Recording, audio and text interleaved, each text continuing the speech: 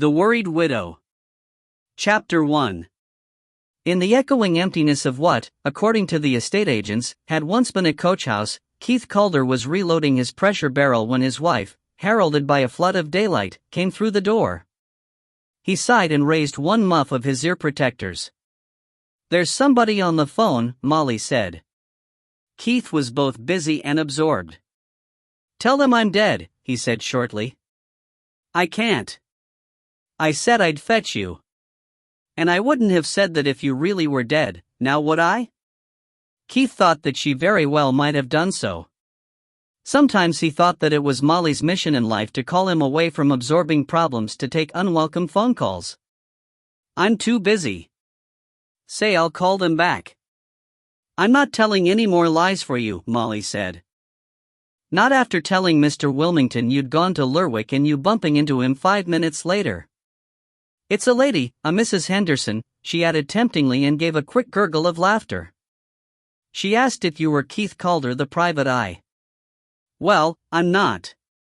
"You do investigate things," Molly pointed out. "I investigate things like burst gun barrels," Keith said, "which is what I'm trying to do now to get your Mr. Wilmington off my back. Anything else, she can go to one of the agencies." "She sounded a nice like body," Molly said. "But she seemed very upset." "It's about her husband's death. The sheriff called it suicide and she said that he'd never do a thing like that." Keith fitted a cartridge into the breech of his pressure barrel. This was bolted to a heavy table and pointed towards a large, steel plate which was angled to deflect the shot safely into a bed of sand. Keith had a dislike of small shot ricocheting around in a confined space. "I'm not investigating any more crimes, firearms or no. Whenever I take on anything like that," he said, "something nasty happens." He turned his back and fitted a fresh lead crusher pellet into the stirrup. "You usually manage to stop something worse happening. Shall I say you'll come and see her?" "No, no, and no." To emphasize his words, Keith slammed his hand down. The third smack caught the primitive trigger and the cartridge fired. Between stone walls, the crack of the discharge and the ring of the pellets against the steel plate were deafening. A fresh cloud of blue nitrocellulose smoke tainted the air. "Now see what you've made me do." Molly had retreated hastily out of the door. She came back and cupped her ear. "What?" He raised his voice. "You said Henderson. Did you mean Hendrickson? Would that be Sam Hendrickson's widow?" Molly's hearing was beginning to return. "I suppose so," she said. "I ought to have realized. What shall I tell her?" "She'll have hung up by now." "I don't think so, she was too head up. Anyway, I have her number. I can call her back." "You do that," Keith said. "Tell her I wouldn't touch it with a barge pole. Shooting himself was the only good thing he ever did. But you needn't put it quite like that. But suppose he really didn't do it, Then I might find myself putting the finger on whichever public-spirited citizen knocked the bastard off. And I'd rather give him a medal." Keith's reaction came as no surprise to Molly. He usually jibbed at any attempt to lure him out of the tight circle of his immediate enthusiasms. She offered a compromise. "I'll tell her to come and see you at 3 o'clock, she said. Keith threw up his hands. "You haven't heard a bloody word I've said, have you? How could I, with you shooting off guns in my ear?" Molly asked triumphantly. "If you want to turn her down, at least you can hear her out first and then tell her to her face. You might even be able to give her some useful advice.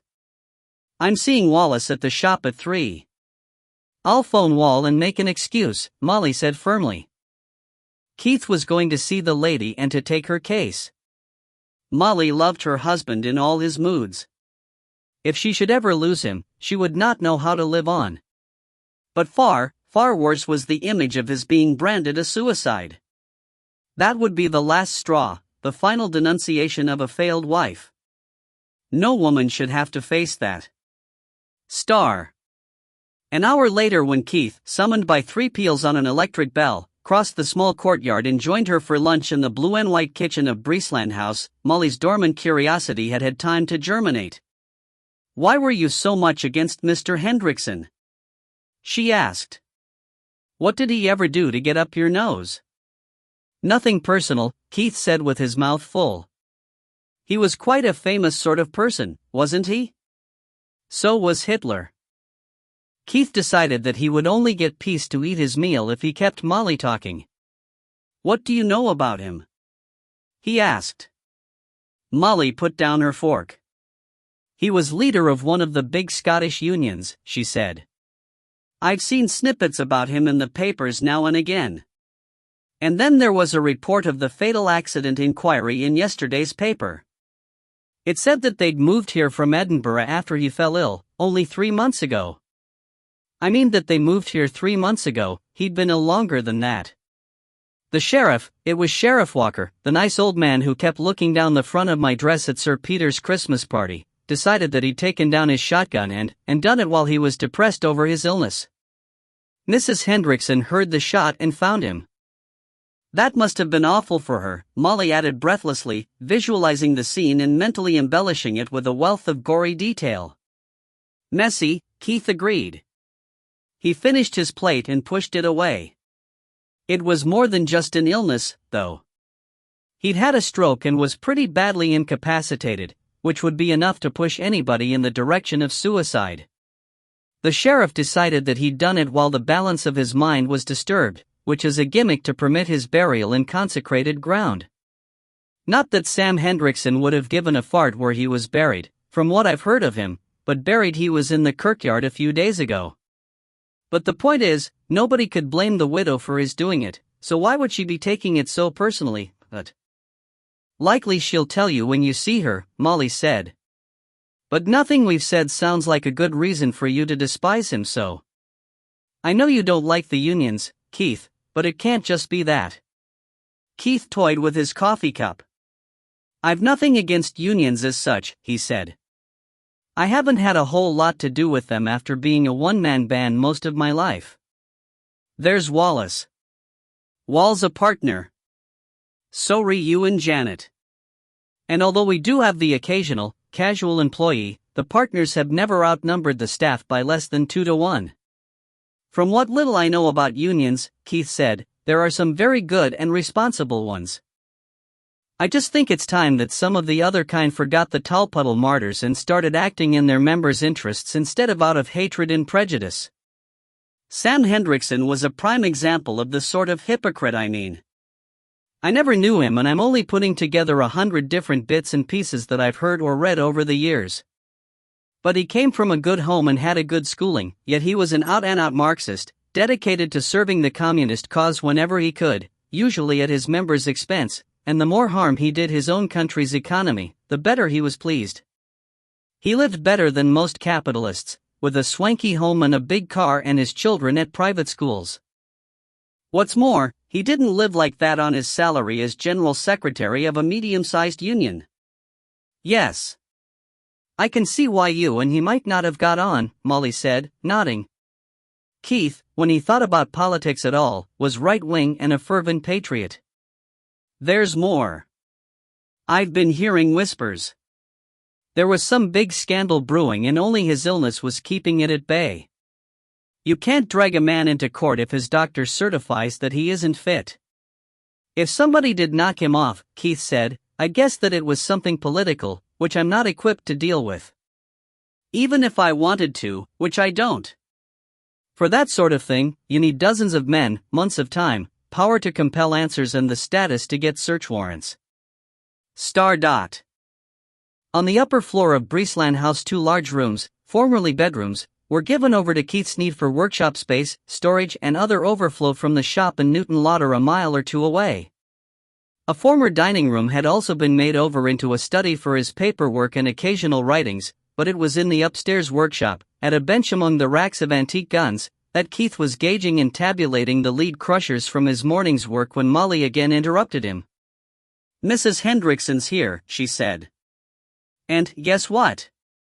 I know her. She was Jenny Kerr and we were at school together. She was my senior, but I remember her well. I've put her in the study and the kettle's on. Are you coming, Dot? Keith put down his micrometer and noted a reading in his neat tabulation, but he made no move to get up. Instead, he swiveled his chair and looked out of the window, over the border's scenery which reached to the town of Newton Lauder. Sunshine was settling warmth on to the bright greens of spring. Splashes of color were appearing, and he wished that he could get out with a gun and a dog. Such weather so early in the year could never be trusted to last until tomorrow. Tell me about her, he said. It was long ago, Molly said doubtfully. She was liked without being really popular, if you know what I mean. I remember her as a quiet sort of person. She was good to be with. Not fun, she was too quiet to be fun, but she had a sort of contentment which rubbed off on you. And she was a trusting person who always thought the best of everybody. Soft? Keith asked. In a way, I think she was. She was religious, but she didn't force it on you. Keith, do you think that might be the reason why she doesn't want to believe that her husband killed himself? Mortal sin? It could be. On the other hand, somebody with real faith would probably reason that God would know the truth and that what people thought didn't matter. He looked round at his wife. What do you think? As a practicing heathen myself, I wouldn't know. I wouldn't know either, Molly said. And, Keith. Yes? That inner tranquility isn't there anymore. Help her if you can. She must be going through a bad time. Why don't you go and introduce yourself while I put the tea in? Then you can judge for yourself. Keith shook his head. He knew his own limitations. I wouldn't know how to keep up a conversation with a recent widow by suicide I've never met before. You go and chat to her while I get the tea. See what impressions you can get. Star. Tea was already set and Keith had only to fill the teapot and push the trolley across the hall. He found the two ladies exchanging news from the intervening 20-odd years. He left the trolley at his wife's side and waited patiently for their attention. The widow could not have been more than a year or two older than Molly, but the years had not treated her so kindly. Molly was eternally a young woman, sometimes showing signs of middle age, but as often, when happy or excited, she could have been taken for an attractive teenager. Mrs. Hendrickson was inescapably middle-aged with only a soft voice, a cared-for skin and a shy smile to testify that she had ever been young. Her figure was getting out of hand, her hair was still thick but unashamedly graying, and she wore a charcoal-colored dress which he would have categorized, without being able to say why, as old wifey. But, he supposed, it was unfair to judge her dress sense by her morning clothes. She had a likable face which had never had pretensions to beauty, and the soft lines of her features suggested good intentions rather than a high intelligence. One of those women, he realized suddenly, who are stamped out by the million and who form the unappreciated backbone of society. He murmured a few platitudes as they shook hands and then took the swivel chair behind the desk. Molly tells me that you have a daughter, Mrs. Hendrickson said. Children were evidently her prime topic. Keith knew better than to try to change that particular subject. Deborah will be taking her O-levels soon, he said patiently. She's good at art. She wants to come straight into the business and develop her own speciality as an engraver, but we think that she ought to go to college first, and then go for a training period in one of the big workshops. Molly looked up from dispensing tea. She has her own clients already, she said with quiet pride. Sir Peter Hay brought her a photograph of his favorite dog chasing a rabbit, and she's copying it onto one of his guns. Not a very valuable gun, though, she added. It's a rubbish gun, Keith said. But I've told him that the lock plates would fit his best game gun. I'll transfer them if she makes a job of it. Well, I think she's making a lovely job of it, Molly said. It's in the workshop upstairs. I'll show it to you later. I'd like that, Mrs. Hendrickson said. Her face clouded. It's nice that she knows where she wants to go. I have two, a boy and a girl, and neither of them has an idea in their head beyond motorbikes and discos and things. Keith sought his chance to lead the conversation gently around. "Are they here with you in Newton Lauder?" he asked. "No, thank God." From her lips, the words only sounded devout. "They're staying with the family of a school friend in Edinburgh." "Perhaps I'd better explain." She settled in her chair and cleared her throat nervously. "When poor Sam had his stroke, I was finding it difficult to cope on my own. I'm not a businesswoman, Sam always looked after the decision-making and that sort of thing. I still have 2 sisters in Newton Lauder, so I decided to move back here. My sisters and their husbands have been towers of strength, all of them. But we didn't want the children to change schools just now. Beth's about to take her hires and Michael's at university. So we arranged for them to stay in Edinburgh during the week. Luckily, they were invited to a birthday party and stayed in Edinburgh on the day Sam died. They'll be coming home for the weekend tomorrow, for the first time since that day. I didn't let them come to the funeral. I don't think funerals are good for the young, do you?" she asked. Keith thought back to the funeral of his own mother, on a bleak hill in a blizzard. The knowledge that she had been in that box had haunted him for weeks. He pushed the thought aside and hoped that it would drift away. "No," he said firmly. "I don't." "And Sam didn't mind moving out of Edinburgh?" She looked at him with soft eyes, like a spaniel, Keith thought. "I don't think so," she said. It was hard to tell. His stroke left him paralyzed all down the right side and his speech was badly affected. "Poor Sam." She wiped away a tear. It was a real tear, Keith had watched it welling up. It was hard to decide what it had done to his mind. There's a nice sort of summer house place in the garden, with its own heating. It was ideal for him and he had all his things out there.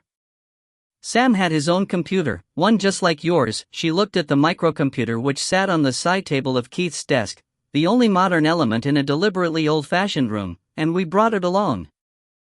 He could use it easily enough with one hand, as a sort of super typewriter, and it saved him having to bother with putting paper in, and sometimes his old, lucid self seemed to be coming through, but, when it wasn't, you couldn't tell whether the barrier was mental or physical, or even whether he wasn't putting it on because there was something he didn't want to be bothered with. "It must have been awful for you both," Molly breathed. "I honestly don't think he was unhappy," Mrs. Hendrickson said. "He had a friend next door, a Mr. Strathling. Ben Strathling's in insurance and Sam had done business with him in Edinburgh. Ben came to visit us after Sam had his stroke, to ask after him and to say how sorry he was, and when I said that I was looking for a house in Newton Lauder he told me that the house next to us was coming on the market.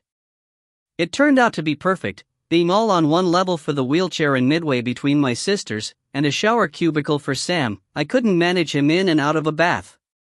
It was terribly expensive, but we got far more than I had expected for the Edinburgh house. After we moved, Ben Stratling visited Sam almost every day. 1 or 2 other neighbors took to dropping in to chat to him and Sam seemed to be glad. He didn't have many friends in Edinburgh. Or anywhere else, Keith thought. Sam Hendrickson had had the reputation of being a quarrelsome character with a savage tongue. But perhaps his illness had mellowed him. It had taken away the power of speech, and a good listener has a head start in any popularity contest. "Did the doctors offer him any hope of recovery?" he asked.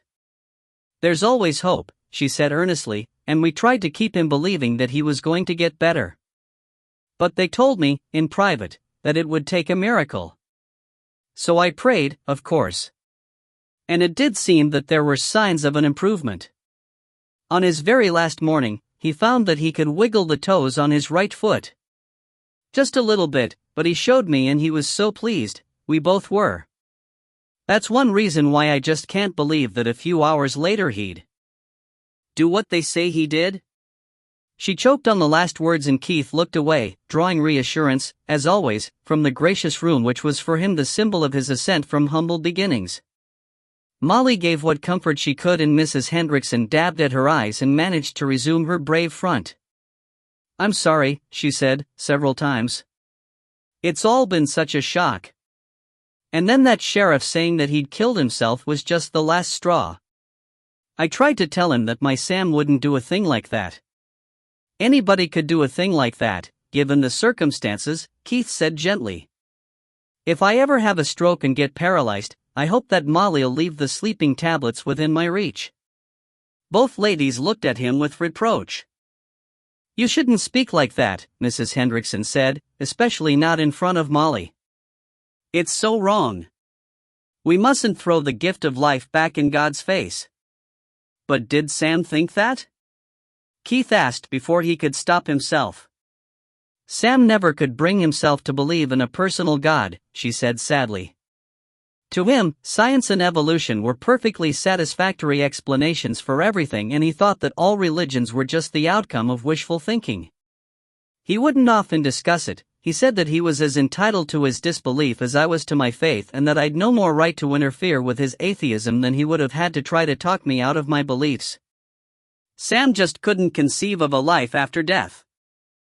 He challenged me once to guess what an afterlife would be like, and then, whatever I said, he pointed out that what I was trying to suggest could only be based on something physical and would be meaningless in purely spiritual terms.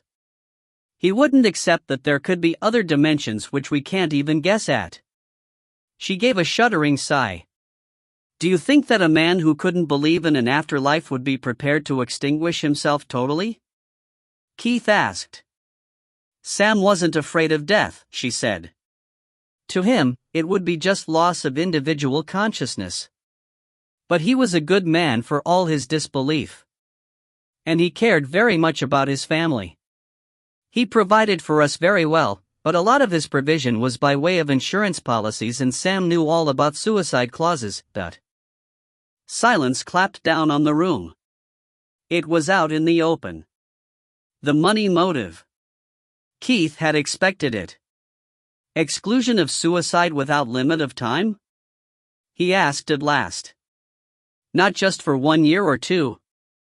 "Without limit," she said. "I'm told that the sheriff's verdict invalidates all his policies. We'll get the premiums back and nothing more. But that really isn't why I've come to you, Mr. Calder," she went on. Keith thought that the sincerity in her voice sounded genuine. "Sam had other money put by. We can manage without his insurances. In a way, I'm almost relieved. You can have too good a start in life. It will be better for Beth and Michael to know that they'll have to work. It may give them a spur to find their places in the world. But I want your help to clear Sam's name. People are saying terrible things about him. That he was dishonest. That there was some trouble coming that he couldn't face. But Sam had strength, enormous strength. There was nothing he couldn't face." She was lit now by an inner glow. She might have been speaking of a prophet or of some great hero. "Even after his stroke, I knew that he was a stronger man than most of them are for all their health. Somebody killed him, Mr. Calder, and I'm asking for your help to prove it." She slumped suddenly and sipped at her tea.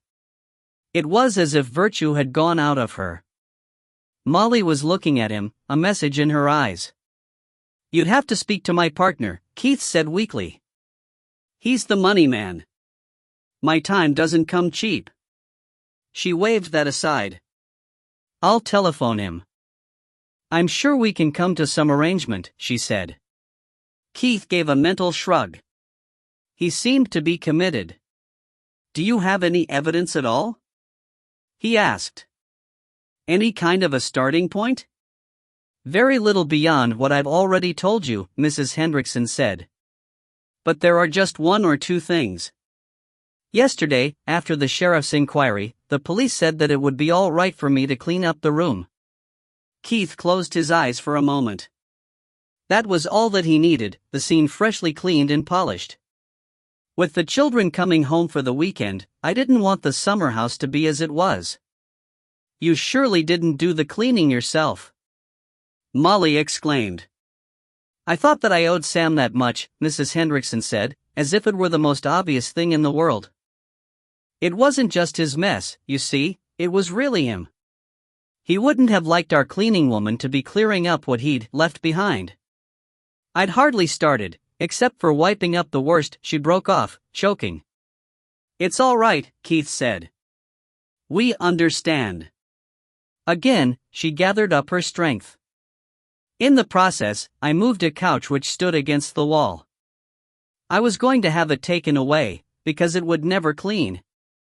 Underneath, there was a cigarette which had burned its whole length. The tip was left and it looked like Sam's usual brand. Mrs. McShane, my daily woman, had cleaned and polished the whole place the day before, and she's very thorough, so I knew that it had been dropped on the day Sam died. She stopped and sighed again. Poor Sam, he'd been a compulsive smoker all his life, and after his stroke it was the one pleasure he had left, although I don't think that he could taste them anymore. The doctors didn't approve, but I thought that it was more important for him to be happy. A man who could survive a cerebral hemorrhage wasn't going to be afraid of lung cancer. A man who was half paralyzed could easily drop his cigarette, Keith pointed out. They were always slipping through his fingers, she admitted. But Sam had been afraid of fire since he was a child, and doubly so since his stroke, for obvious reasons. He had an electric bell just by his hand for emergencies, and whenever he dropped his cigarette he kept his finger on the bell push until I arrived, never mind if I was in the bath or whatever. And a cigarette which rolled under an upholstered couch would have made him frantic. He knew about the fumes which burning upholstery can produce. Keith had started making notes. Molly, who knew the signs, sat back, well satisfied. "It's slender," Keith said, "but it's there." A considerate man who was going to kill himself, which isn't really inconsistent, wouldn't throw his cigarette under the furniture. He'd smoke it right through and stub it out. "I was just thinking the same thing," Molly said. Mrs. Hendrickson was looking mildly concerned. "But why do you say that consideration and suicide aren't inconsistent?" she asked. "Suicide always seems to me to be the most selfish and inconsiderate thing a person could do, running away from your troubles and leaving others behind to cope with them." "I said that," Keith said slowly, "because you're making me visualize things, sad things that I'd rather not think about. I usually avoid thinking about age and illness and death. I prefer to have a vague mental picture of keeping all my faculties for another 50 years and then going suddenly in my sleep. You made me imagine being paralyzed and a burden to my family. I'd probably decide that I'd be doing them a favor if I left them to get on with their lives instead of having to slave for me." Mrs. Hendrickson was shaking her head, but Molly spoke first. "You mustn't think like that," she said. "It's morbid. For somebody one loved, it wouldn't be a burden." "I thought of it as a privilege," Mrs. Hendrickson said simply. "Sometimes I thought that life had been too good to me. My life would have been richer if I'd had a mission, but I'd never been granted the opportunity to serve others, or only in the way that one does for a husband and children, until Sam needed my help so desperately. It was almost as if God was testing me at last. And although Sam was a dear, good man, he never seemed to worry about being a burden. That was one good thing." Silence fell again while Keith wondered whether anybody could be such a saint as this woman was painting herself. He wondered also whether she could really be talking about the Sam Hendrickson whose machinations over the years had scandalized even his colleagues in the trades union movement, and whose inflammatory speeches had always been the first to be quoted only so that they could be condemned. "Tell me about his shotgun," Keith said. "Shooting seems an out-of-key hobby for a union executive." "In a way I suppose it was," Mrs. Hendrickson said. "He'd been shooting ever since he was a boy," he said, "and he wasn't going to give it up. He did a lot of clay pigeon shooting. And he was a member of a syndicate in East Lothian. He kept what you'd call a low profile about that, because it wasn't the sort of image his members expected." "Did he have just the one gun, Dot?" "He had 3, but I couldn't for the life of me tell you any more about them." "You'd better come and see for yourself." "I'll certainly do that," Keith said absently. His mind was racing ahead. There would be so few lines to follow. What about cartridges? What brands did he use? Mrs. Hendrickson sat up suddenly. That was the other thing I meant to tell you, she said. Sam had his guns in the summer house with him. He liked to have them around even if he couldn't use them anymore. I think that they were just familiar and friendly reminders of better days. But I've always been told that you should keep guns and ammunition separate, so I had his cartridges locked away safely in my wardrobe.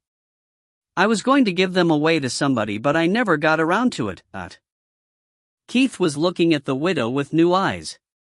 From being an indignant relict who, instead of facing the facts, was determined to drag the rest of the world round to her point of view, he was now seeing her as a lone campaigner for what she believed, rightly or wrongly, to be the truth.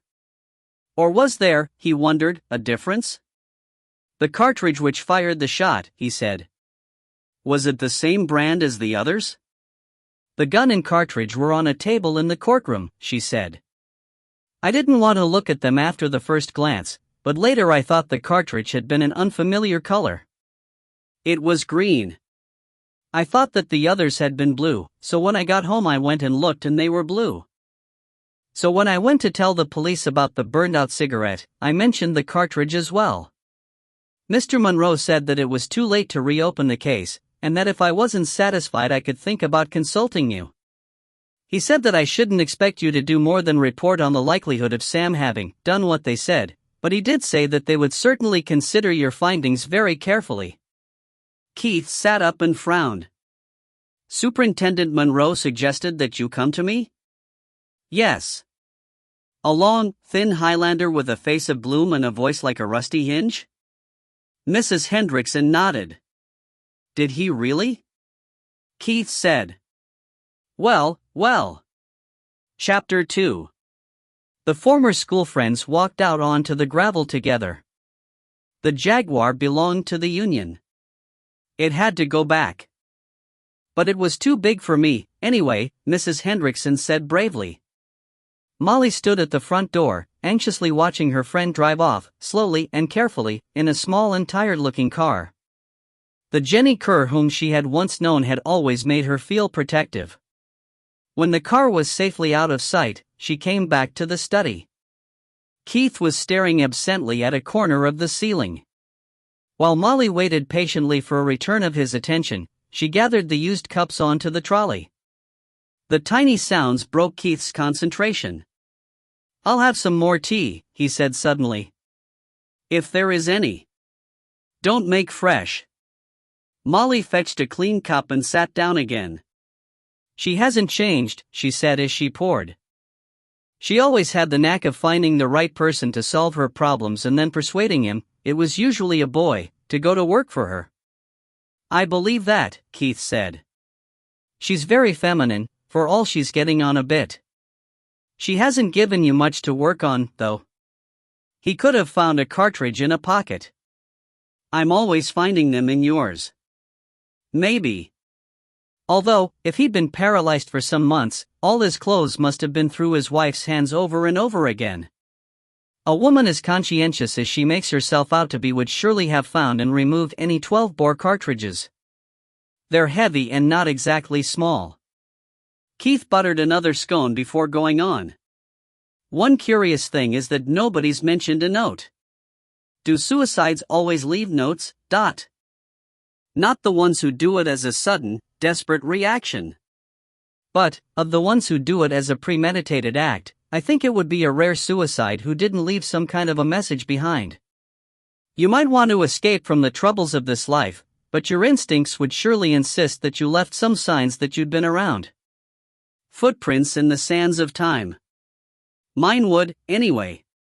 Unless I was so overwhelmed by whatever I was getting away from that I couldn't think about anything else.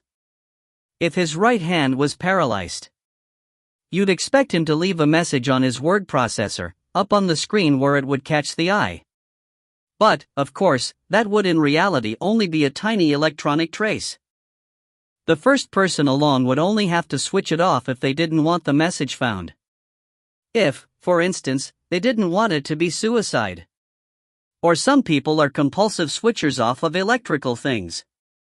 Of course, if he'd also put it onto disc or tape. You could always go and take a look, Molly suggested. You've got a good 2 hours before we eat. Keith looked at his watch. Not tonight, he said. There's no hurry now. Mrs. Hendrickson promised that she wouldn't touch anything else. I'll make a start in the morn. I'll use the rest of today to finish up my report on Mr. Wilmington's gun barrel. Have you done all your tests? Molly rather liked Mr. Wilmington, a vague-mannered schoolteacher who never called at the shop without spending a few minutes gossiping about his pupils. At last, yes. Keith was grateful for the change of subject. He felt uneasy in trying to imagine the mental state of a suicide, as if he himself might somehow become infected with that ultimate depression. He's not the first owner to come crying to me with a burst gun barrel, blaming a faulty cartridge. It nearly always turns out to have been caused by a badly made or carelessly used gun. Most often it's an obstruction in the barrel. Snow or mud or cleaning materials. And this time? This time, it really was a faulty cartridge, Keith said. He was lucky not to lose any fingers, although it's surprising how often they do get away with it. Would you like to give me a hand tomorrow? I need an extra pair of eyes and ears and somebody to take notes. I was going to make a start on the laundry, Molly said reluctantly. The front door closed with a slam which rocked the house. Deborah's home from school, Keith said. Bang goes peace and quiet. She might like to go along with me tomorrow. It'll be Saturday. Do you think it's suitable for a young girl? She's given you a hand with things like faked or stolen guns before now, but violent death. I don't think it'd do her any harm, Keith said. It might even help her with growing up. She's too mature for her years already, Molly said. I'd keep her away from anything gruesome. If you leave her behind, she'll only spend the day mooning around the house, getting under my feet and asking where you've gone and when you'll be home again. Molly thought over her duties and decided that the laundry could wait. All right, I'll come with you. Then, if Deborah wants to tag along, I can make sure that you don't let her get messed up or hysterical. As if I would. Keith said. Star. The telephone rang soon after Keith and Molly had taken to their bed. Keith tried at first to ignore the nagging whir of the bedside extension. He had folded Molly in a goodnight embrace, and by now, with their nightwear around their respective neck and ankles, warmth and comfort were turning to delicious excitement. The most hardened satyr could not have ignored that summons, even with Molly quivering with laughter against him. Keith bit back a rude word and leaned over Molly. Even that small action nearly undid his resolve, but he lifted the phone and made room for it between their two heads. Mr. Calder? M.M.? Be careful how you go in the Hendrickson affair. The voice was unrecognizable, artificially deep, and both muffled and metallic as if it were coming through cloth and an open-ended tin can. Keith felt Molly stiffen against him. Who's that? Keith asked. Never you mind who. Poke around if you must. Charge your fee. But, if you love your family, leave the official view as it is or you'll be a sorry man. The connection died and the dialing tone came on. Keith leaned across Molly again to hang up the phone. This time, the contact meant nothing. I'll be damned. He said. The widow may have been right after all. Who'd have thought it? I thought it, Molly murmured. Only because you were at school with her 100 years ago. Molly refused to be distracted by references to her age. We'll talk about it in the morning, she said. She moved gently against him. Keith's body was quiescent, his mind away toying with this new development, but she knew how to regain his attention. Star. In the morning, they did talk about it. They rose earlier than was their habit on a non-shooting Saturday and held their discussion over breakfast. For once, Keith and Molly were in full agreement. They would ignore the threatening phone call except that Keith would be accompanied on his visits by both Molly and Deborah. Only their reasons differed. Molly's faith in Keith was as blind as Mrs. Hendrickson's in God, and she wanted her old friend to have more help than the Almighty seemed willing to provide. Keith for his part always turned stubborn in the face of threats. Deborah, when she arrived at the breakfast table, was torn between a long-standing habit of following her father everywhere and impatience to get on with her engraving for Sir Peter, but the decision was made for her. Keith wanted both his ladies where he could keep an eye on them. In addition, during the inevitable delay while Molly made the house fit to be left, he loaded 2 small pistols. The percussion pepperbox pistol went into his own pocket and he slipped the little derringer to Molly for her handbag. Threats, he knew, may not always be empty. The Hendrickson home was in the most exclusive corner of the town. To reach it they drove, through a dry and calm but overcast day, into Newton Lauder. They turned in the square, climbing a hill and crossing the canal bridge, to enter a section of private road between farmland and the canal, terminating in a group of only 8 houses. This small estate owed its existence to a local builder who, between the wars, had been inspired to aim near the top of the market, just below the purses of those who could afford to buy and run the large old country houses. On sites of not less than half an acre he had built houses designed to capitalize on the seclusion and the views. He had been generous with space and meticulous with finishings, and he had avoided any trace of the severity which the discipline of stonework imposed on traditional Scottish architecture. The result was a style of informal charm, almost of coziness. The houses had sold, even at the asking figures, and now fetched prices which made people hiss through their teeth. The builder, realizing that he had exhausted his market, had hoped to extend the road and to add houses of slightly less opulence and cost, the values of which would have been dragged upward by the exclusiveness of the neighborhood. But by then he had the richest in the town to contend with, and those gentlemen and their ladies had no intention of being invaded by lesser souls. A trust was formed and the adjacent land was purchased and let back to the farmer. Boswell Court, named not after the biographer but for an obscure saint, remained inviolate. The Hendrickson house was the 4th, and last, on the right-hand side. Vulgar numbers were not issued, or if issued were not used, in Boswell Court, and the house was known as Rowanbank. Landscaping had matured in the 50 years since the house was built. All the properties were well screened by hedges and specimen trees, but Rowanbank in particular turned an almost blank gable to the visitor, reserving its main outlook for the garden and the hills beyond. Keith parked the car in the hammerhead where the road ended and turned to Molly. "I want Deb to come and take notes while I speak to Mrs. Hendrickson," he said. "You go and call on the neighbors. The wives may chat to you more freely than they did to the police. You'll remember what you promised?" Molly gave Keith a meaning look. "I'll remember. There'll be no screens in the night." "All right, then," Molly said. "I won't know which house you're in," Keith said.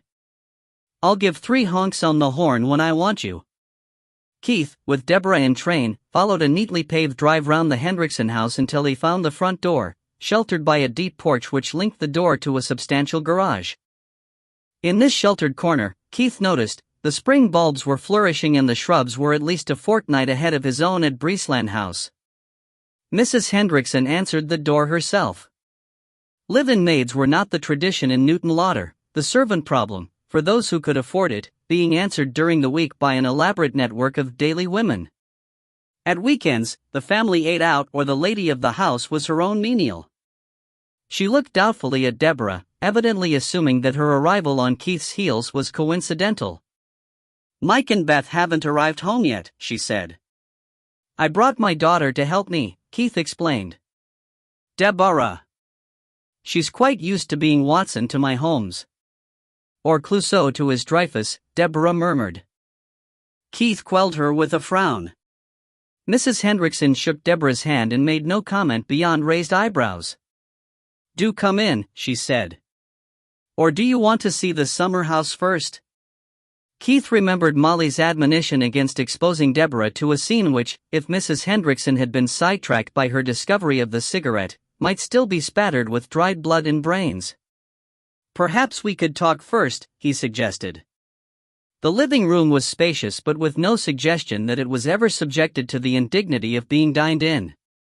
Chintzes and pastel colors prevailed, somehow echoing Mrs. Hendrickson's own gentleness and tranquility. Windows, double-glazed and uncharacteristically broad for Scotland, looked east along the garden. The peaked roof of the summer house showed above a screen of evergreens. The view to the hills had been kept open, but there was no glimpse of neighboring houses.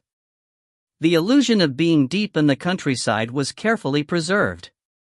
Mrs. Hendrickson, true to her type, felt impelled to question Deborah about her schooling, aspirations, and acquaintances. Keith waited for the polite minimum of time before reclaiming her attention. "Tell us about that day," he said. Deborah opened a school jotter on a rosewood side table. She tried hard to listen as well as to record. Keith had given her no more than the barest outline of their task.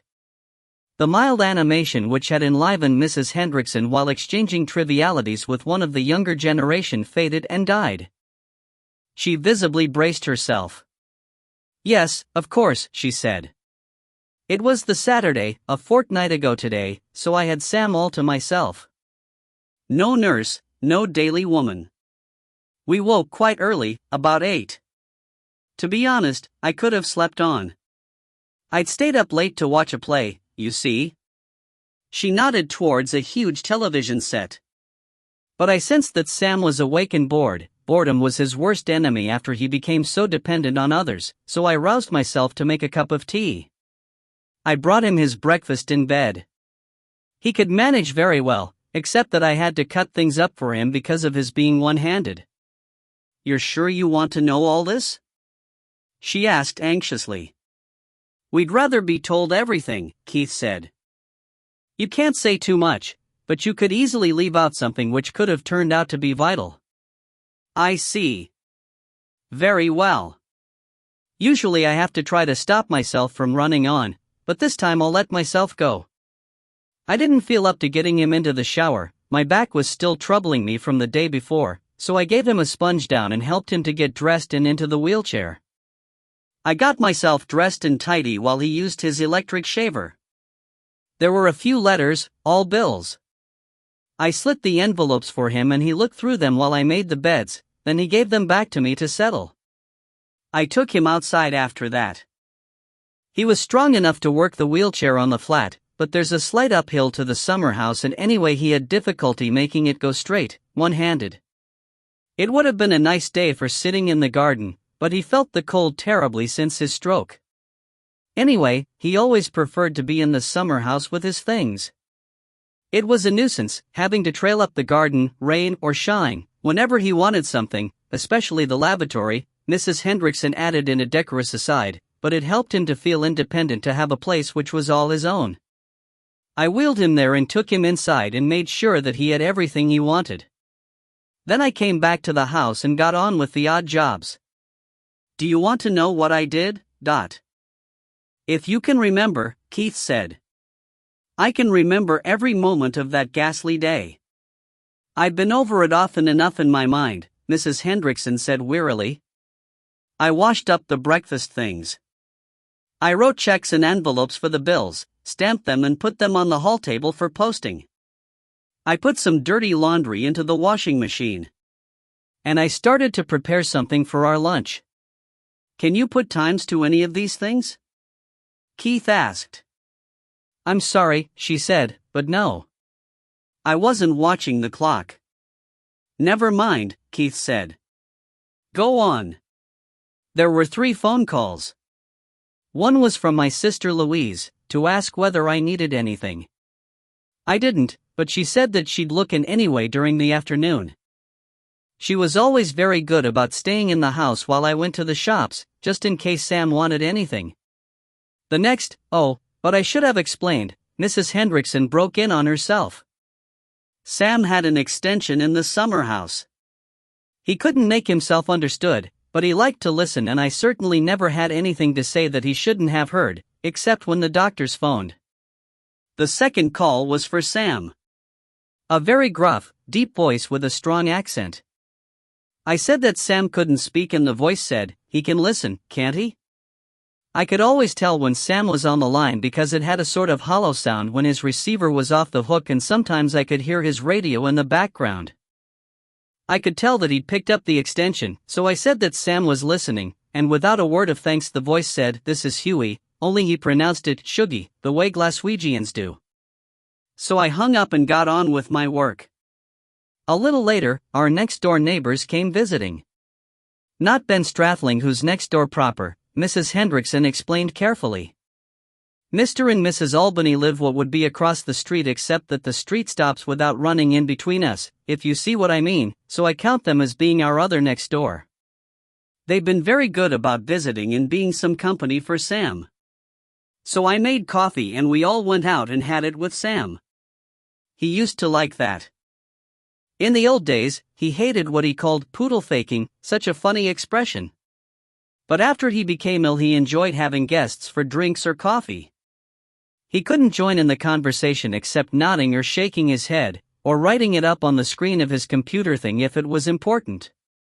When he tried to speak, it was all garbled and it embarrassed people, and he seemed to know that. And anyway, he liked to use his computer for conversations because it left him with a sort of one-sided record which he could go over again later if he was bored and alone. That was the last time that I saw him alive, she added forlornly. Did he seem quite as usual? Keith asked. Mrs. Hendrickson wrinkled her brow. It was hard to tell, she said. You see, his face didn't show expressions much, half of it being sort of frozen, and anything he wrote on the computer screen gave no hint of what tone of voice he'd have used. I thought that he seemed a bit low. Tired, perhaps. Mr. Albany stayed on with Sam when his wife left, and I came back to the house. Ian Albany's a shooting man, as you probably know, Keith nodded, and he used to talk guns with Sam and clean them for him, things like that. I don't suppose they needed cleaning if they weren't being used, but I think that having them cleaned helped Sam to believe that someday he would be able to use them again. She stopped and put a hand to her face. I didn't mean. I know what you meant, Keith said. She nodded, gratefully. I sat down in here for a while, to have a little rest, and read my book. I wondered whether to go out and see whether Sam and Mr. Albany would like a drink, because it was getting on towards lunchtime. But Sam had a stock of drinks in the summer house and they were quite capable of helping themselves, and anyway I soon saw Mr. Albany coming down the garden and going away. He waved to me through the window. I was on the phone at the time. That was the third call, Sam's physiotherapist wanting to change his appointment. About half an hour later, I was just going to put the lunch on when the milkman came to the door. When I say the milkman, it's really the milkman's father-in-law. He comes round on Saturdays in a little van, to collect the money and take any special orders, but... Deborah looked up from her careful note-taking in school shorthand. Old Mr. Rogers? That's right, dear. Mrs. Hendrickson paused and braced herself. We had the usual argument, because he never knows anything about the days I've had too much milk left in the fridge and I've put a note out to say that I take 1 pint instead of the usual 2. Or he always says he doesn't. But he always knows when we've had extra, for visitors or the family being at home. I just settled up with him, in fact we were still on the doorstep talking about something else, when I heard what I can only describe as a muffled bang from the garden side of the house. I nearly paid no attention, because it could have been somebody in the field or something, but I decided that it was time that I went and looked in on Sam anyway. So I went round the house and up the garden and found him. That was at about 12:15. She kept her chin up, but there was a definite quaver in her voice. I think that was the worst moment of my life. You're not going to insist that I describe it all, are you? Please? I don't think I could bring myself to. Keith could understand the widow's reluctance to dwell on the scene. I'll get the details from somebody else, he said. Tell me one thing. Was the video screen on his word processor switched on? She thought back. It was on, she said. But there was nothing on the screen, only a sort of list of things it could do. So I switched it off, and the radio too. It was just an instinctive gesture, like closing a dead person's eyes. Oh dear. From your face, that was the wrong thing to do. Could there have been a message on the other side? If his machine's like mine, Keith said, it switches between that list and the text every time you hit the escape key. But never mind that for the moment. What happened next? The next few seconds are just a blur. She lowered her voice. Perhaps God was sparing me, just a little, by granting me a numbness. I think that I must have screamed, or at least called out Sam's name. Then Strathling came through the hedge from next door and Mr. Hughes turned up, and later I remember seeing Mrs. Albany. It's all a bit vague. Then took over, and Mrs. Albany, Teresa's her name, we call her Terry, took me back to her house. Mrs. Hendrickson's hand was shaking and Keith could see tears in her eyes. He decided that she needed a change of subject before he pushed her any further. Would you write us a letter, he said, saying that you've engaged me, and any of my associates, to inquire into the circumstances of your husband's death? Yes, she said. Of course. You want something to show to the police and other people? I've already phoned the neighbors and asked them to be helpful. She got up and moved to a small writing desk which stood between the windows. That's it. Make 2 copies, Keith said. To whom it may concern. Deborah can take one with her now, when she goes to join her mother. Deborah snapped her jotter shut. Oh, Dad. I am not taking you with me when we go out to the summer house, Keith said firmly. Your mother would have a fit, even if you didn't. And Mrs. Hendrickson will find it quite distressing enough having me along, asking silly questions. You can go and call on anybody your mother hasn't got around to. But I can't go crashing in on people, just like that, Deborah protested. At my age, they won't take me seriously. Do you know any of the young people up here? Well, yes. I've been to 2 parties here and I think I've met them all. That's enough introduction, Keith said. Have a good gossip. You may be able to find out from the youngsters something the parents hold back from your mother. See if you can find out where everybody was when the shot was heard, and what else they saw and heard at around that time. If you're half as good as your mother at getting people to talk about themselves, you'll save me an age of time. I can always follow up where it seems necessary. Mrs. Hendrickson looked up from her writing. The police asked everybody those sorts of questions, she said, and Mr. Monroe said that he'd make their statements available to you. But if, as you think, they got the wrong answers, they must have asked the wrong questions, Keith said. We'll go over the ground again. He glanced at the 2 letters which Mrs. Hendrickson gave him, nodded and handed one to Deborah. You run along now, Toots. Give your mother some backup. And, later, maybe you 2 can call on the milkman while I talk to Superintendent Monroe. Star. Deborah, grumbling, departed. Mrs. Hendrickson, after fetching a light coat as a prophylactic against spring colds, led Keith by a side door into the garden. The older paths were of gravel, but a new path of concrete paving had been laid in an easy gradient along the shortest route to the summer house, thereby introducing the only straight lines into an otherwise delightfully informal garden but greatly simplifying the to-ing and fro-ing of a wheelchair. The summer house emerged gradually from behind its screen of greenery as they walked, a square building, more recent than the house, with a picture window, overlooking the view to the east, stone walls presented to the north and south, and, on the west side which they were approaching, doors, mostly of glass, which could slide and be folded so that the room could be thrown open to the garden. Mrs. Hendrickson steeled herself and unlocked one of the doors. The smell of a powerful domestic cleaning agent wafted out to them. As Keith followed her inside, some recent workmanship caught his attention. The door's been repaired, he remarked. That was some time ago, just after we moved here. There was a break-in. They didn't touch his guns, thank goodness, just took some papers. She made it clear that papers were of little importance. The summer house was a single room, almost 20 feet square, warm, dry and well lit, painted white throughout but with bright colors to the furniture and the few pictures. The floor, which was of red quarry tiles, was bare but some rugs were rolled up against the skirting. The blank south wall was fitted with a low bookcase and cupboard, and in the angle between this and the picture window stood a desk with a microcomputer, disk drive, printer, television set, and nearby a telephone extension.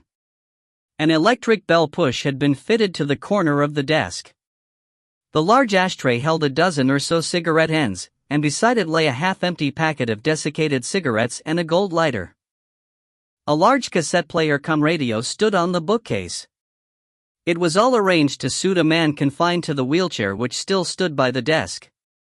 The remainder of the room was sparse, occupied only by a low table surrounded by 2 armchairs and the stained couch.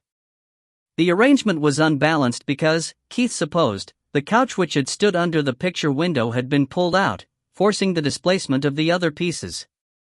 Energetic attempts at a cleanup had started but had been abandoned, and these, with the disturbance left by the police and the residual stains on the paintwork, ruined the appearance of what must have been a serene room, perfect habitat for an invalid.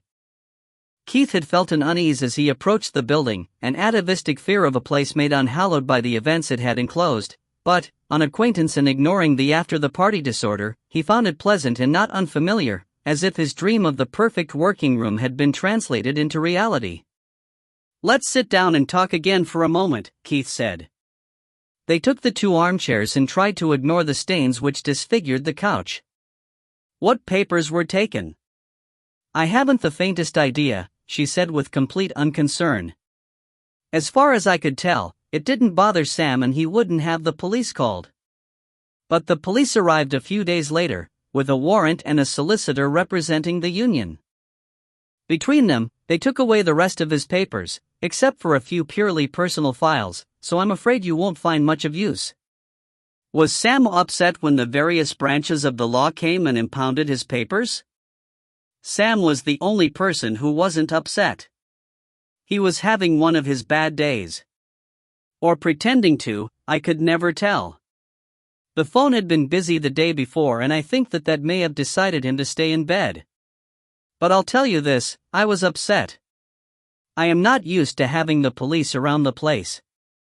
Mrs. Hendrickson's tone made the forces of the law and order sound like an indecent infection, and her usually affable expression gave way for a moment to a lofty scowl. And the others were upset because most of what they wanted had already been taken in the break-in. I didn't care about the papers, but they were Sam's, and, anyway, I wasn't putting up with it. Sam had solicitors in Edinburgh, but I didn't know who they were even if there'd been time to call them. So I phoned the local man, Mr. Enterkin, who'd done the conveyance of the house for us and made some alterations to Sam's will. Keith looked up sharply and Mrs. Hendrickson noticed the movement. After his stroke, Sam knew that he might be at risk. His will was long out of date, and so, being Sam, ill or not, he did something about it. Anyway, it was Mr. Enterkin I phoned. He came rushing up here. "Now I know that you're exaggerating," Keith said with a smile. Ralph Enterkin never rushed in his life, especially not when driving a car. She stopped in mid-flow and thought about it. "I suppose I am," she said. "And you're quite right. I should weigh my words, shouldn't I?" Well, Mr. Enterkin set off straight away and crawled very slowly up here in his car. "Is that better?" "That sounds more like him," Keith said. He did all that he could in Sam's interests, but in the end he said that it was all above board and that I should let them have what they wanted. I told Sam about it when he was stronger, but I could tell that he had expected it and didn't want to hear any more. Keith thought that Sam Hendrickson might have been unconcerned because he thought that his health would insulate him from trouble, or because he knew that his papers had already been carefully weeded, or even because he always had the way out which he might ultimately have taken. His associates might have been less phlegmatic. It was difficult to visualize a marriage between this gentle mother figure and a left-wing firebrand. "What did you think of his politics?" he asked. "To be honest," she said, "I never gave them much of a thought. Beliefs are a very personal thing, don't you think? Even if somebody's making speeches, the reasons for their inner beliefs are their own, as separate from argument and logic as a faith in God. You couldn't deny much of what Sam said about class injustice and so on. He cared very deeply about the wrongs of privilege and oppression, and I had to agree with him. I think we both felt strongly about the evils of self. Our only difference was that I felt guilty that we should be so secure when other people were hungry, But Sam just said that we were entitled to the rewards of hard work and intelligence. I kept telling myself that he'd every right to come to his own conclusions, even though, if I'd been politically inclined, I think I'd have come to something quite different. She looked up at the ceiling for a moment without even seeing the terrible stain. I'd have decided that it was better to pull the underdog up rather than to knock the top dog down. But that wasn't for me to say while Sam was alive and active. Keith nodded. It was not an unusual standpoint for a wife to take. Loyalty, combined with self-interest, could obscure original thought. He could sometimes see his own views reflected in Molly. Mrs. Hendrickson, Keith judged, was ripe for the first trick question. What was the first thing you noticed when you came in here, after hearing the bang? The smoke, she said without hesitation. It caught my throat even before I looked at Sam. A sort of burning, acrid smell. And it wasn't the cigarette that he'd dropped. I thought at first that he'd set the place on fire, and then I thought that he must have been smoking something he shouldn't. Then I saw him. I suppose the smoke was left from the shot? Keith nodded. Sam smoked pot, did he? After his stroke, somebody smuggled him in some cigarettes, just once or twice. They seemed to soothe him. But I couldn't approve. Keith could see little moral difference between cannabis resin and such drugs as the doctor might have prescribed. What did the police take away after Sam died? He asked. As far as I know, only the gun and the cartridge. And poor Sam's body, of course. And did you remove anything? Only, she began, and broke off. She lowered her head until her face was hidden. I understand, Keith said quickly. He had remembered, too late, that in her cleaning up she had, in fact, been removing material which had once formed part of her late husband. It was not a thought for her to dwell on. It was not even one which he cared to carry in his own mind. Don't try to say any more. It's a bad time for you. Just sit and try not to think of anything much while I look around. She snuffled into a small handkerchief. He got up and looked behind the couch. Sure enough, on the otherwise spotless floor was the ash trail of a cigarette which had burned its length. The remaining cork tip was a distinctive color, matching those in the open packet on the desk. Keith looked around him, digesting the scene. Above the bookcase, 6 wooden pegs were fixed to the wall, one pair above the other. The topmost pair of pegs supported a heavy, over-under, 12-bore shotgun of Italian make. On the lowest pair, only a few inches above the bookcase, was a slim, 20-bore, Spanish side-by-side box lock. Both guns had been fitted with rubber butt pads. They were well cared for, the bluing almost unmarked and the walnut stock showing the soft glow of a well-tended oil finish. Despite the cleaning up, the stains and pellet marks told a story which was consistent with a man in the wheelchair having turned it to face the guns, loaded the gun of his choice, put the muzzles in his mouth and pulled a trigger. The plaster ceiling showed clearly an oval pattern of small punctures where the pellets had lodged, but organic material, including tiny fragments of bone, had been spread more widely. Mrs. Hendrickson had said that there had only been one cartridge shown to the court. Keith wondered why. His own instinct, in Sam Hendrickson's shoes, would have been to load both barrels rather than risk the traumatic instant if he pulled the wrong trigger on the reversed gun. Or had the missing gun been a single-barreled repeater? A 4-drawer filing cabinet stood beside the desk. Keith looked inside. One drawer held a few personal files of correspondence, receipts, and tax papers. Another was neatly furnished with clean glasses and a variety of bottles. Otherwise, the cabinet had been cleared out. Keith selected a file marked insurance and looked inside. He skipped over the life insurances, noting only that the late Mr. Hendrickson had either valued his life highly or had been concerned about the future of his family. Among the insurances of goods and effects, the guns were listed.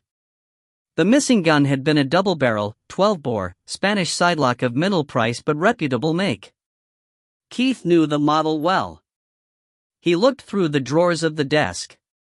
Stationery, stamps, all the paraphernalia which a man collects, none of it significant. The middle drawer held a few basic tools and some cleaning materials for the guns.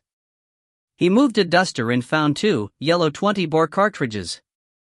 The microcomputer was similar to his own. The guns and some other surfaces showed the marks of fingerprint powder, but the computer's keyboard was clean. He decided to leave it alone for the moment. The television set would act as its display unit, but Sam Hendrickson would have had the option of watching his favorite programs on it when he so wished. On the bookcase beneath the guns lay a pair of snapcaps, metal dummy cartridges with sprung discs instead of primers, designed to save damage to firing pins if triggers were pulled on an unloaded gun for practice or to relieve the springs. Small circles which showed in the side plates of the over-under gun were actually the ends of the axles carrying the internal tumblers or hammers, and these were marked with indicators. The engraved lines were parallel to the length of the gun, showing that the tumblers were in the fired position. Keith examined the upper surfaces of the desk and bookcase, moving around to catch them against the light. He saw nothing. "I'll be damned," he said to himself. It was his habit to carry a pair of cotton gloves, to protect his hands from grease and guns from his acid fingerprints. He pulled them on and took down the over-under gun. The police, he hoped, would already have photographed any fingerprints. He opened the gun, holding one hand over the breech, and the ejectors popped another pair of snapcaps against his palm. He replaced the gun and took down the 20-bore. This gun, being a non-ejector, merely lifted a smaller pair of snapcaps towards him when he opened it. Under the dusting of powder, both guns looked and smelled as if they had been cleaned not long before. The wheelchair at least had been cleaned. He was about to sit down in it, but delicacy restrained him. He walked back and sat down opposite Mrs. Hendrickson, who had recovered her composure and was watching him anxiously. "Let's understand each other," Keith said. "For the moment, you just want me to prove that Sam didn't kill himself?" "Yes." "You don't expect me to find out exactly what happened?" "I don't think so," she said uncertainly. "Not just yet. If you can prove what you said, I think the police would reopen the case. If not, we can speak again," Keith said. "And do you think that you can? Prove it, I mean?" "Oh, I think so," Keith said. "I'll want to see a few other people first, before I say any more. But I think so." Chapter 3. There was no immediate sign of Molly or Deborah. Keith gave 3 quick toots on the car's horn and then sat, taking in a scene redolent of comfortable conformity. He was generally contented with his lot, a good business, a fine house, few debts, and a loving family, but he was conscious of a fleeting trace of envy. Then he laughed at himself. It was human nature to see others as being without the problems or self-doubts which closer acquaintance usually revealed. The hour was approaching when civilized man takes time for a preprandial drink, but the scene of manicured lawns and sculptured shrubs was not devoid of people. Next door to the Hendricksons a male figure, presumably belonging to Ben Strathling, could be glimpsed through the hedge, hosing down a late-model Jaguar. High on a ladder a window cleaner was working. Somebody was watching him from an upper window. The window cleaner fetched something from a small van and moved his ladder before climbing again. There was no other van to be seen, which suggested that old Mr. Rogers had finished his collection of the milk money.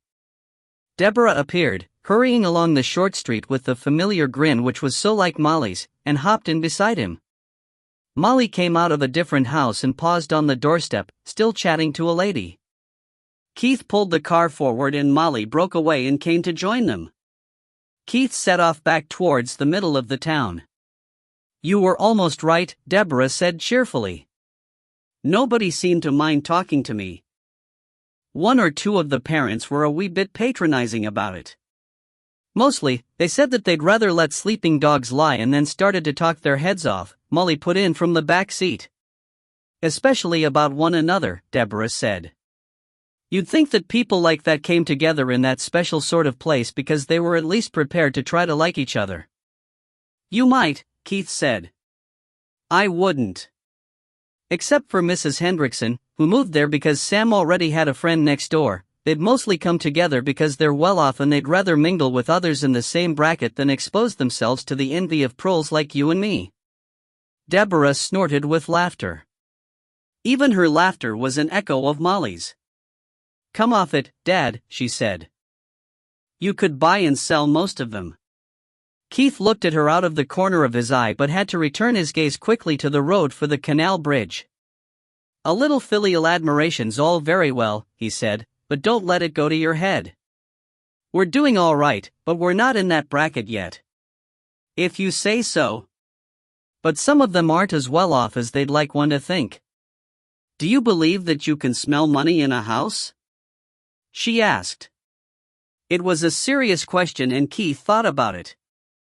"Not money as such," he said. "But you can smell the results of its being spent or not. Things like the quality of soap and food, expensive wines and tobacco, flowers out of season. That sort of thing." "Polishes," Molly said. "They're the biggest giveaway. And the freshness of the air. People who don't have to worry about the cost of heating can afford to have the windows open." Deborah nodded eagerly. "Those are just the sort of things I meant. And it goes all the way from the poorest up," she said. "You can tell. Anyway, I got a whole scat of information, some of it quite scurrilous." "So did I," Molly said. "Do you want the highlights now?" They were almost back at the square. "Not this minute," Keith said. "There may be a quicker way to prove that Mr. Hendrickson didn't do himself in." "Where's Primrose Crescent?" "Just behind the high school." "Why?" "Because that's where Mrs. Hendrickson's daily lives. I'll walk there and see her." Keith halted the car and turned round to speak to Molly. "You take the car and Deborah and try and catch your old milkman. He's probably back at the dairy by now. Find out what he can remember and then meet me back at the hotel." "For lunch?" Deborah asked keenly. "I hope so. Ralph Enterkin always talks more freely over a good meal, especially if a client's paying for it. And I'll try to set up an appointment with Superintendent Monroe for after lunch." "Are you sure you know what scurrilous means?" "Not really. It's what you called Uncle Ronnie. Cheerio. Star." It was not quite closing time when Keith returned. The car was back, parked near his shop. This usually presented a pleasantly old-fashioned front to the square, but it was now half hidden by a large delivery van. He unlocked the boot and carried a bagged shotgun inside. It was not in his nature to waste a journey. His partner, Wallace James, was presiding over the massed ranks of guns, fishing tackle and all the associated gear and clothing. Wallace accepted a check from the only customer and raised his eyebrows at Keith. "Here's that parazzi back," Keith said as the door closed. "I've got the dents out of the barrels and removed about 10 years of accumulated shit from the action. Tell the silly sod to be more careful." "I'll tell him," Wallace said, accepting the heavy gun bag. "But he won't. There are 2 more for your tender care. I've put a note with each of them about what's wanted."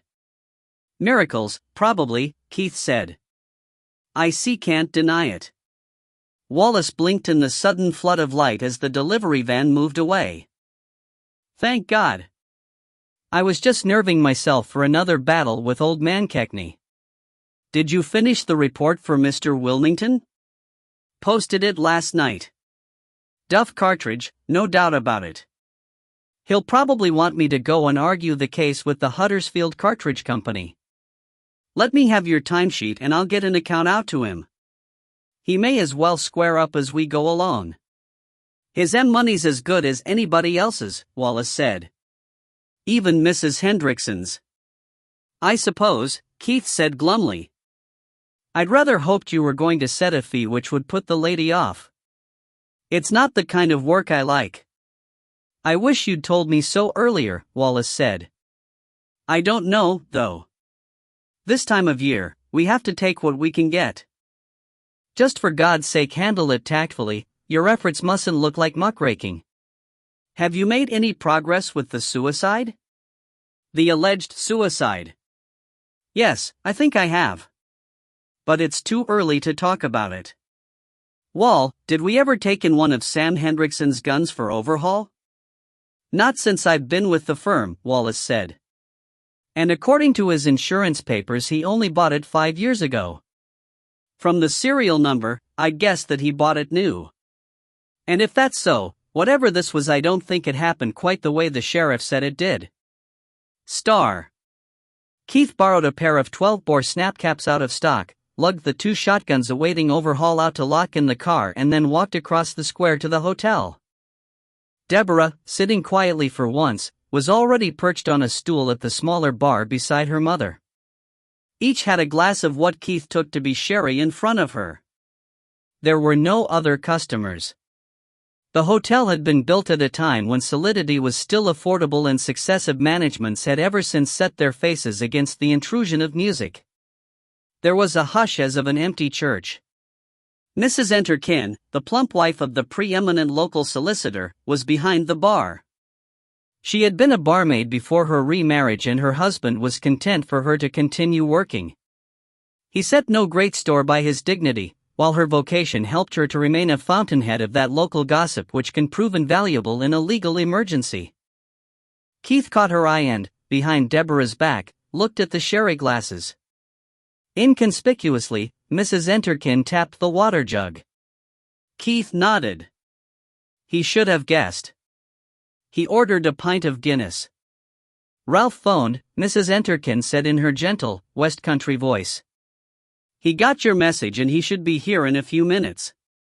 That's good, Keith said. He settled himself onto a stool beside his daughter. You're very quiet in here for a Saturday.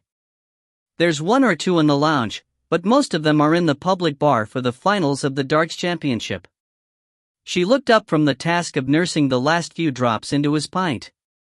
They say that Mrs. Hendrickson's hired you to look into her husband's death. What else are they saying, Dot? Mrs. Enterkin put the cool glass in front of him and collected his money. They say that, what with his stroke and all the trouble that was coming to him, the poor man had reason enough to kill himself. That's true, Keith said. That's very true. But people do manage to lead full lives after strokes. And, besides, if we all did everything we've got good reason to do, it'd be a strangely uninhibited world. Mrs. Enterkin laughed, sending ripples around her plump body. The solicitor arrived a few minutes later, greeted his wife and the Calders, and accepted a glass of malt whiskey. He was a man of jovial appearance, as plump as his wife and, outside of confidential business, just as talkative. They considered the menu and placed their orders. Deborah was allowed to choose the most exotic and expensive dishes, a privilege, Keith decided, which would cease as soon as the learning process was over. If you can get away, Keith said to Mrs. Enterkin, please join us.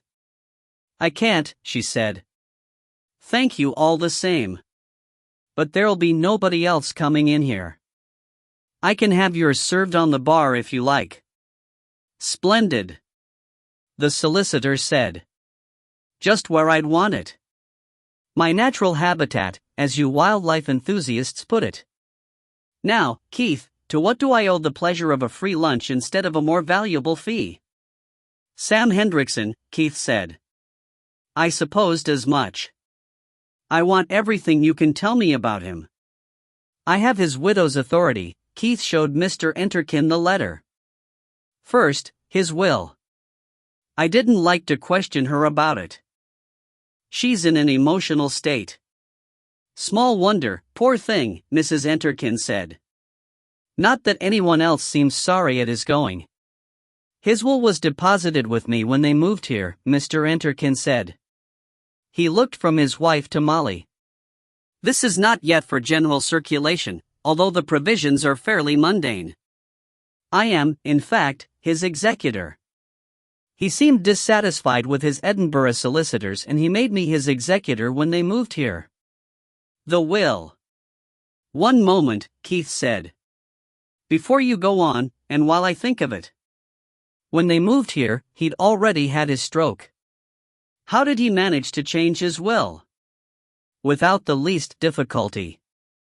His wife relayed a message to me. I visited him. It was not easy to make out a word that he was trying to say, but he typed his instructions left-handed on that machine of his. Even then, our discourse was fraught with misunderstandings. He was not the world's foremost southpaw typist and was inclined to rattle on without bothering to correct any typographical errors. At first I thought that he was trying to consult me about his Willie, which was a little outside my field. Mr. Enterkin glanced apologetically towards Deborah, but that young lady only looked mildly amused. He coughed and went on. When he got his message across, I prepared fresh documents which he signed, left-handed, but in front of 2 witnesses. Perfectly legal, I assure you. And the provisions? Keith asked. Much as you would expect, except that he was including his insurance policies in the total. He left large, fixed sums to the children, but in trust until each reaches the ripe age of 21. Fortunately for his widow, he was old-fashioned enough to believe, rightly, in my view, that the young cannot be trusted to deal wisely with money until that age, if then. When those dates arrive, the widow, who has to make do with the balance, may find herself in somewhat straitened circumstances unless the insurances are paid off after all, or unless her offspring, in the light of the unexpected shortfall, each makes her an allowance. I have advised her to contest the will on the grounds that her husband neither expected nor intended to leave her in straitened circumstances, but she feels that his wishes were sacrosanct. And she has a touching faith in the generosity of her offspring, which I hope may not prove as ill-founded as I fear it might. Her only other hope is that you will prove that he did not, after all, make away with himself. A waitress brought 3 soups and a smoked salmon.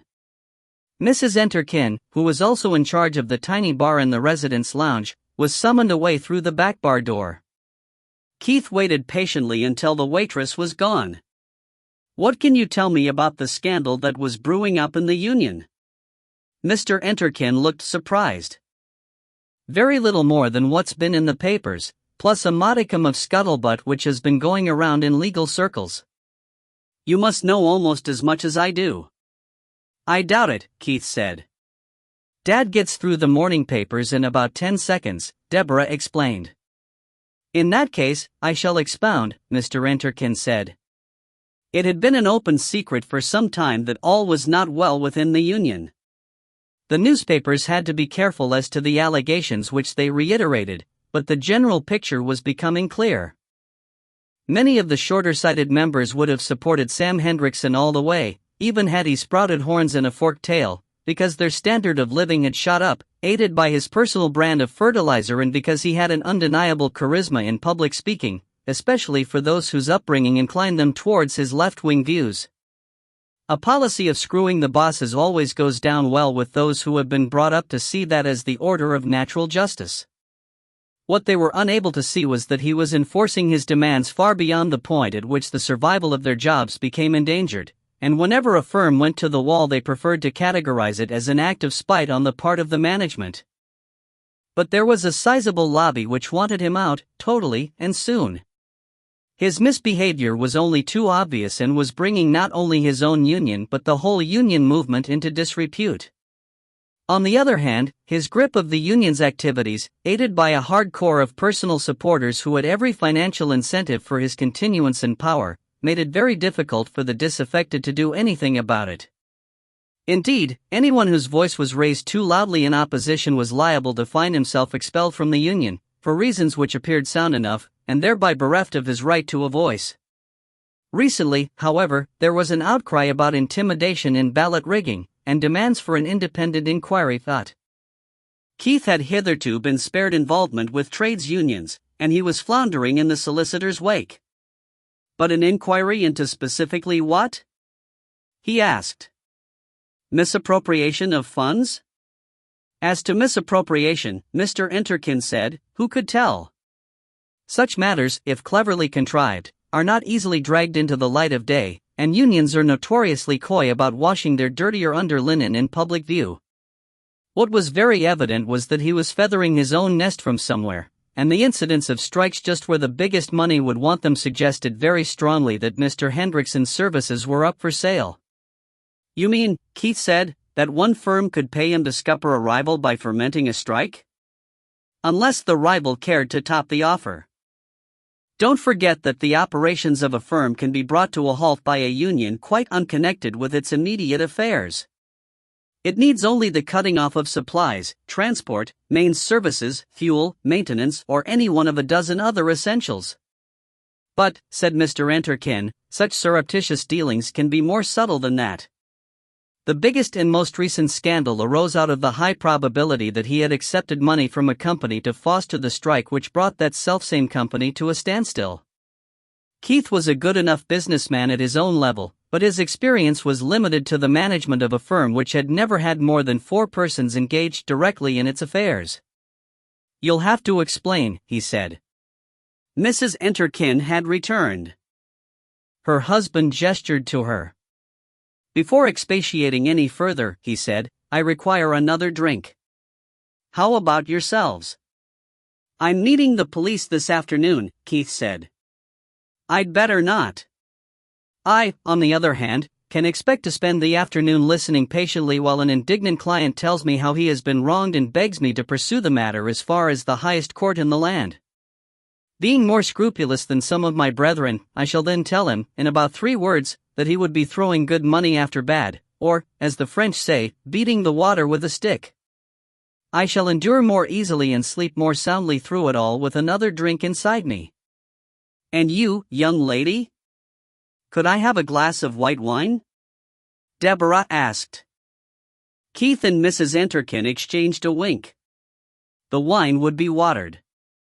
3 steaks and a cassoulet," said the waitress, arriving with a tray. Keith waited again until the door closed. "Go on," he said. "The most open of the open secrets to which I referred," said Mr. Enterkin, "was that, when Netherclyde shipbuilders found themselves without contracts, they embarked on the building of 2 trawlers on spec. Just as the money was running out, a most convenient strike bridged the gap until the recent announcement of an order for 3 bulk carriers. But for that, they would have been liable for redundancy payments on a scale which would have put them into bankruptcy. Idleness due to industrial action, on the other hand, does not constitute redundancy. And Sam Hendrickson was suspected of having arranged the strike for a fee? More than suspected. Some previous employees of the shipyard were prepared to swear to it. "That's the lousiest trick I've ever heard of," Molly said indignantly. "Then you've led a very sheltered life," said the solicitor. But for the strong evidence of a substantial bribe, he might well have been able to diffuse the situation, morally if not legally, by pointing out that a major employer had in fact survived instead of going under. This was not the first such crisis to befall him, but in the past he had always managed to slide or coerce his way around them. This time his stroke, whether or not it was provoked by the stress induced by the crisis, left his flank exposed. When Mrs. Hendrickson telephoned me to seek my help because hostile lawyers had come for her husband's papers, I was in 2 minds. But I decided that, whatever his sins, Mr. Hendrickson was entitled to his rights under the law. However, I had to advise the lady that they had obtained a perfectly proper commission and diligence, and the police who, coincidentally or not, probably not, arrived separately but simultaneously, were similarly endowed. There was nothing I could do to stop them. They were ganging up against him? So one would suppose. During the lawyer's rolling periods, Keith had been thinking. There had been a break-in at the summer house shortly before that, he said. Some papers had been taken. That, no doubt, would have been at the instigation of his own cronies, Mr. Enterkin said. It explains why the arrival of the police and of the lawyers representing the hostile elements in the union caused less of a fluttering in the dovecot than I would have expected. Presumably anything exceptionally compromising had already been removed. But even that sensible if illegal move would not have helped if witnesses to the corruption were already coming forward. He was in deep trouble, then? None deeper. Although, of course, the state of his health might have averted actual prosecution. Or the consequences, in the event of his prosecution and conviction. Mr. Enterkin, having had his say, tackled his meal. "This steak's cold," he said. "You couldn't expect it to keep hot while you talked your head off," his wife said. "Now, what you were saying about Mr. Hendrickson. Some of his members live around here and I've heard them talk in the bars. He did no good to this part of the country." They blamed him for the collapse of border weavers and for long strikes at lowland fabricators and at the printworks, neither of which gained the workers as much as it cost them. They hadn't a good word to say for him. Mr. Enterkin, having made some impression on his steak, was prepared to talk some more. "Be that as it may," he said, "I really couldn't visualize Sam Hendrickson committing suicide. I never knew him before his stroke, and God alone knows what effect that might have had on his mind, but he had risen high in the trades union movement. You don't do that unless you have the same sort of moral stamina that distinguishes politicians, the ability to take all that the world can throw at you and to let it roll off your back. Some, like yourself, Keith, have it. Others don't." Mrs. Enterkin served them with coffee. They fell silent. A cheer was heard faintly coming from the public bar. "The widow," Keith said, "speaks about him as if he was a particularly caring sort of saint. Yet, from what I've heard, he was an abrasive character who rode roughshod over everybody." Sarcastic, Mrs. Enterkin confirmed. "That's what they were saying after the news of his death, those who'd known him. From what they said, he had a tongue that could skin a fox. Even the most abrasive personality," said Mr. Enterkin, "unless he's a total misanthrope, needs a haven where he can convince himself that he is both loving and loved. Many outright villains are downright sentimental. IRA gunmen have been known to sing songs of motherhood and to shed real tears in the process. In Hendrickson's case, his haven may have been his family. Or possibly just his wife." "Now there's a thought," Keith said. "I wonder how his kids felt about him. It's not always so easy to be polite and caring towards your own children. Sometimes I wonder how I manage it." "Do I only get coffee?" Deborah asked. "I was wanting to try the profiteroles." Keith looked at her appraisingly. "If you go on eating like this," he said, "you'll be as fat as a pig before you're 20 and we'll never get you married off." Star. As Molly pointed out, threats or no threats, she had to do the shopping. Keith, after assuring himself that she still had the little derringer in her handbag and did not intend to stray from the more populous part of the town, let her go off with the car while he and Deborah visited Superintendent Monroe. Behind the frontage of the square reared the only tall, modern building in Newton Lauder, the extension to the police headquarters building. Superintendent Monroe's office, however, was in the old part of the building which fronted directly onto the square. Here he was close to the daily comings and goings and to the area where the general public, it was to be hoped, came to help the police with their inquiries or to solicit their help. Monroe's office, which Keith remembered as having resembled a classroom in a Victorian orphanage, had been revamped. The tall, narrow windows had made it impossible for the architect to improve the proportions of the room, but it had otherwise been transformed and could now have been mistaken for the waiting room attached to a television studio. The tall and loose-jointed superintendent with his long and knob-bled face could well have been a character actor waiting to audition. He had managed to imprint his own ego, while destroying the decor, by hanging many personal photographs around the walls, some of them groups of unidentifiable people from Monroe's past, but many being equally grim landscape shots of his native Isle of Lewis which not even the sympathetic photographer had been able to soften. The superintendent rose from behind a desk which seemed to have strayed in by mistake and to be looking for a way out, or perhaps, Keith thought, it too was waiting to audition. He greeted Keith with unwanted affability and to Deborah was avuncular. "I always said that this young lady should be in the police," he said, in the careful lilt which always sounded as if he were still thinking in Gaelic and translating as he spoke. "She has been our star witness before now and may be so again. To the desk sergeant," he added, "ask Inspector Gowrie to bring the evidence."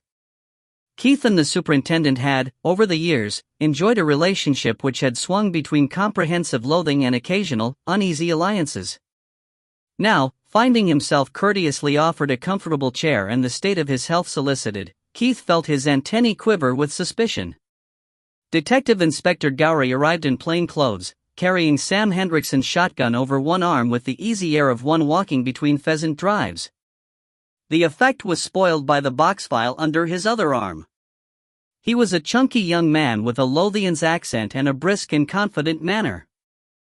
Monroe left him standing while brief introductions were made, only inviting him to sit at the last possible moment within the bounds of politeness between superior and subordinate. The gun, Keith noted, was finished with a similar rubber butt pad to the ones in the summer house. Sam Hendrickson, it was to be supposed, had been sensitive to the effects of recoil. "You steered Mrs. Hendrickson in my direction," Keith said to Monroe. "Why was that?" "She was dissatisfied with the sheriff's verdict," Monroe said. "She was wanting a further investigation." "You have often investigated firearms cases in the past. Who else would I suggest? You could have choked her off, as you've usually tried to choke me off before now. If you'd told her that the sheriff's verdict was final and correct, she'd have accepted it from you." Monroe pointed a bony finger at Keith. "But do you, yourself, believe that his verdict was final and correct?" "With all respect," Gowrie began. Monroe stopped him with a fearsome glare. "No," Keith said. "I don't. But that wasn't." "No more do I," said Monroe. "When the lady drew our attention to the remains of the cigarette." "With respect," Gowrie said peevishly, "the cigarette could have been thrown away by the deceased. If he was about to take his own life, he would not be greatly concerned about the possibility, the very remote possibility, of a fire. We found no other evidence pointing to anything other than suicide." "Wrong, wrong, and wrong," Monroe snapped. "Regrettably, I have had more than my share of experience. There are those who make apparent attempts at suicide, as a cry for help or attention. Occasionally the gesture goes wrong. The person who was to have found them in the gas-filled room or comatose with sleeping tablets fails to arrive in time. But those are the ones who allow things to continue in their usual untidy and unfinished way, because they expect to be around to tidy up. Such a one might well ignore a dropped cigarette. But if a man can make an appeal for help by using a loaded shotgun, which I doubt, this was not such a case. Your true suicide, except for a minority who act out of sudden desperation, is meticulous. He wishes to be well remembered. So he leaves all neat and tidy. He would not leave a cigarette burning under the furniture. If, as you say, no evidence was found to suggest anything other than suicide, that may have been because the investigation was inadequate. With respect, the opposite is surely more likely to be true, Gowrie persisted. The man who is about to blow his brains out can hardly die in a fire, whereas the one who is taking a near overdose. "That is the third time that you have mentioned respect," Monroe said angrily. "Do not use the word again while it is so clearly absent. You were confronted with a death by shotgun. If you had reported it as a mysterious shooting, a team from Edinburgh would have taken over and every detail would have been put under the microscope. You preferred to call it suicide from the very beginning, keeping the investigation in the hands of your sergeant and yourself, with the predictable result that you found nothing to indicate anything else." The two policemen scowled at each other. Inspector Gowrie had flushed red and his hand was shaking. Keith realized that he had been invoked as a result of a feud within the Newton Lauder police. He sat quiet and kept his eyes on a hideous and faded photograph of a younger Superintendent Monroe with other members of some long-forgotten shinty team. Detective Inspector Gowrie unlocked his eyes from those of his superior and looked coldly at Keith. He licked his dry lips. "Might one ask why Mr. Calder excludes suicide?" "I was about to do so," Monroe said. Keith cleared his throat.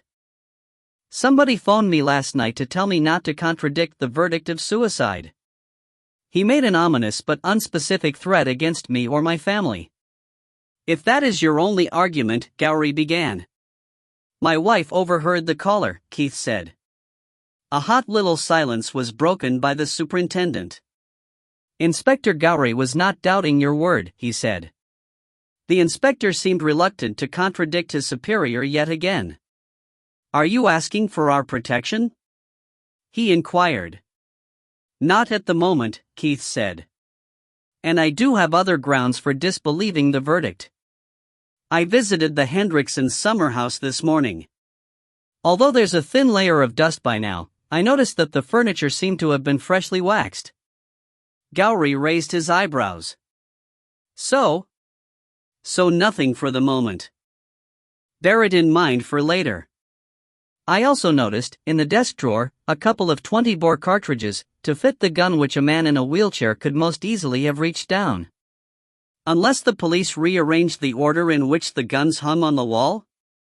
I checked that, Gowrie said impatiently. The guns were as you saw them. Even from a wheelchair, he could have reached the 12-bore gun. He may have preferred to use the heavier weapon, just to make sick car. The 20-bore would have been just as certain, Keith said. I once came back to my car from pigeon shooting with a 20-bore. A sheep was lying beside it, obviously at its last gasp, and under my windscreen wiper was a note from the farmer. Mr. Calder, it said, please shoot this sheep. So I did, and the shot drilled a neat hole clean through the sheep's skull. Mr. Hendrickson did not have the benefit of your wider experience, Gowrie said. If he'd been shooting for some years, as his wife assured me was the case, Keith said, he'd be in no doubt about the killing power of a 20-bore. What's more, Mrs. Hendrickson had taken his cartridges away to the house for safety. Obviously, she'd missed the two 20-bore cartridges in his desk drawer. She could also have missed the fatal 12-bore cartridge, Gowrie said. Which I'm told was of a different make from all the others. And is this what you're basing your conclusions on? Gowrie asked. His twisted smile was almost a sneer. No, Keith said. Of course not. Non-matching cartridges are part of the everyday scene. Just out of interest, he put his hand into his coat pocket, where there were usually a few cartridges to be found. 1 Grand Prix, he said, 1 Huddersfield and 2 Winchester. Much more to the point is the fact that the 20-bore gun is a non-ejector. Gowrie grunted, frowned, and then spoke. But the cartridge was not ejected. I do not see what that has to do with anything. Then, Keith said, in unconscious imitation of Mr. Enterkin, I shall explain. Your chair is not unlike the wheelchair. Pretend that you're paralyzed down the right side, Inspector. I'll put these 2 snap caps on Mr. Monroe's desk, within your reach. Don't worry, they're dummies and absolutely harmless. Let's see you pick up the gun with your left hand, open it, insert the 2 snap caps, close it and pretend to shoot yourself. Very well. Showing some familiarity with firearms, Gowrie picked up the shotgun left-handed. He pressed over the top lever and the barrels dropped through an arc of 20 degrees. He set the gun down across his knees and inserted the snap caps into the gaping chambers. When he pressed his left hand down, the gun closed with a soft click. He lifted it again and, after a little fumbling, held the butt between his knees and touched the muzzles with his mouth. His left thumb was on the front trigger but he refrained from pressing it. Satisfied, So far so good, Keith said, although I'm in some doubt as to whether Hendrickson could have gripped with both knees. Hand me the gun, please. He took and opened the shotgun, holding it so that the 2 policemen could see between the action and the barrels. As you can see, when the gun's open the 2 extractors come up, pushing the cartridges to where you can take them out by hand. But shooting is usually a matter of a hell of a lot of walking or standing and a few moments of hectic activity now and again. So you want the fastest possible reloading time. A gun of any quality, such as this one, has selective ejectors which pop the fired cartridges right out. Like this. He closed the gun, slipped off the safety catch and pulled both triggers. He opened the gun and, with the practice of years, caught the 2 snap caps as they were ejected. He replaced them on the desk, closed the gun, pulled the triggers again and returned the gun to the inspector. Now try again. Why? Gowrie asked, tight-lipped. Monroe had been watching in silence. He was as much in the dark as was Gowrie, but he was content to await Keith's revelations. Just do as Mr. Calder says. I'll explain first, if the detective inspector insists, Keith said. When a gun of this design, which is one of the most common, has been fired and opened, two different springs have done their jobs, the mainsprings and the ejector springs. Two of each, if both barrels have been fired. To be ready for use again, each has to be recocked. With any such arrangement of cams, levers and springs, the designer can distribute the workload in a variety of ways over the opening and closing process, but the usual arrangement, as here, is that the mainsprings are recocked on opening and the ejector springs on closing. But I know this particular model well, and most of the load of cocking the ejectors comes at the beginning of closure. To make matters worse, the designer wanted a good throw from the ejectors and specified springs of a strength which is frankly excessive, unless you want to knock a third bird down with the ejected cartridges. In fact, when both barrels have been fired, it's stiff as hell to close at first and then suddenly goes over the hump and closes with a snap, often catching the skin of the unwary. As far as I know, I'm the only gunsmith who regularly does a modification on this model to make the fired gun easier to close, but this gun has never been through my hands. Now, try. I still don't see the relevance, Gowrie said.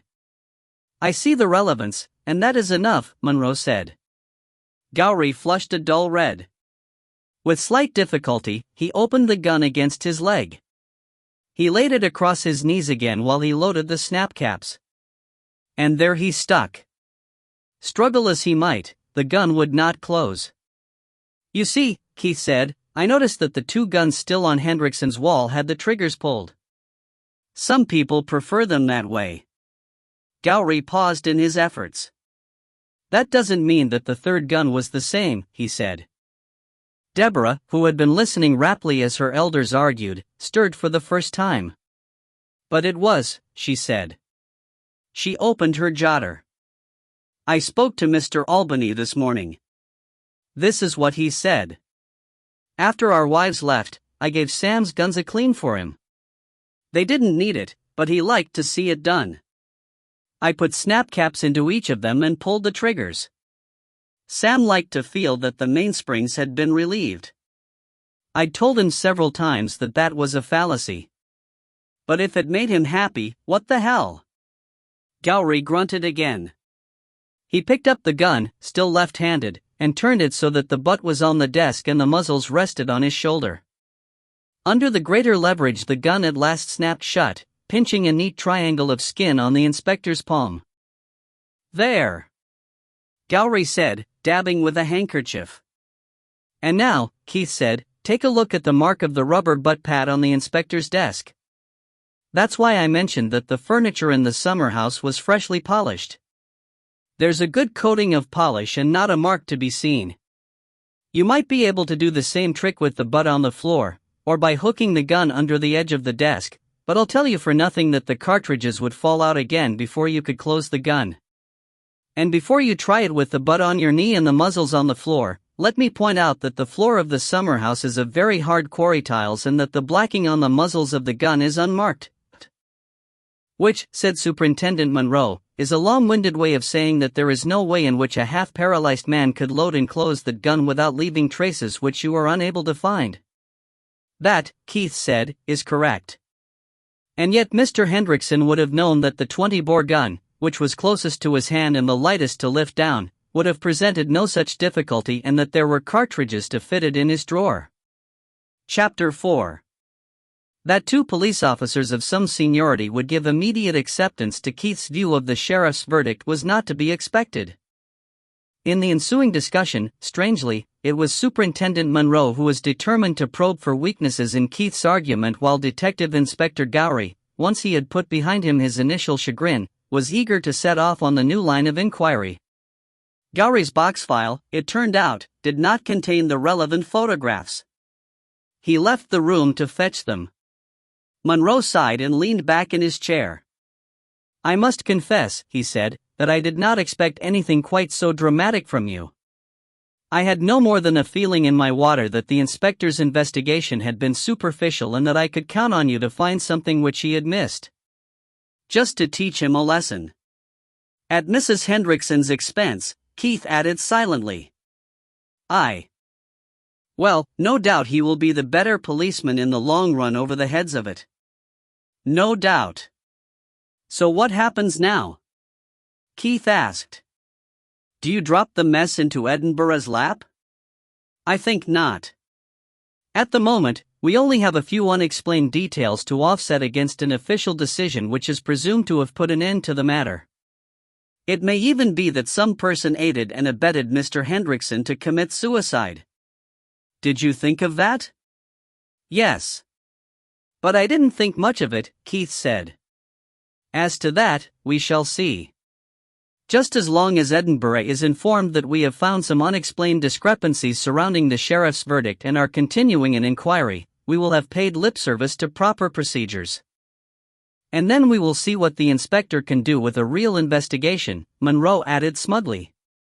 Gowrie returned with the photographs and began passing them to Keith. May I see? Deborah asked. No way, Keith said, his eyes on a glossy shot of the appalling wound.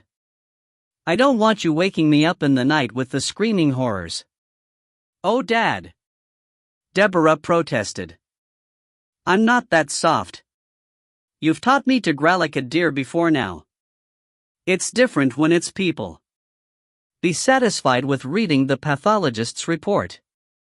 May she see that? He asked Monroe. I see no reason why not. It was read out in open court. They fell silent. The photographs were informative. They were also uniformly gruesome. Police photographers are not concerned with sparing the feelings of the viewer. Keith was glad that he had withheld them from his daughter.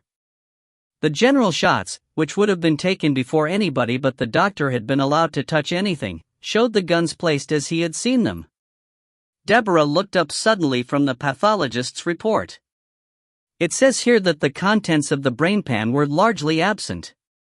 But, Dad, you were telling us about a shotgun drilling a neat hole. There's nothing in that, Keith said. He hesitated before deciding that words alone would not turn her stomach. I shot that sheep from an inch or two away. If Mr. Hendrickson had the muzzles in his mouth, the gas pressure would do almost as much damage as the shot. The exit wound looks surprisingly small. It was the gas pressure that did the rest. The old expression about somebody blowing his brains out is absolutely true. Deborah seemed quite undisturbed by these grisly details. She was reading on with a puzzled frown.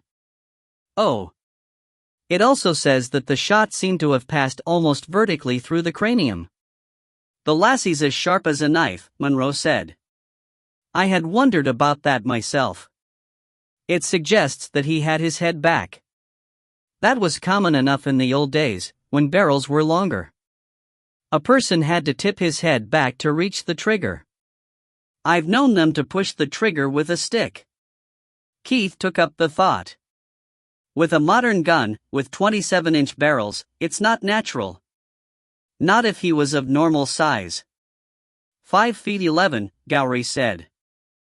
Of course, we don't know how it would be to be paralyzed down one side.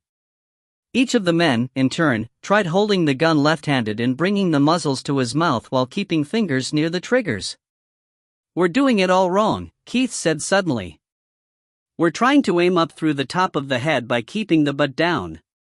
But the shot and gray matter hit a ceiling which was about 6 feet above his head, and hit it about, 8 feet behind his back, to judge from the photographs. So the gun was at an angle of about 40 degrees to the horizontal. So his head must have been laid well back. Gowrie was making notes. We must ask Mrs. Hendrickson whether his neck was weak after the stroke. MHM. But, Monroe said, I am beginning to see another picture. Somebody hits him on the head. He slumps in the chair with his head lolling back.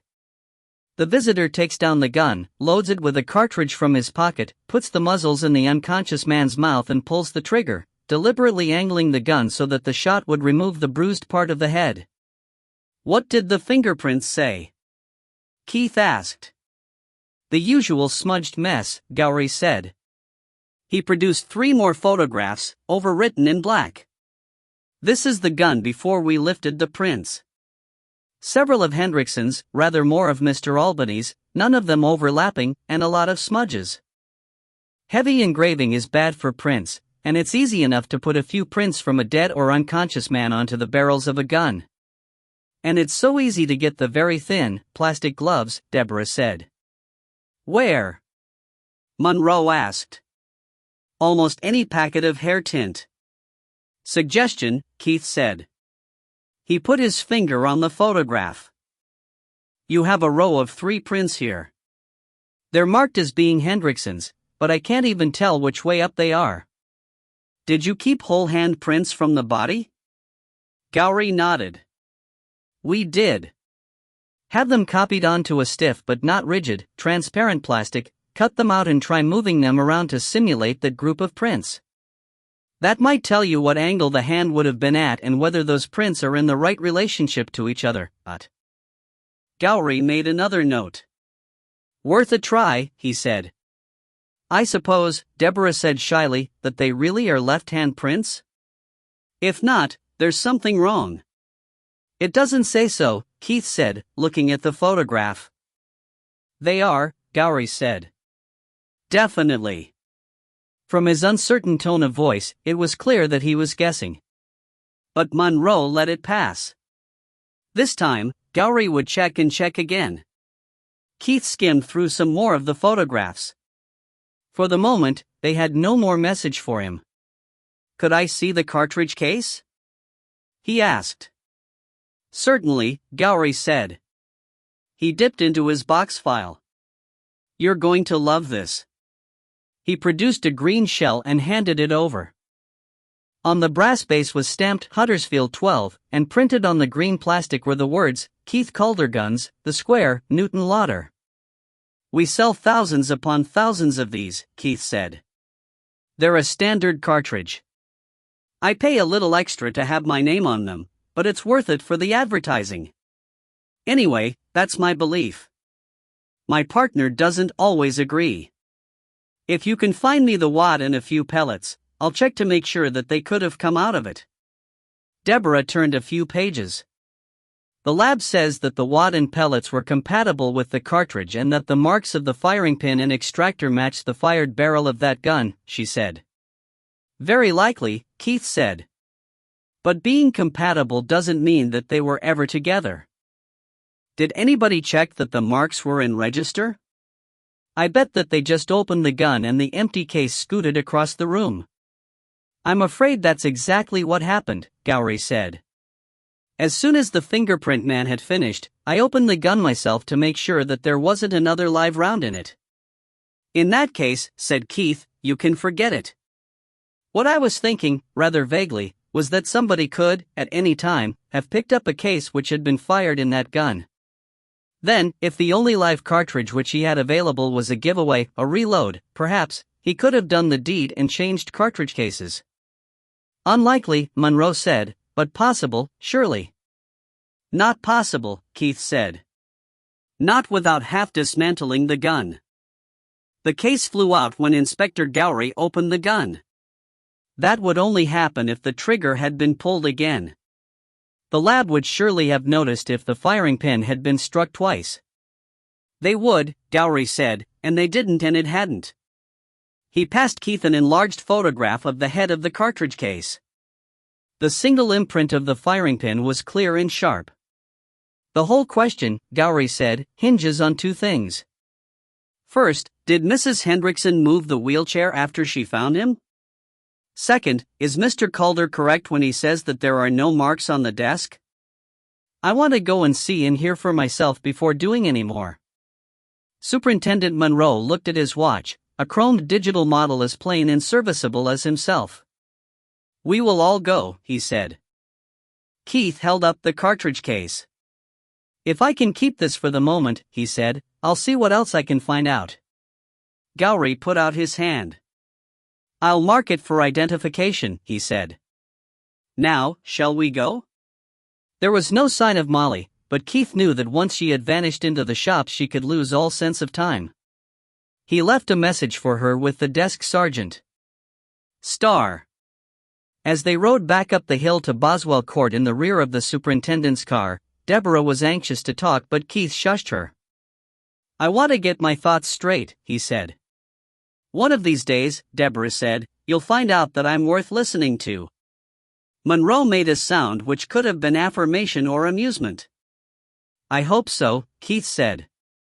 "Until then, hold your wheesht, there's a good girl, If Mrs. Hendrickson was surprised at the early return of Keith and Deborah, this time accompanied by an inspector and a superintendent of police, she showed it by no more than one inquiring glance at Keith.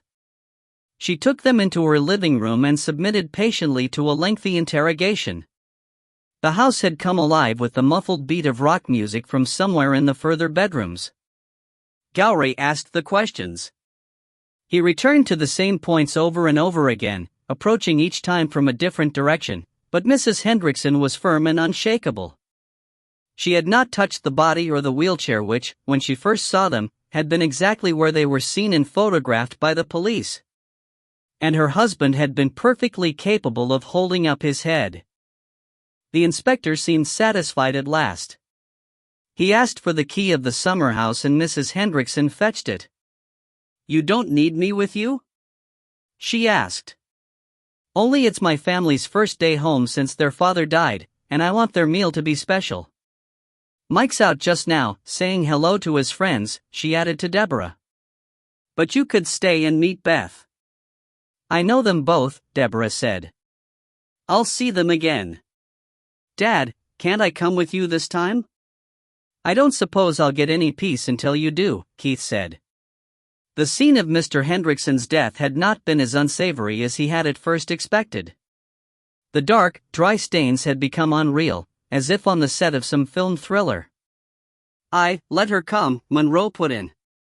"She's shown that she has sense, So Deborah, very matter-of-fact and older than her age, accompanied her father and the two officers to the summer house, where she confirmed Superintendent Monroe's opinion of her by pointing out, without a hint of squeamishness, that a small bloodstain still detectable on the tiled floor was at least 8 feet from a point beneath where the shot had marked the ceiling. She had somehow possessed herself of several of the photographs. Keith could not imagine by what means but suspected that Gowrie had fallen for her blandishments, and was quick to demonstrate that the bloodstain corresponded to a position below the corpse's head when it was found. And if the wheelchair was moved, she finished, it would have had to be moved quickly after the shot, before blood could drip, The men made no comment. It was self-evidently true. Gowrie and Monroe studied the desk and the top of the bookcase from every angle and finally agreed that there were no marks to suggest that either end of the gun had been rested on top of or beneath the furniture for extra leverage. "There we are, then," Monroe said. "We have a strong presumption of foul play but only the most circumstantial of evidence. A pity it is that we allowed Mrs. Hendrickson to start cleaning the place. It may be locking the stable door, but we had better seal it." "Before you do that," Keith said, "let's take one more look. The only things which Mrs. Hendrickson admits to touching before she sent for you were the radio and the computer. She says that she switched them off as an instinctive, final gesture. If he committed suicide, he would almost certainly have left a note on the computer." "That is true," Monroe said. "But, of course, any murderer faking a suicide would have done the same thing. If such a note was only in the computer and on the screen, it would have been lost when she switched it off?" "That's right," Keith said. "But, being important either way, it just could have been put onto disk." "We'd better get an expert," Gowrie said. "If you like," Keith said, "but I have almost exactly the same model." "Has it been checked for prints?" "There's no sign of powder." Gowrie referred to his papers. "Mrs. Hendrickson will have cleaned it off," he said. The computer was checked. No prints found. It was badly splashed with material from the corpse. "In that case, I can't do any damage." "If you're sure," Gowrie said anxiously. "It would be tragic if we wiped something off at this late date." Keith took the wheelchair over to the desk and settled himself in it. Habit took over. Without thinking, he reached over the computer to operate the switch at the back. A faint warmth on his wrist warned him in time. Christ. I'm wrong, he said. What's up, Dad? Deborah asked. Write down that I'm an idiot and I'll sign it. I said I couldn't do any damage, and I was on the point of moving the switch. The computer's on. It may have been on all this time and I could have wiped it clean. Mrs. Hendrickson only switched off the monitor, not the computer. Come to think, I should have known from what she said. Let's see what the monitor shows us. He switched on the black and white television set. The screen came alive, showed fuzz and then settled. The menu of functions showed crisply. That's what Mrs. Hendrickson thought she remembered seeing before switching off, he said. Could it have been switched off and on again? Monroe asked. Keith shook his head. I don't think so. Not unless somebody's altered the internal wiring. When it's newly switched on, or after a power cut, it only shows the computer state. Here, the word processor program's been keyed in. He touched the escape key. The screen flicked to a jumble of apparently random letters. Gowrie was looking over Keith's shoulder. It's just rubbish, he said. Keith nodded sadly. He put his hand out again to switch off. Stop! Deborah screamed. Keith jumped and held his hand back. It's not just rubbish, said Deborah urgently. Leave it. They looked at her and she blushed faintly but persisted. Remember, this would only be what went in last of all, she said. It'd go in if the computer was switched on even if the monitor was off. I bet you anything that what you see here's the result of Mrs. Hendrickson doing her cleaning up bit and wiping over the keyboard, starting and finishing around the escape key. And, she added, if you say anything about babes and sucklings I'll switch the damn thing off and you'll never know what else it says. I wasn't going to say any such thing, Keith protested. Well, you usually do whenever I get there first. Which isn't all that often. I was only going to say that the young have an advantage when it comes to microchippery. They're brought up to think in computer jargon and binary arithmetic. But well done, Toots. Very well done. Keith simultaneously pressed the shift and the up keys. Instantly, the screen showed the beginning of the computer's contents. They began with a date, the date of Sam Hendrickson's death. Lines of type followed. It's a bit tie-guddled, Monroe said. More than a bit tie, Keith said. Ralph Enterkin told me that Mr. Hendrickson wasn't much of a typist, especially left-handed, and after his stroke. So he didn't bother with capitals and, if the person he was typing the message for understood him, he wouldn't bother with corrections. If that person got the message before he'd finished, he'd stop right there. All that, plus only seeing one side of a conversation, as in Beethoven's conversation books, doesn't make for easy reading. I've seen worse, Gowrie said. My son's Christmas present list for one. Take the first line. The first line read, Claude shit door. If there is sense there, Monroe said, I am not the one to see it. This would be when his wife brought him out here, Gowrie said. Allowing for the U and the I being adjacent on the keyboard, he was telling her that he was feeling the cold and asking her to shut the door. The next line was clear, can't reach radio. Still to his wife, Keith said. Presumably. So far so good, Gowrie said. But what about P. Lewis J. Natter CMG Thism?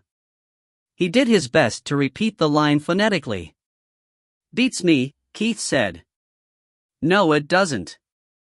You remember, Dad, Deborah said. She flicked through her notebook. Do I? Of course you do. Mrs. Hendrickson told us. He liked to listen to phone calls and the first call was from her sister. This is his note of the call. P just means phone. His sister-in-law would be Louise J. She phoned up for a natter and she was coming this PM. Well done, said Inspector Gowrie. I won't say a word about babes and sucklings. Then we get P again, for another phone call likely, and HR, which would be a person. Deborah turned a page. Huey, she said. That's what Mrs. Hendrickson heard. She left Huey to talk to her husband. We should be able to trace a Huey or among his acquaintances, Gowrie said. Which is just as well, because just what BDNSJCTKNG plot means, God alone knows. God and yours truly, not necessarily in that order. My turn to make a guess, Keith offered. Plot slang for your outfit. I suggest that somebody with the initials JC is talking to the police. So BDNS may stand for bad news. Possible, Gowrie said. And that's the most you can say about it.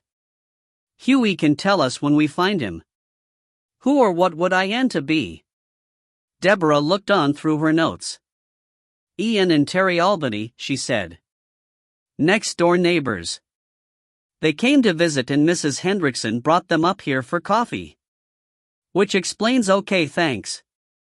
And ho, Gowrie said, could be the start of almost anything, probably a sociable inquiry to which he got the answer before he'd finished. JST put one out sounds as if it refers to the offer of a cigarette. Then we get KKHSWWF, followed by OK just tired. The last bit speaks for itself, but is the earlier part just gibberish? Nobody spoke. We seem to be agreed that it is. But what would linseed stocks be? Exactly what it says.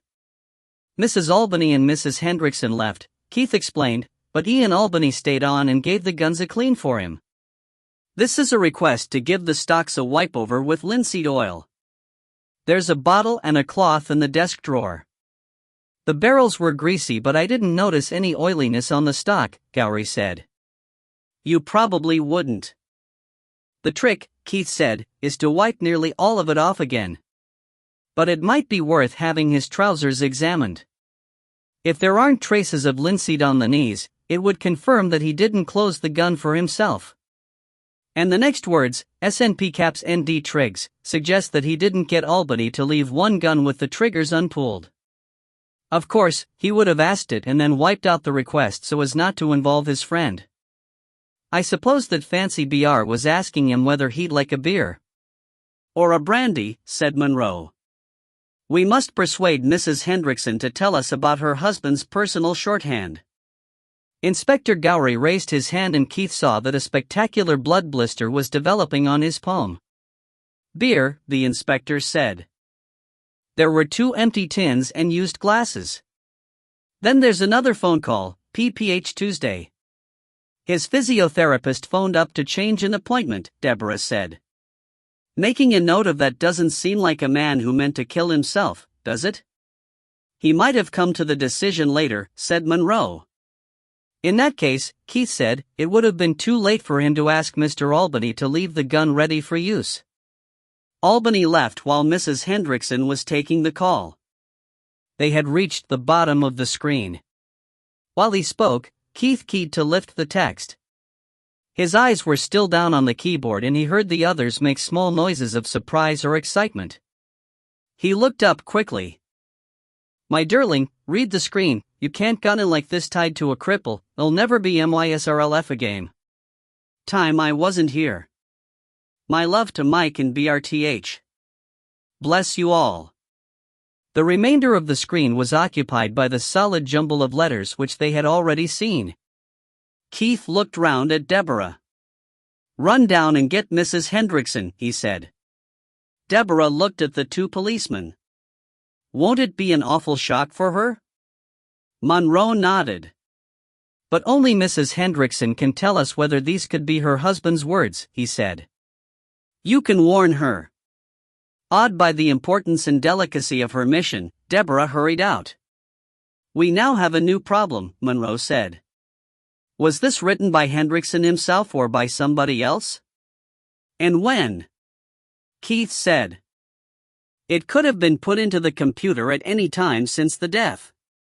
It doesn't look right to me. Gowrie said. These machines make it so easy to edit out your mistakes, even with one hand. A man who was just about to kill himself would surely take the trouble to correct the very last message which he would leave on this earth. On the other hand, some other man, or woman, who was putting a false message into the machine, might well try to copy Hendrickson's usual style. "I think," Monroe said, "that you are making one or two rash assumptions. People under stress do not follow guidelines." Mr. Hendrickson, in a desperate mood, might not have felt like lingering over his final message. He might have been in a hurry to do the deed before his courage failed or his wife arrived. "Irrespective of who wrote it," Keith said, "I'm going to print it out and also copy it onto his disk. It's been in the computer for a fortnight, but it would only take a 2-second power cut to wipe it off forever." Mrs. Hendrickson arrived, puffing slightly, a few seconds later. Keith had returned the computer to its list of functions. He got up and stood aside. "Is this what the screen was showing when you found your husband?" Gowrie asked her. Mrs. Hendrickson hesitated and then nodded. "How did you switch it off?" "That switch there." Mrs. Hendrickson indicated the switch on the television set. Gowrie looked at Monroe. "We have found an electronic message," Monroe said gently. "It purports to be a suicide note from your husband. It may or may not be genuine. We want your advice." "Are you ready?" "Deborah told me." Mrs. Hendrickson braced herself and then nodded. Keith reached past her and touched the escape key. The color drained from her face and she swayed. Keith brought the wheelchair forward and steadied her as she sank into it. "Take your time," said the superintendent. "I don't think," she broke off, swallowed and began again. "I don't think Sam wrote that," she said. "He hardly ever called me darling, and he usually referred to Mike as Spike. Mrs. Hendrickson read the message through again. "What makes me more certain is that he always detested the word cripple even before he had his stroke. There used to be a sign near our house in Edinburgh which said, 'Cripples Crossing.' Sam complained to the council until they changed it to 'Disabled Persons Crossing,' although I said at the time that the new wording was an awful mouthful and I couldn't see that it mattered what they were called, and I don't suppose that they minded very much either. It was the fact of being crippled that mattered. But he said that the word itself was degrading." She shrugged and looked away out of the window, blinking. "Why two words should be less degrading than one is among the many things I'll never understand." "The message is a fake?" Monroe persisted. "I'm sure of it." "What nonsense, Mum." A girl of about Deborah's age was standing in the doorway. She had features resembling her mother's, and yet her expression was in complete contrast, both forceful and contemptuous. "I've heard Dad use all those expressions, often. He wrote that message." She wheeled about and was gone. "Don't heed my daughter," Mrs. Hendrickson said. Tears had spilled onto her cheeks, but she was past caring about them. Beth was devoted to her father. She can't believe that anyone would hurt him. She would prefer that he had killed himself out of nobility, to spare us. "You, on the other hand, prefer not to believe that he killed himself," Gowrie said. "Should we heed you?" Keith broke in quickly. "If you weigh up the other evidence," he said, "you'll see that it supports Mrs. Hendrickson rather than her daughter." Gowrie nodded and looked at his superior. Superintendent Monroe sighed deeply. "We will be sealing the room," he said, "pending further investigations." Star dot. Superintendent Monroe and his detective inspector remained in the summer house, considering the scene and bickering in muted voices. Keith and Deborah returned to the house with Mrs. Hendrickson. They sat in the large living room. Daylight was going and they saw the lights flash on in the summer house. A rabbit came out onto the lawn and crouched, alert for danger. Mrs. Hendrickson was seated at her small writing desk. Her face was still stained with tears. She seemed uncertain what to say, but her instincts as a hostess triumphed. "You'll take a drink?" she suggested. "Please help yourselves." Keith looked at his watch. The day had almost fled. "A very quick one," he said. "Molly has guests coming." He poured a whiskey for himself and gin for his hostess, wondering how soon he could get away without seeming rude to a client who was clearly upset. Surreptitiously, he dipped a finger in the gin and ran it round the rim of another glass before topping both glasses up with tonic water. Deborah sipped suspiciously from the weaker drink, but the tang of the gin on the rim of her glass seemed to satisfy her that she was not for once being palmed off with a placebo. Keith made a mental note to warn her of the dangers before she entered other drinking company. Mrs. Hendrickson brought herself under control and listened to Keith's explanation.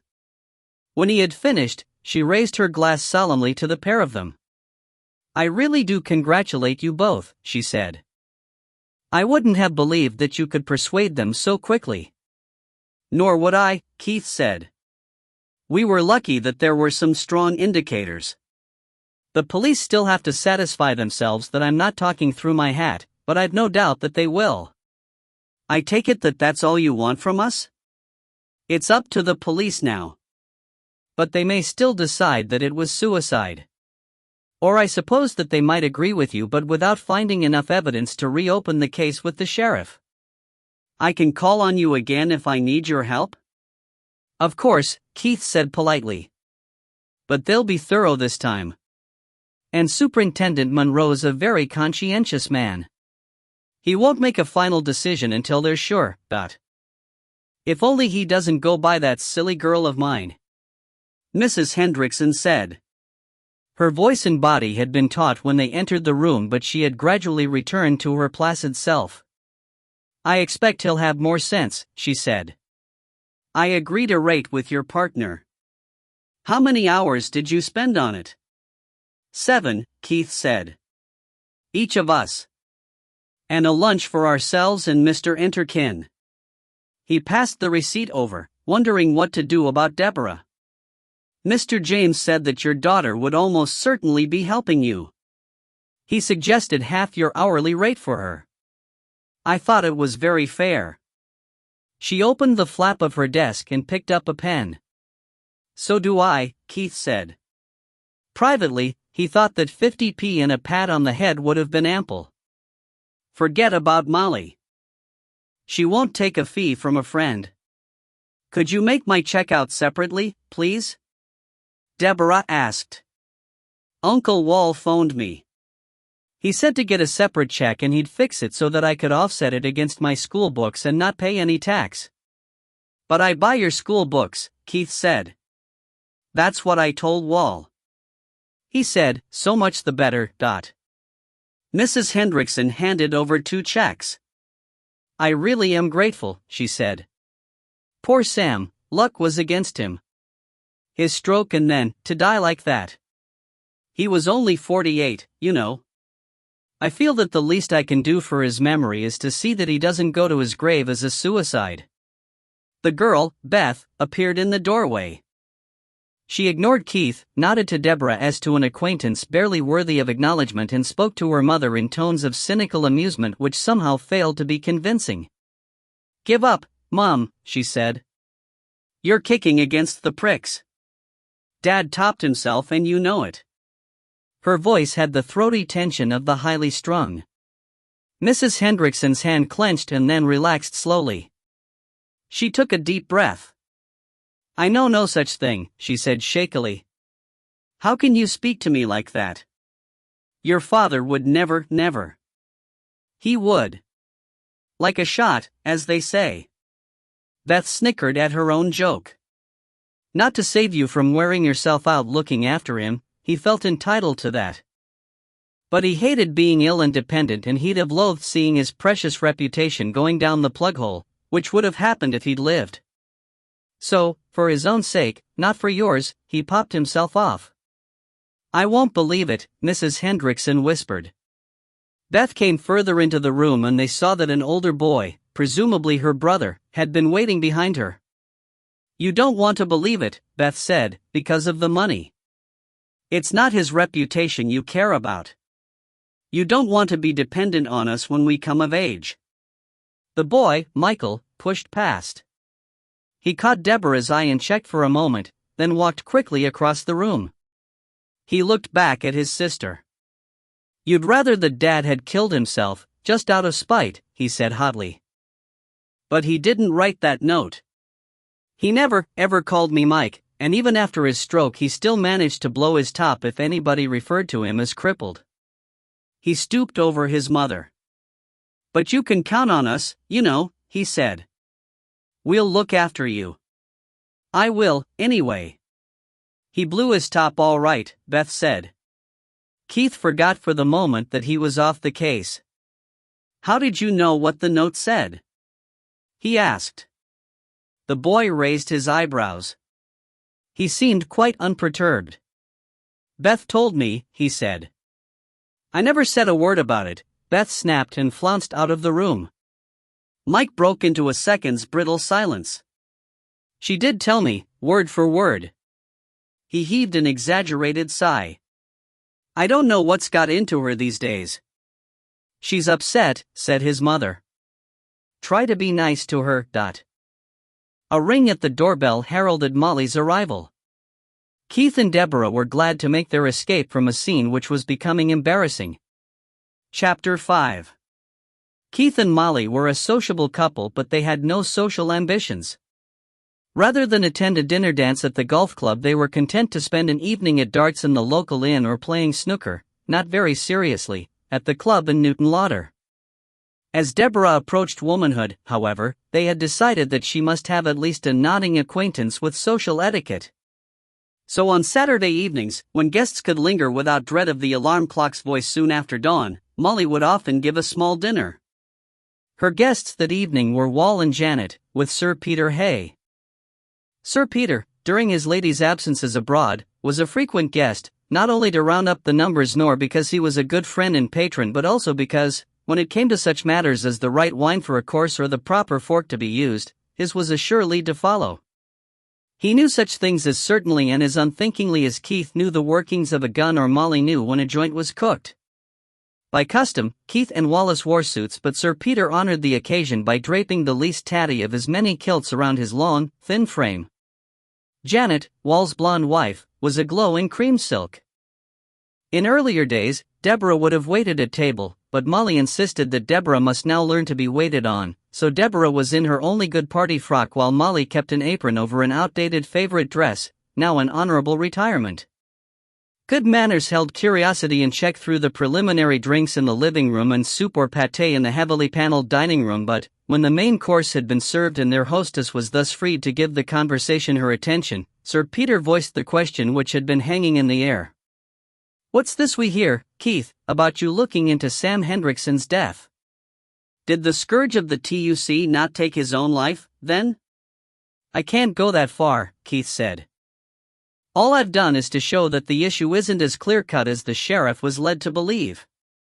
"Oh, come on, Dad," Deborah said. "You put it a lot more strongly than that to Mr. Monroe." She took a small sip of her wine. She was only allowed one glass for the evening, so she was careful to spin it out. "Maybe I did," Keith said. "I had to. I was the devil's advocate. If I hadn't made as strong a case as I could, the police might well have decided that this particular hare wasn't worth coursing." Briefly, he summarized the evidence. There was no need for detail, each of those present was familiar with guns. "Consider, for instance, the cigarette," he went on. "Sam Hendrickson could have been having one last cigarette while he struggled to load the gun. If he dropped it at that time, he might well have decided to ignore it rather than risk being found by his wife attempting an act of which she would have profoundly disapproved. The cigarette would have been well away from any upholstery." "Well, you certainly had me convinced," Deborah said. "It won't give you nightmares, will it?" Molly asked. Deborah considered the question seriously. "I don't think so," she said. "Of course, I want to live for 1,000,000 years yet, but death itself gets less fearful as its time approaches. It's premature death that one fears." "For my part," Sir Peter said, "I always had doubts about that verdict."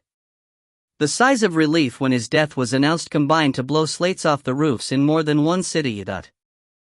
This comment was received with respect. Sir Peter was a director of a number of companies. But whose sighs were they? Janet asked. Sir Peter beamed across the table. He had been an admirer of Janet's golden looks since she had left school. "About every alternate name in the phone book," he said. "His own faction in his union, because his death will probably abort a scandal which could have ruined them all.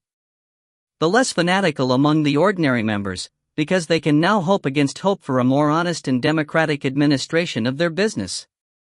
Several concerns who were next on his hit list. A great number of men and women who have fetched up in the dole queue due to his past machinations. Plus, of course, any personal enemies he may have made along the way. Myself included. "Golly," Deborah said. "You've met him then?" Wallace said. "Was he as bad as they paint him?" "As bad or worse," Sir Peter said. "I know all about de mortuis nil nisi bonum, but frankly there wasn't any bonum, so the tag doesn't apply. I met him last when he went after a major firm with a trumped-up dispute. It seemed to be no more than a brazen attempt at blackmail, so they weren't going to give in. I was on the board and I went along to the meeting. The chair was occupied at that time by a very charming and distinguished lady, and she took the trouble to speak to him as if he were a respectable colleague rather than a crook. She was wearing a dress which, in this day and age, could be considered prim rather than daring. But the charming Mr. Hendrickson told her in so many words that if she thought she could get a better deal by flashing her bosom at him, she could think again. "Crikey," said Deborah. "And nobody hit him?" "Despite the temptation, no. In fact, I suspect that, rather than boorishness, it was a calculated move to keep us off balance." "What happened?" "A few days later, we got the hint that a smaller but rival body was behind him. So we started talking takeover and the threat faded away. Oddly enough, I met him socially a few months later when somebody else invited me to shoot with a syndicate of which he was a member. His attitude was friendly and he seemed quite surprised when I made it clear that I would rather not know him. But Molly got up to collect the plates and to serve a sweet. "It sounds as if the police are going to have their work cut out," she said. "What's more," said Keith, "I don't think they can make a job of it if they keep it low-key, the way Monroe intends. With so many people potentially involved, and so much money and power, they're going to need the big guns." "I'm surprised," Sir Peter said, "to hear you use that particular analogy. You of all people, Keith, know that big guns are seldom needed. If you have the fieldcraft to bring the quarry within range, a smaller gun with the right load can do the job just as well or better. If Superintendent Monroe cares to channel his inquiries through some of the specialist units, he may go places without asking for a full-scale murder team, which, in view of the sheriff's decision, he wouldn't get." "I suppose," Deborah said, "that Mr. Hendrickson couldn't have made enemies up at Boswell Court? He only moved there after he had his stroke, and I don't exactly see him using his word processor to go on putting people's backs up." Sir Peter laughed shortly. "Mrs. Hendrickson would have had difficulty finding anywhere to live where nobody already owed him a grudge." He paused and gave his host a thoughtful glance. "You'd better watch your back, Keith. There could be powerful interests involved." "We've already had one threatening phone call," Keith said. "But the damage is already done. I don't really expect somebody to come after me for revenge." "Boswell Court's where the police should be looking," Deborah said. "Mum thinks so, too." Molly seated herself and picked up her spoon. "That's true," she said. "I rather thought as much myself," Keith said. "That phone call came last night. Mrs. Hendrickson would already have phoned her neighbors, asking them to cooperate with me. There had hardly been time for anybody else to know that I'd been called in." "What are your reasons?" "Because I went round most of the houses," Molly said, "and Deborah called at the others. Not everybody was in, but we talked to at least one person in each household. Apart from a window cleaner and the milkman, there was nobody there at all that morning except the residents. And we don't see how a stranger could have got in without being noticed." Deborah looked at her father. "That's what I was trying to tell you in the car." She went to work on her banana split, seeming unaware of the silence in the room. "You can't be sure, Toots," Keith said gently. You didn't have very long. Long enough? You were ages with Mrs. Hendrickson. And Mum got the same story. All the same. Let me finish my sweet, Deborah said, and we'll explain. I'll need to make a sort of map. Sir Peter moved the decanter out of her way. Deborah bolted her sweet, and for once Molly did not reprove her. The mood was one of mildly alcoholic contentment. There had been gin, whiskey or sherry before the meal, and with it a wine, from a supermarket, but highly recommended by Sir Peter, and now they were to be given entertainment enriched by reality and spiced with a touch of the macabre. Now, Deborah said. She seemed not to be displeased at being the center of attention. The road into Boswell Court comes along the canal bank and then jiggles sideways to make room for houses. Right? Then you've got 4 houses on the left of the road, with gardens backing onto the canal. She laid out 4 mints in their dark envelopes. They don't have numbers up there, just names, and nobody uses the names much except the postie, but we'll call them 1 to 4. For being Mr. and Mrs. Albany? Keith said. That's right. And, opposite, another 4 houses which will number 5 to 8 coming back, so that the Hendricksons are number 5 and Mr. Strathling is 6. She laid out another row of mints. And, just to be sure that we're looking at it the same way round, this is the wood beyond the houses. She placed a table mat. It borders on numbers 4 and 5, and it's all ringed with barbed wire. There are small clumps of trees as you arrive at Boswell Court, but we won't count those. And here's the canal. She placed 2 forks and then looked at her mother. You tell the next bit. Molly nodded. It was the first fine weekend of spring, she said, so there were a lot of things going on out of doors. I'll take them in numerical order.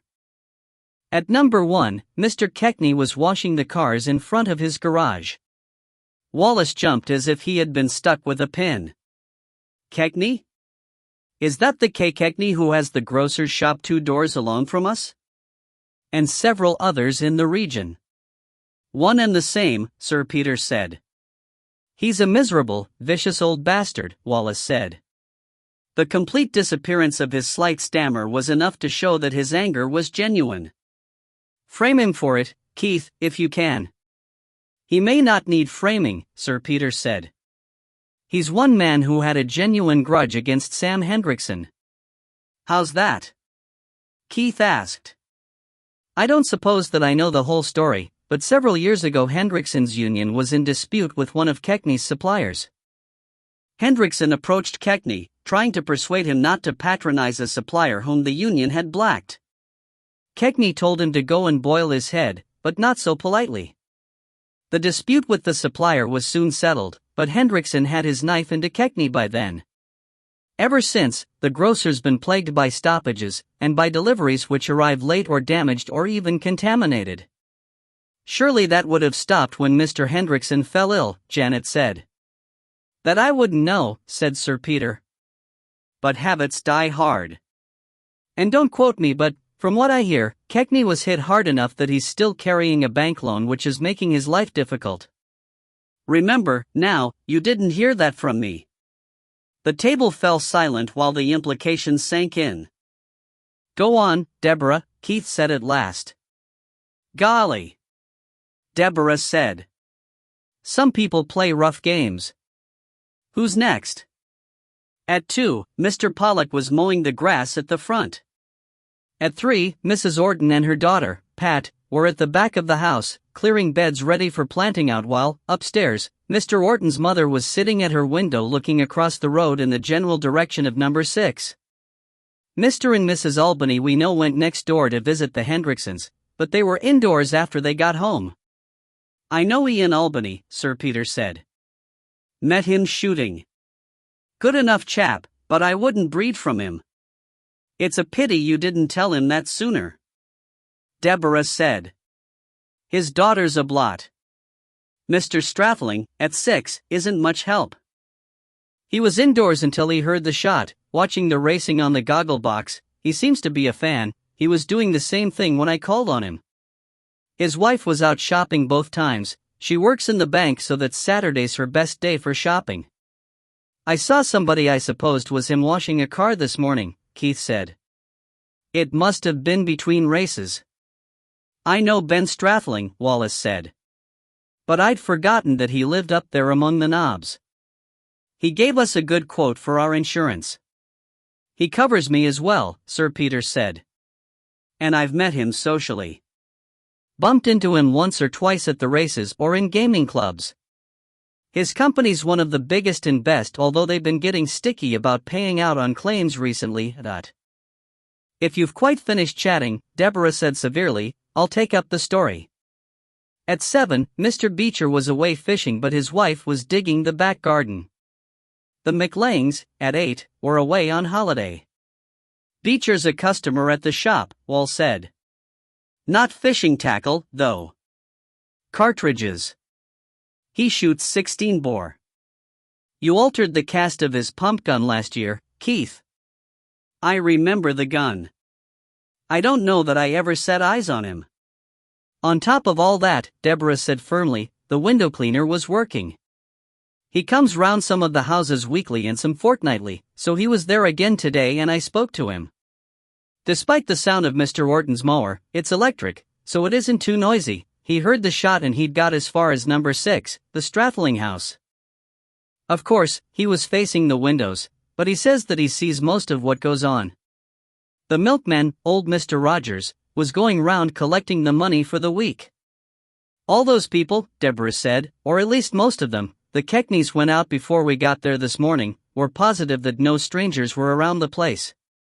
There was some to ing and fro ing among the residents, but no strangers. And to top it all, Kenny Stewart, the farmer, was working the field which runs behind numbers 5 to 8 and round the corner of the wood. He was drilling barley. Mrs. Beecher swears that the tractor never stopped for a minute. And you know what Kenny is about intruders. No, Molly said. I don't. Kenny's brother runs a family shoot on the land, Keith explained. They get poached now and again by, well, I won't name any names, but they come from the council houses further along the canal. So Kenny only has to see a strange figure on his land and he'll uncouple the tractor and go after them. He doesn't have the rights to that wood, but a lot of his pheasants pick nesting territories there. The residents are always complaining, Kenny says, because they have more than enough trouble with the rabbits without pheasants getting into the gardens and making dust baths in the flower beds. Sir Peter knew all about pheasants in the garden. It's not so much the flower beds, he said, but when they get into the potato patch they uncover the young tatties, which go green and toxic in the sunlight. Still, I don't suppose anybody grows anything as plebeian as potatoes up there. Molly preferred to stick to the original subject. Kenny couldn't do anything about somebody walking along the towpath, she said. The towpath's the other side of the canal, said Deborah. The fields and gardens come right to the canal bank. There is a footbridge over the canal, from a footpath between the gardens of 3 and 4, but Mrs. Orton's sure that nobody used it except Mrs. Pollock, who was coming back from a quick visit to her cousin and stopped for a chat just before they heard the shot. There was an angler on the towpath, but Mrs. Orton says that he never moved, not even to catch a fish. He wouldn't see catch a fish, Wallace said. Not there. Not more than a couple of inches long. He passed his cup for more coffee. The point is, Deborah said, that those people saw each other moving around, and they didn't miss much. Well, of course, nobody's in the same place all the time. People do go for a pee or a cup of coffee or to fetch tools. But not one out of all those people saw a stranger. So unless somebody got into the wood during the night and waited for Mrs. Hendrickson to wheel her husband up the garden, or Mr. Rogers smuggled somebody up in his van, I don't see how any outsider could have got there at all. The conversation checked again. Wallace broke the silence. A pheasant can make the devil of a noise when it's disturbed, he said. Nobody heard a cock squawking, or saw any of them rocket up? Not to mention, Deborah said. She looked at her father. I could go back and ask. Definitely not, Keith said. We've done our job and been paid off. We're in good odor with the police for once, but that won't last long if we start interfering. He hesitated and then decided to dangle a bait. And we have a satisfied client for the moment, he said. If we go on, we may find that we're throwing suspicion in the direction of that son of hers. He seemed to know a little too much, and you're so sure that no outsider could have come in. He was in Edinburgh, Deborah protested. Maybe. And maybe he was such a familiar sight that nobody noticed him. You go ahead and type up a report of all that you and your mother can remember between you, give the police a copy and one to Mrs. Hendrickson, we owe her that much. And then we're finished, dot. You'll be having it quiet for the next couple of weeks, then? Janet asked. Keith looked at her sharply. He knew the warning signs. I was going to update the price list of vintage guns for sending out, he said. I could do that for you, Molly offered. Keith gave her a look of reproach. The thing is, Wallace said, Janet and I wanted to break up Speyside. We thought we'd have to put it off. But if you've finished with the Hendrickson case. Keith sighed. Minding the shop while keeping up with the gunsmithing and other work meant long hours. On the other hand, he could not get away from the fact that he was, in reality, a shopkeeper, or that Wallace was overdue for a holiday. All right, he said. They moved to other subjects. Deborah went to fetch the lot plates from Sir Peter's gun. She had rubbed them with black grease and then wiped off the surfaces so that the engraving stood out sharp and black. Sir Peter was pleased. You've brought the two animals closer together, which is an improvement, he said. And you've caught Bale's expression better than the photograph did. That look of I'll be walloped for this, but it's worth it. The wicked old beggar. He added affectionately. If he was a person, he could sue you for libel. Deborah accepted the praise modestly. Her manner for the rest of the evening was subdued. Star. When their guests were gone and Deborah had been sent upstairs, Keith, in a mood of mildly alcoholic benevolence, offered to help with the washing up. His offer was declined. Molly set great store by her best glass and china, and Keith, when he had a drink in him, could get careless. You go on to bed, Molly said. I'll finish up. Keith was not sleepy. I need a winding down period after all that talk, he said. Otherwise I'll just lie and do some pondering that nobody's going to pay for. I think I'll go and potter. I never cleared up after testing Mr. Wilmington's cartridges. Set the burglar alarm after me and I'll knock when I want back in. All right. But put your coat on, it's cold outside. And leave me the pepperbox pistol, if you've got it on you. Just for my peace of mind. Molly was not thinking of the threatening phone call but of Keith, slightly fuddled, deciding to check or unload the distinctly tricky antique. In the former coach house, Keith cleaned and oiled his pressure barrel and gathered up the spent cartridges. Thrifty as ever, he dropped the used crushers into his pocket. The small cylinders of lead could be added to his melting pot, the next time that he was pouring bullets or balls for use in his muzzle loaders. When all was tidy, he switched off the single overhead bulb and stood for a moment in the doorway, waiting for his eyes to adjust. It was a black night. The lamp over the back door washed a little light over the courtyard, but it was soon swallowed by the greedy darkness. Keith was about to set off towards the glow when he thought that he saw a moving shadow. Who's there? He called. His voice had risen, along with the hairs on the nape of his neck.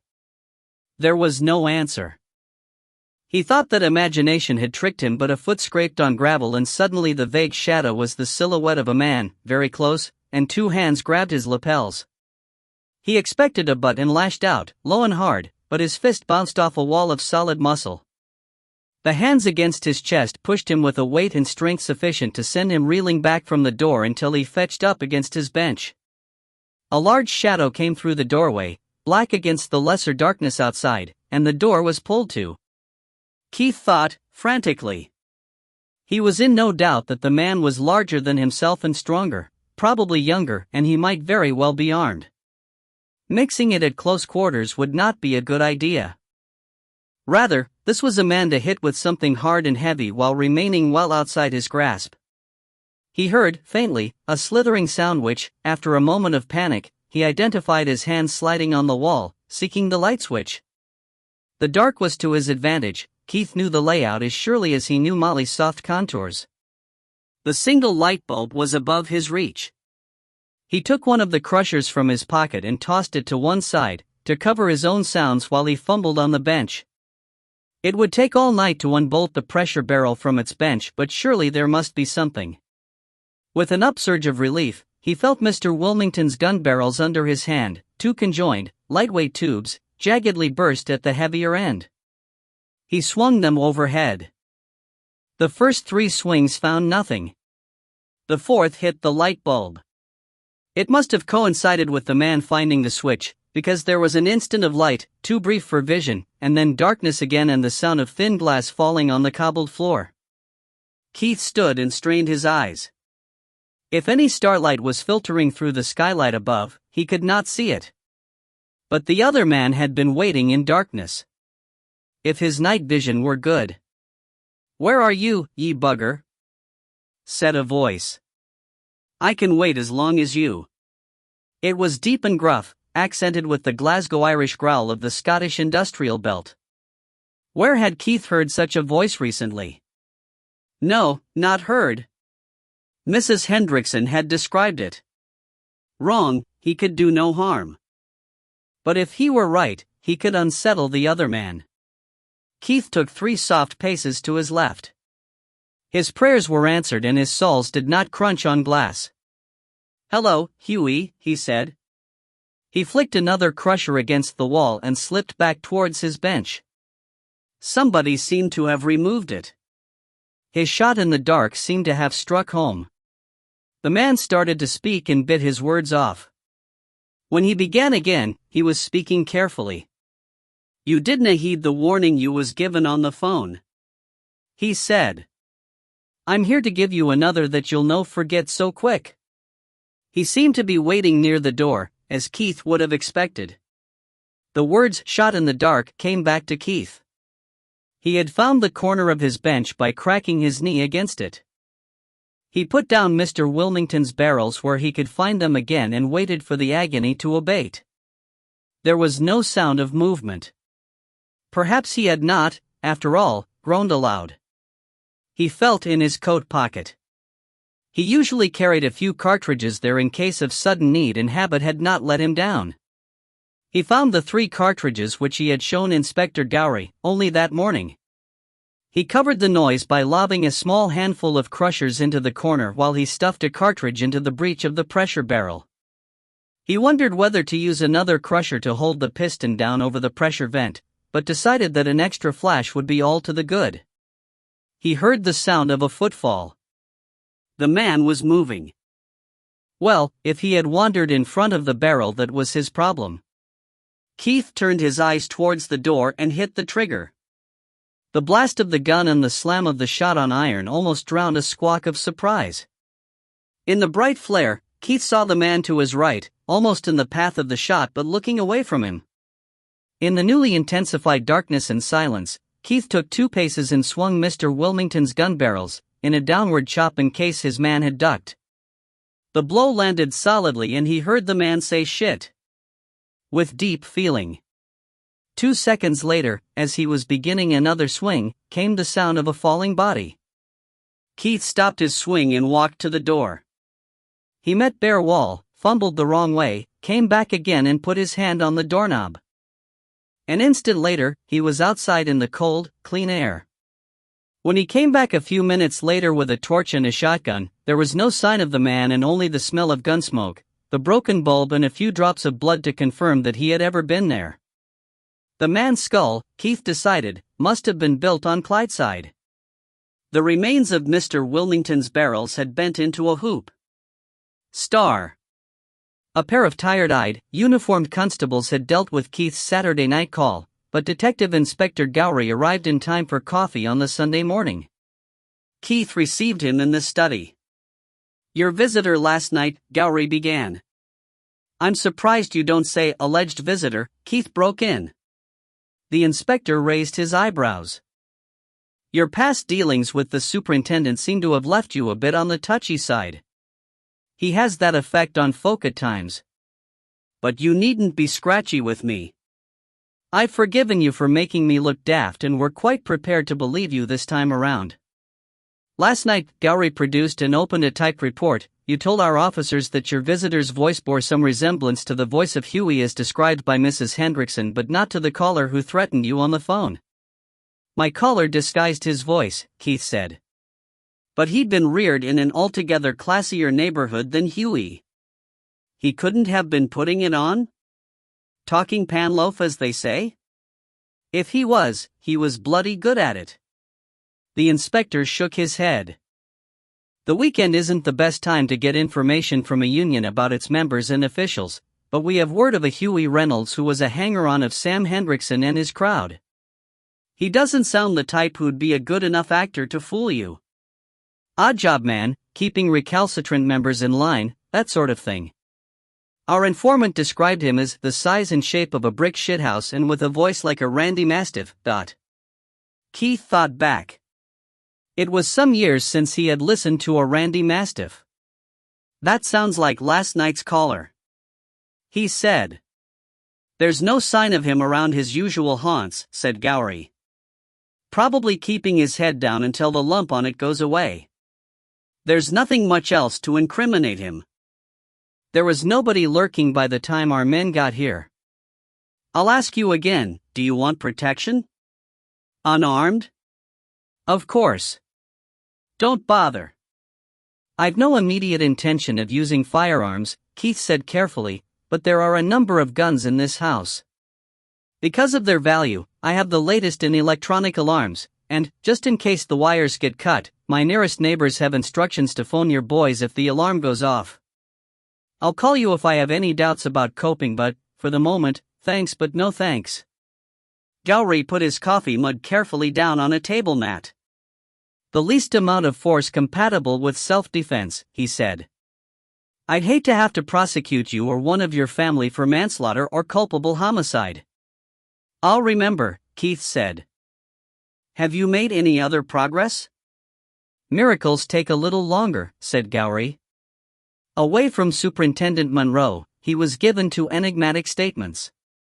You only dropped your bombshells yesterday afternoon.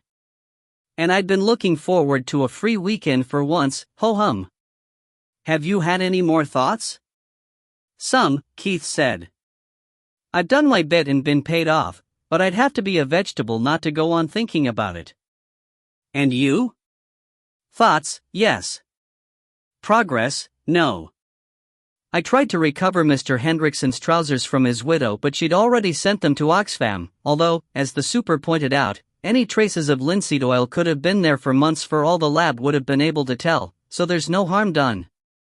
Before I invest a lot more police time, I'd like to pick your brains. Keith made modest noises. Go ahead, he said. Inspector Gowrie's face was usually unlined, but now his brow furrowed with thought. Difficult to express clearly, he said. We know that a noise, as of a shot, was heard. We know the approximate time of that. Unfortunately, because it was so obviously a case of suicide, the police surgeon was even less precise than usual in his estimate of the time of death. But how crucial is that time? In other words, did Sam Hendrickson necessarily die at the moment when that bang was heard? It's a vague question, Keith protested. I'm thinking vaguely. To be more precise, do I disregard everybody who can be accounted for at that time? Or would it have been possible for somebody to have shot him earlier and to have left some device to make the bang while he was safely in other company, returning later to remove the banger? To gain time, Keith poured himself another coffee, which he could well have done without. There are two parts to that question, he said at last. Could somebody have shot Sam Hendrickson without attracting attention? And could he then have arranged for a delayed action noise to simulate the shot? True, Gowrie said. But you can concentrate on the first part. The second is my baby. I'll comment on the second anyway. Like my wife, I always pass remarks about other people's babies. You're thinking of some kind of a firework? Gowrie nodded. Or possibly a tape recording. I think you can discount the idea of a recording. There was only Hendrickson's own cassette radio around, and its speaker wouldn't have a tenth of the necessary volume. I really can't see somebody lugging a hi-fi system into the Hendrickson's garden on the end of a long lead and getting it out of sight before Mrs. H arrived. As for the firework idea, a squib doesn't sound anything like a shotgun. I was thinking of something like an Army thunder flash. Ah. Keith thought again. Mrs. Hendrickson describes a muffled bang.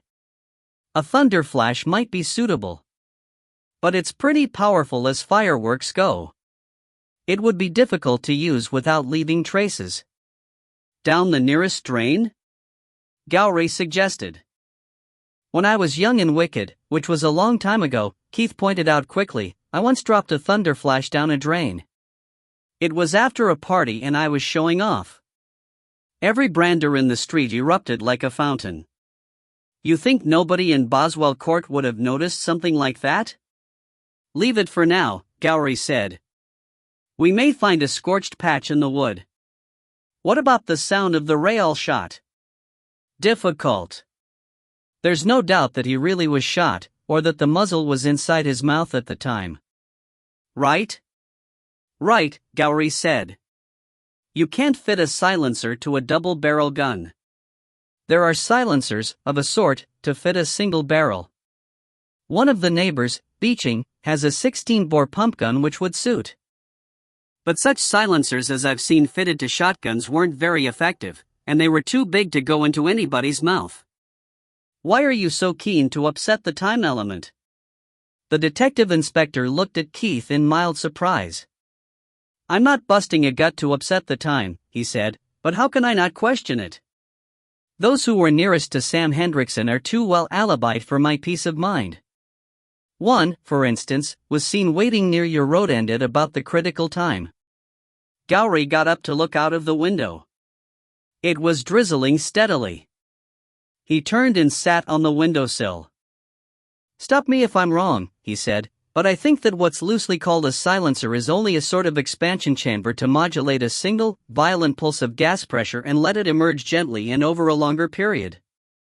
Near enough, Keith said. You pointed out that gas pressure literally blew Sam Hendrickson's brains out. Wouldn't that, inside a solid and double-glazed building, be enough to modulate the sound of the shot? I doubt it, Keith said. He thought about it. The human skull acting as a silencer? I doubt it very much. You could prove it experimentally, one way or the other. Your nearest police lab could surely knock up something which would perform like a human head. Or perhaps you could call for a volunteer? Gowrie straightened up. Any man who volunteered would have a skull too thick for shot to penetrate, he said. Tell me something else.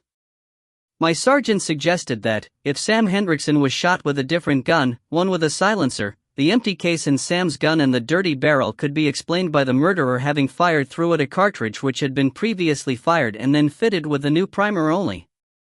He said that would be very much quieter than a shot. Possible? Not possible, Keith said. You fire a primer up a barrel and you don't get burned powder, you get a sticky, gray guck which doesn't look the same at all.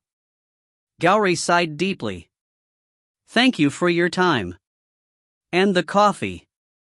I've something else to contribute, Keith said. Come back and sit down. It hurts my eyes, looking at you against the light. In silence, Gowrie walked back and resumed his seat.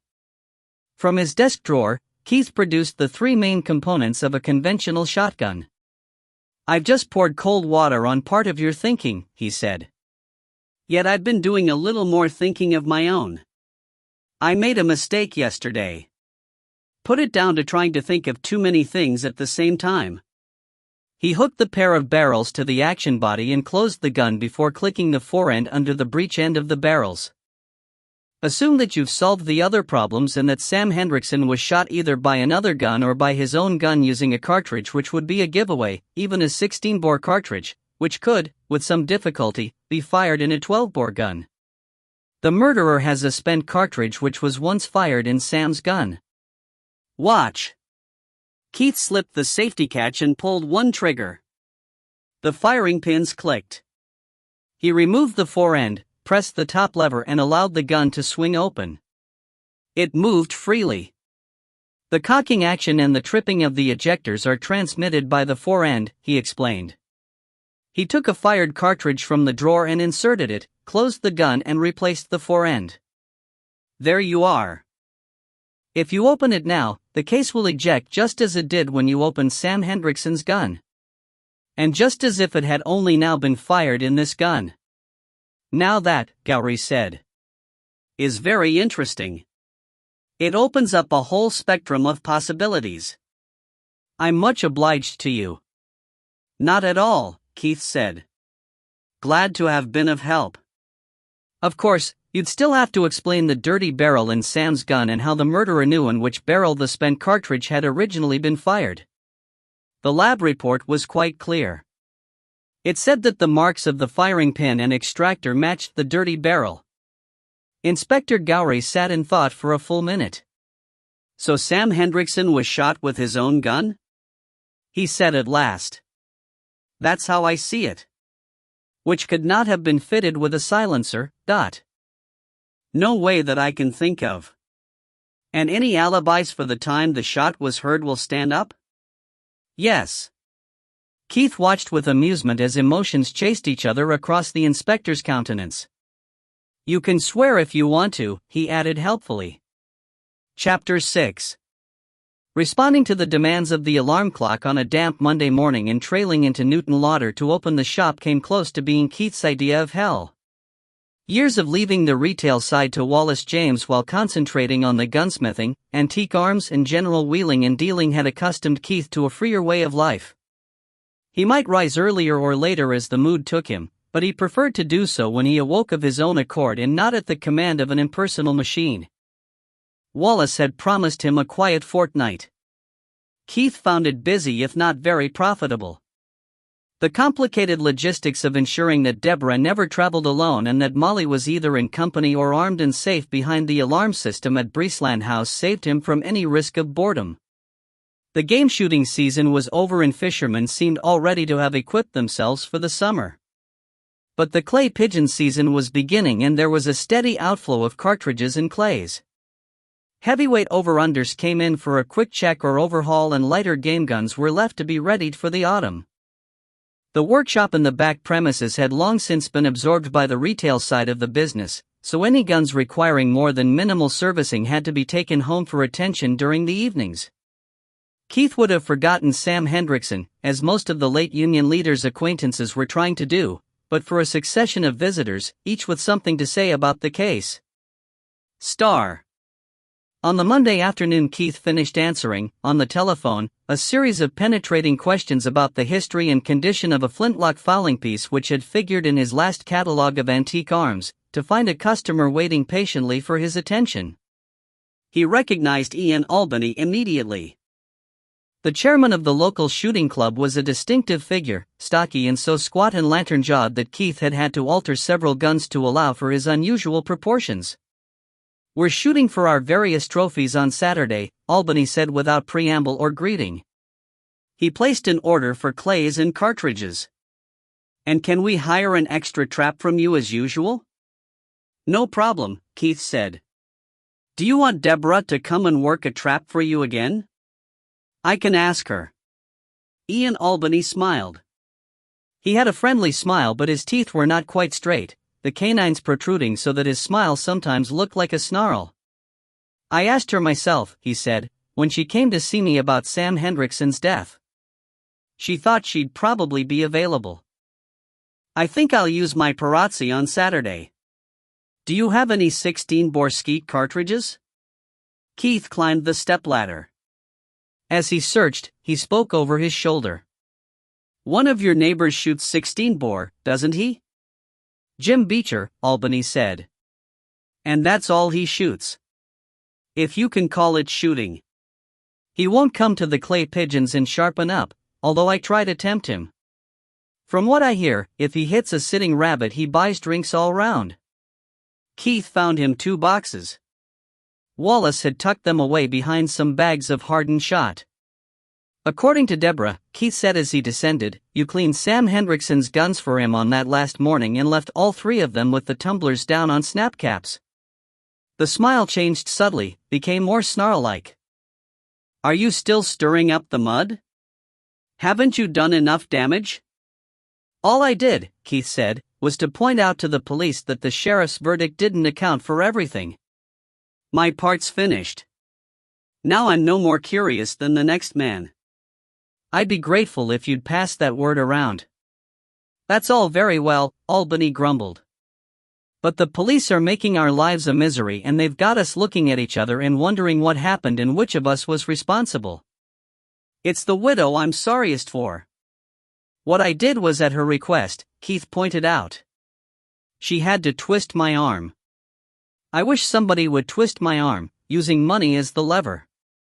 She's a fine woman, Calder. Don't take advantage of her. And leave the business alone now. You've done enough damage. God alone knows what skeletons may come tumbling out of closets if the police go on prying." Albany paused and seemed to realize that he had worded himself carelessly. "Not out of Mrs. Hendrickson's closet, I don't mean that. Blame the police, not me," Keith said patiently. "I'm taking no more part in it. I only asked because I was interested.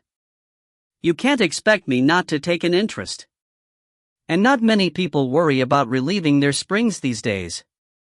Albany shrugged and his smile was a smile again. "I told him over and over again that it was unnecessary." "Well, that's right," Keith said. "I've got a hammerless Lancaster in stock which I don't suppose has had its springs relieved in the last 100 years and it's still as good as new." "But you can't tell them that." Mr. Albany lit a cigarette from a gold lighter. "If somebody's got that particular bee in their bonnet. I'll take an aerosol of gun oil." Keith bagged the purchases. "Just to satisfy my curiosity, how long after you left Hendrickson did you hear the shot?" Albany looked at him sharply but decided to reply. "I wasn't looking at my watch," he said, "but it must have been at least an hour. Ben Strathling came across about half an hour after I got home. Some question about the serial numbers of my guns. I have them insured through him. His business took about another half hour. It wouldn't have taken 10 minutes, but my wife came in to get some change for the milkman and when she caught sight of Ben she wanted to chat about Sam's condition. She thought that he'd looked even worse than usual. Ben was visibly losing patience, but he had to put on a show. I don't suppose the old milkman was any too pleased at being kept waiting on the doorstep." Albany chuckled. "I got Ben out as soon as I reasonably could. The shot came within the next 5 minutes. That's my nearest guess. You often buy my brand of cartridges, don't you?" Keith asked. "Usually." Albany accepted his package and his change but seemed to be in no hurry to depart. "I wish you kept them in 16-bore. I'm getting a bit past carrying the heavier gun when I'm not expecting a shot. In 12-bore, I like your cartridges better than the standard ones. I seem to get fewer runners." Keith suppressed a smile of his own.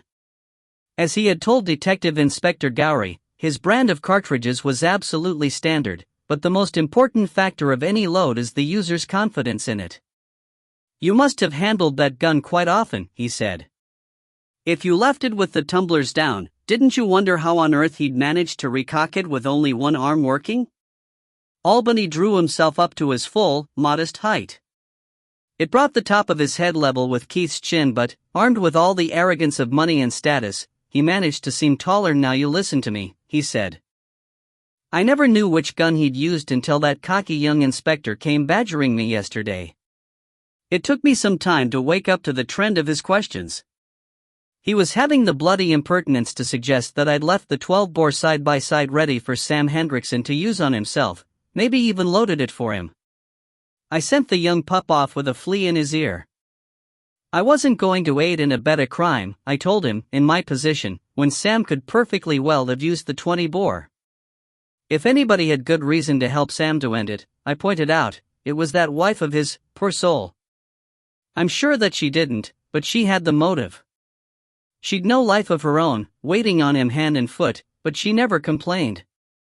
Never. Just slaved away, trying to make life tolerable for him. You had to admire her, and to help when you could. Keith nodded sympathetically. Mrs. Hendrickson thinks that somebody helped make life tolerable for him by smuggling joints to him from time to time. Joints? Albany looked genuinely puzzled. Joints, Keith said. Pot. What used to be called reefers. Cannabis cigarettes. I've never even seen one of those, Albany said. His voice rose. If you're suggesting. I'm not, Keith said. That I brought illegal drugs to Sam Hendrickson, I'll have you in court for slander before you can turn round. You'd better ask somebody like Ben Strathling about that sort of thing. And I'll tell you something else. Ian Albany had taken time to work himself up into a temper, but his voice was beginning to shake. The club's been a good friend to you and your shop, but if you go around making insinuations, there'll soon be an end to that. I'm in Edinburgh almost every day and I could strike just as good a deal for clays and cartridges with one of the gun shops, yes, and take members' guns in and out for overhaul. You'd soon feel the pinch, don't you kid yourself. Albany gathered up his purchases, turned and stalked out. He tried to slam the shop door but the spring closer spoiled his gesture. Star.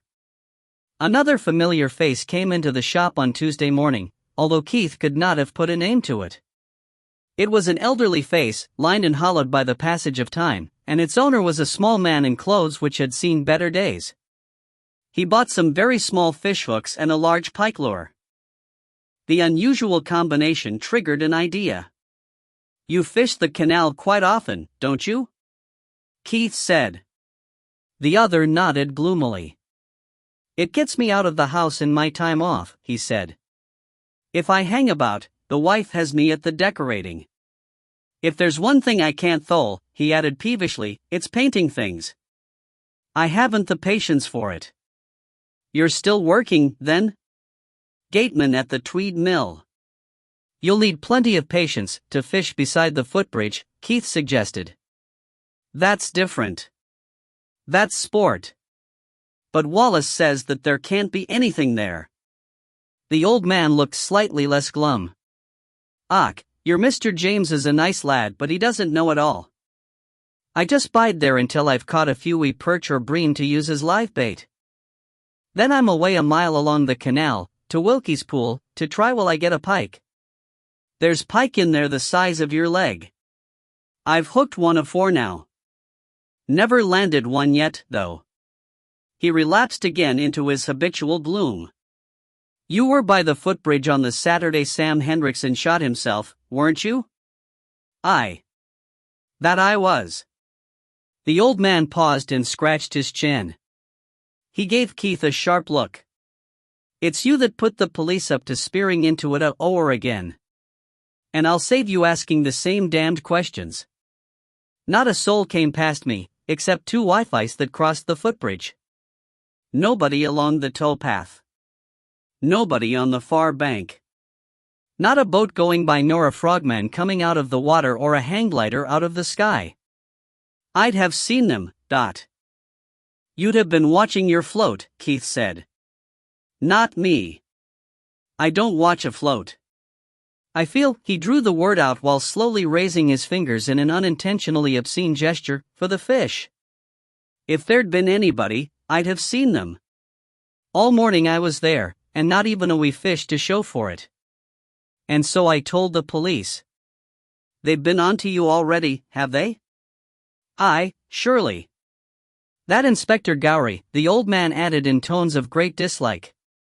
Trying to make out that I'm keeping something back, just because I was with border weavers before they went bust. But I'd rather be a gateman than a weaver, and so I told him. The money's less and the wife thinks I've gone down in the world, but the hours suit me better for the fishing.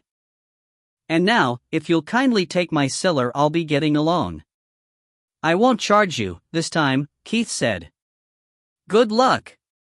And if you catch a pike the size of my leg, I'll get it stuffed for you. If I get a pike, the old man said, I'll eat it. He left Keith wondering whether to accept the statement literally or as a measure of improbability. The thought was driven out of Keith's head by the realization of something the old man had said. He went out into the square, but the stooped figure had vanished. Star. A belt of rain swept over during the Wednesday night, and Keith spent the Thursday, when the shop was closed for the day, working on guns which had been left for overhaul. The Friday morning dawned brighter and once again spring-like. If Keith had not been tied to the shop, he would have made some excuse to drop out of sight and take to the countryside with a gun, in search of rabbit or pigeon among the young crops.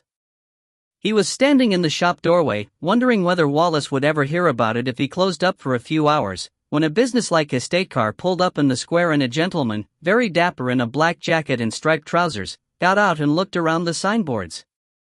The shop was again half obscured by a parked van, but enough was on show to catch his attention, and he walked across. Keith backed inside to clear the door and retire behind the counter. The newcomer glanced around the shop's interior. He seemed unimpressed. He had a tiny mustache and a loose mouth which he used skillfully to express disdain. A shop which aims to serve a wide catchment area with a full range of shooting and fishing gear has to stock a huge volume of goods, and a certain clutter becomes inevitable. Keith had always preferred to have the stock and the clutter rather than a tidy shop which failed to satisfy the customer's needs. When he had first opened the shop, he had envisaged an air of dignified calm, where gentlemanly pastimes could be discussed as between gentlemen, but the clutter, seen in daylight darkened by the presence of a van delivering to Keckney's shop, created the opposite impression. "Can I help you?" he asked. "Mr. Calder? Or Mr. James?" "Calder," Keith said. "Salmont. Huddersfield Cartridge Company. I had a letter from you last week." "About Mr. Wilmington's gun," Keith agreed. "You've come to settle?" "I think that's very unlikely. Mr. Salmont said we get many such ill-advised claims. This seems to me to have been the usual case of obstructed barrels." His voice, which was north of England, sounded patronizing. Keith rarely took kindly to patronage, especially from Sassenachs. "Then either you haven't read my report," Keith said, "or you've read it but couldn't understand it. Either way, there seems to be little point in wasting our time discussing it. We'll see you in court." Mr. Salmont never blinked. "You will, if you're determined to have your client throw good money after bad." But they were interrupted by a customer in search of a camouflage net and some pigeon decoys. Keith spun the transaction out. Mr. Salmont took the shop's only chair and looked at the ceiling. Before the first customer was out, another entered, wanting fishing line. When they were alone again, Keith turned back to Mr. Salmont and raised his eyebrows. "Perhaps you'd tell me why you're so sure you can put the blame on to our cartridges," Salmont said. "Very well. It was all in my report, but perhaps I'd better spell it out for you. First, I never saw a burst caused by an obstruction which didn't show a clear ring bulge around what was left of the barrel. For 10 minutes, interrupted only by a customer in search of an impossible bargain, Keith led Mr. Salmont through the pointers which indicated excessive cartridge pressure. "Finally," he said, "you recalled a batch of cartridges about a year ago." "That was just precautionary," Mr. Salmont protested. "We never had any complaints of burst barrels." "Then you were bloody lucky. You've got one now. And if Mr. Wilmington had had the burst in his left barrel instead of the right, you'd have had a claim for 2 or 3 fingers at a few thousand apiece. At the time of your withdrawal notice, I was interested enough to retain some of the batch you'd recalled and to examine them. Some were normal, but some were grossly overloaded.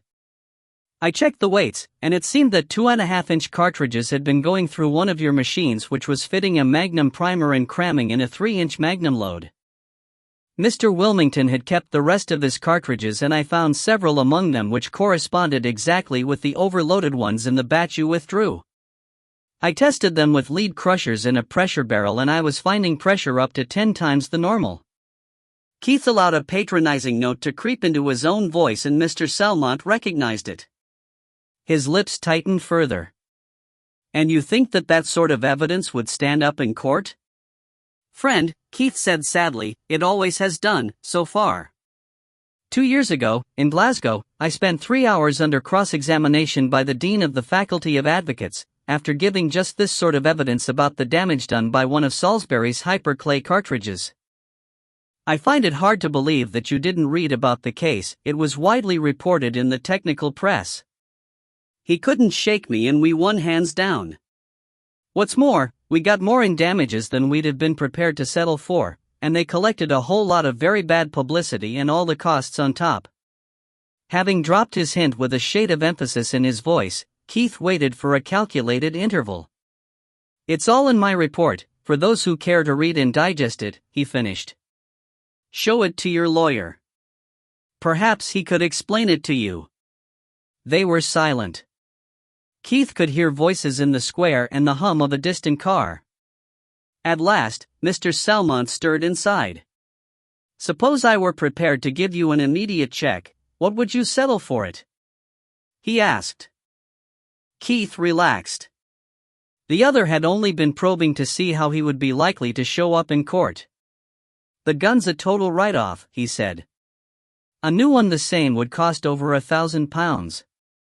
But Mr. Wilmington's taken a fancy to a used gun I have in stock, a faster handler with regulated chokes. I could put it in at $650 plus VAT. You buy it for him and pay my fee and we'll settle. He wanted to go after you for the loss of his shooting, but I think I've talked him out of it. Mr. Salmont had brought with him a blank check already signed by Huddersfield's financial director. 10 minutes later, Keith dropped it into the till. Now, he said, you owe me a favor. Mr. Salmont's eyebrows rose. I strongly suspect that you've ripped me off, and I owe you a favor? But his mouth had relaxed at last. That's right. Over the years I've headed off 3 other clients who wanted to go after you for the cost of burst barrels. Each time, it turned out to be an evident obstruction burst, 1 mud, 1 snow, and 1 20-bore cartridge up the spout in front of 12-bore one, and I choked them off without even referring to you. I think that counts as a favor. 3 favors, really, but who's counting? I'll decide whether I'm counting when I know what the favor is. Nothing large. Keith patted his pockets. He was almost sure. Yes. The cartridge which had come out of Sam Hendrickson's gun was still in his pocket, protected by a small polythene bag. Can you tell me anything about this?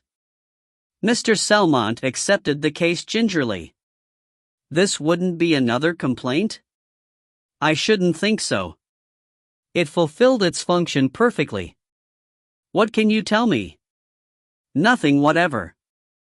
It's a standard case, we've made millions of them. By the printing, it was supplied to you. Number 6 shot. What else? Nothing.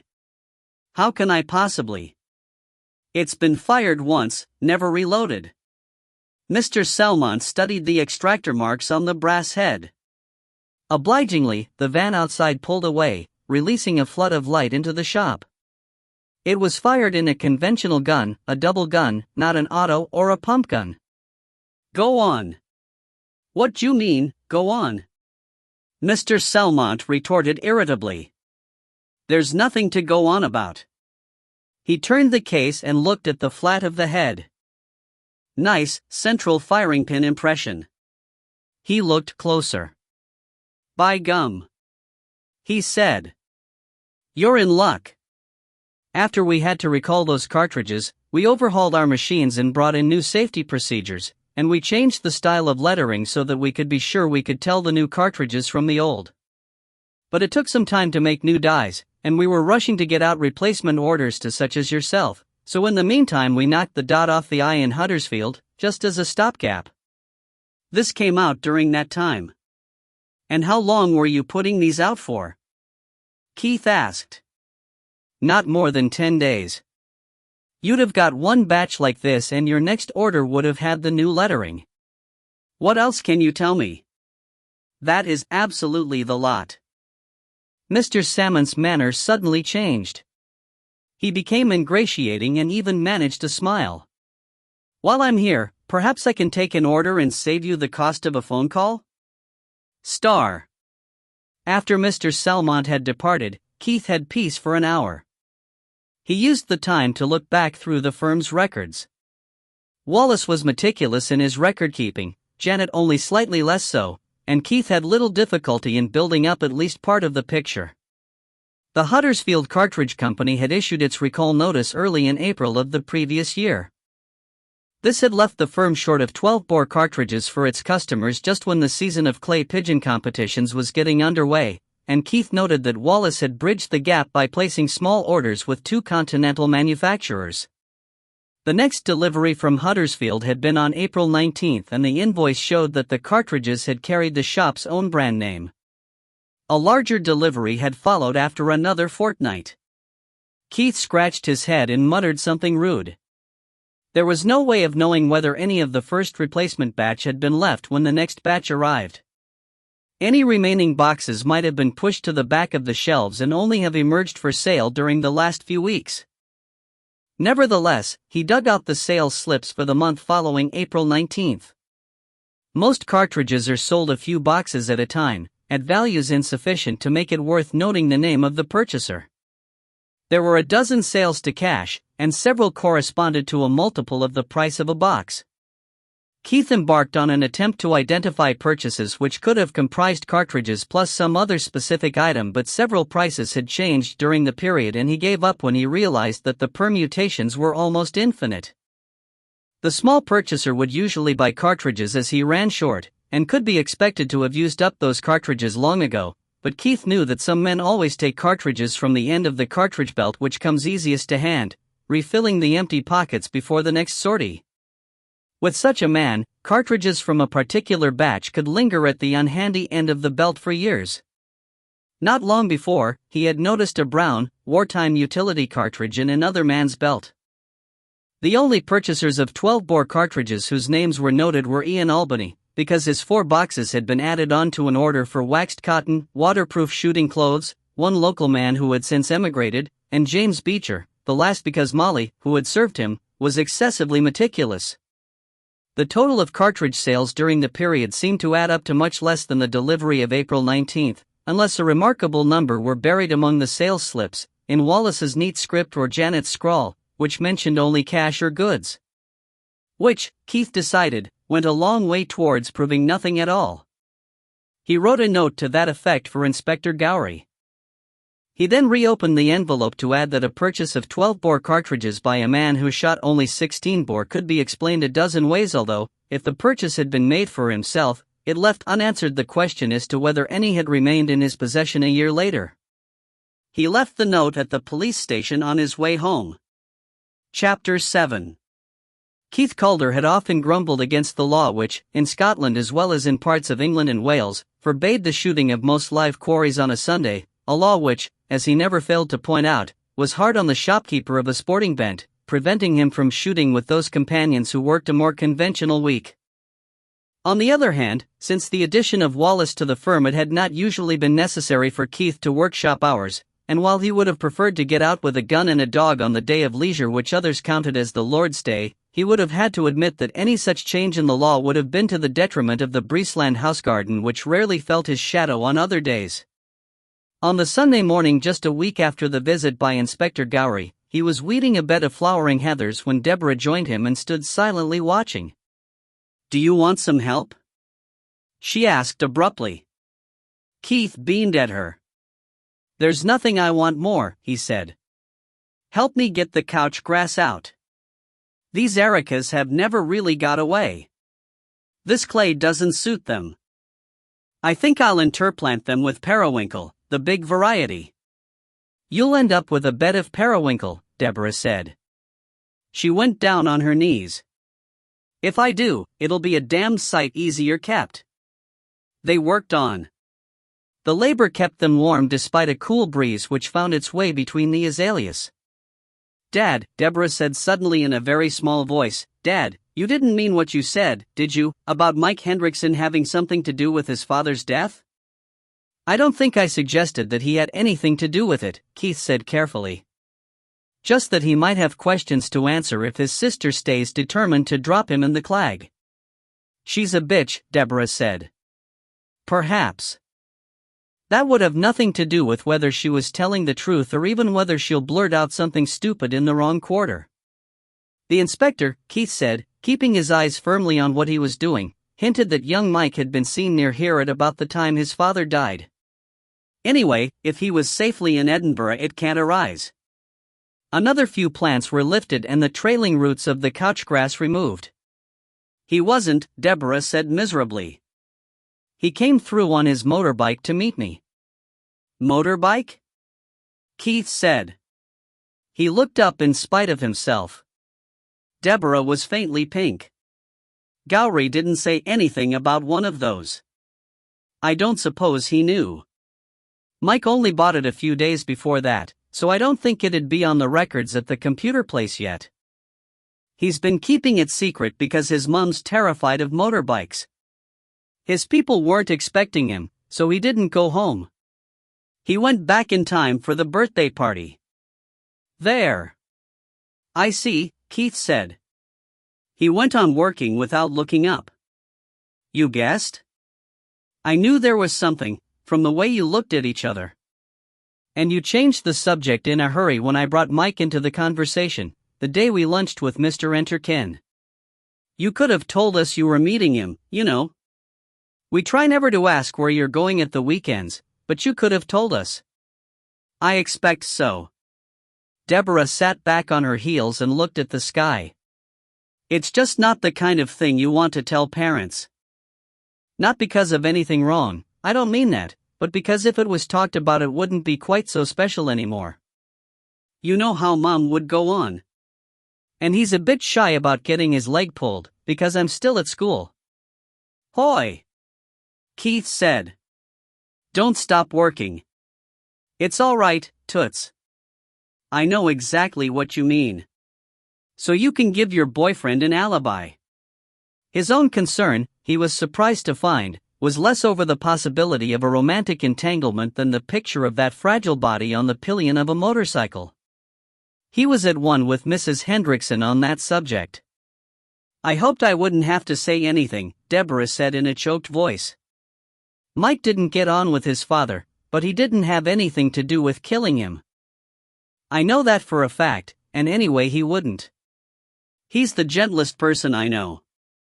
But the police know that he was near here and Beth will say something awful, and if I have to back him up I didn't want it to come at you out of the blue. And, if you don't mind, I'd really rather you didn't tell Mom unless and until it's absolutely necessary, Deborah finished quickly. She fell to work energetically, to the ruination of several plants. Keith considered his next words carefully. It would be so easy to say the wrong thing. You do realize, he said gently, that if you have to help him to account for his movements, you'll have to go into rather more detail than that. I suppose that means that you want to know what we were doing? Don't get on your high horse, Keith said. He tried to keep the amusement out of his voice. I don't want to know anything you don't want to tell me. And that isn't because I don't care, it's because I do. We try to remember that you're not a child anymore. But you're not an adult woman yet either. We hope for the best for you, but we've never tried to overload you with predigested ideas about morality. There are some things you have to make up your own mind about, when your time comes. I suppose so. I'm going to empty the truck. He got up stiffly. While he made the journey to the compost heap, he did some more worrying. He had always known that someday he would have to face the fact that he had a daughter who would be a temptation to any man. He knew that form of temptation only too well, although as the years had passed his lapses from grace had become fewer and fewer. Molly, who had been his mistress long before she was his wife, would be of little help. Her first priority would be that her daughter should arrive virginal at the altar. Keith would prefer the same, although inwardly he questioned their right to impose rules which they themselves had not obeyed. He knew, moreover, that an unreasoned embargo might only add the gloss of the forbidden. But surely, he told himself, the time for worry was not yet. When he returned, Deborah was still on her knees, picking away at the weeds. Even in jeans and a duffel coat, and even to her own father, she was visibly on the way to becoming an unwitting man-trap. "You made sure that I knew all the facts," she said, head still down. "And about diseases and babies and things." She looked up suddenly. "Uncle Ronnie says that you were a devil of a lad in your day." "This is my day, Toots," Keith said. "Yours hasn't come yet. And your Uncle Ronnie talks too much." "He does," Deborah admitted. "But I suppose it's true, what he said." Mum hinted at the same thing. "They exaggerate." It was the only time he lied to his daughter. "I wish I'd known then what I know now." Deborah dropped the hand fork and looked at her father. "But that's the point," she said. "You usually talk to me about the important things. What do you know now?" Keith met her eye and suddenly he knew what he wanted to say. "Nowadays, the doctors have taken away the fear of disease. At least, they had until this new one came along. And because the state will provide, there isn't the stigma that there used to be about one-parent families. So people are more promiscuous. But, despite all that, we'll always come back to one-for-one relationships, because they're the best." "But tell me why," Deborah insisted. "Dad, people keep making me learn rubbish at school which can't really matter very much, but these are the important things and nobody will talk about them. I can spend my whole life finding out by making mistakes, or you can tell me now and I can go on from there." "Are you talking about love?" "Perhaps I am, although it's not a word I'm much given to using." "Isn't it a bit early in your life to be filling your head with these things?" "I don't think so," she said. "Someday, if I'm lucky, I'll be alone with a real charmer. He'll be saying sweet things and coaxing me along." "What do you think I'm going to say? Keep the mood going while I phone my dad and find out what he was on about?" Keith shrugged. Her questions were sensible. Indeed, there could have been a lifetime of wisdom in her words instead of a few short years. "Keep your voice down," he said. He paused and looked around. He would not have liked to find Molly behind him when he came to his peroration. "Whatever you set out to do, Toots, try to be very, very good at it. If, which God forbid, you decide to become a whore, try to be a brilliant one. Nature gave us certain lusts, so that the species would continue. Sex. And sex can be a wonderful event or an embarrassing mess which leaves bad blood behind it. A one-night stand may gratify the urge for the moment, but it's messy and confusing and it doesn't mean anything in the long run, because sex is at its best when it's entered into not to take pleasure but to give it. Then, believe me, Toots, it is marvelous beyond belief. But that demands a lasting relationship, each studying how they can please the other. That, I suppose, is what we mean by love. Try always to think of sex as the nicest possible way of saying, I'll always love you, and you won't go too far wrong. You may even come to understand a little of what I mean." "I think I do understand," Deborah said softly. "Thank you. When my day comes, I'll remember." "You may care to know that it hasn't come yet." "Really not." She paused and met her father's eye squarely. "Mike's kissed my cheek once or twice in a big brotherly way. That's all, and it's enough for now. I like him a lot. If we're still in touch in a few years." "I'm glad. Anytime you have any more questions, don't hesitate, ask your mother. And don't practice your wiles on Mike," Keith said. "You could get him into serious trouble. That much I do know." "It's getting him out of trouble that bothers me at the moment," Deborah said. She got to her feet. "Hold on a moment," Keith said. "You'll have to help me up. I'm getting too old and stiff for squatting on damp ground." She pulled him up and he kept his grip on her hand. He put aside the thought that perhaps she had understood him too easily. He had a feeling that she wanted to say more. "You'd better tell me what you were doing, if you weren't having a cuddle in the bushes? Just so that I'll know what not to say. He waited anxiously. If she refused, their old intimacy was over.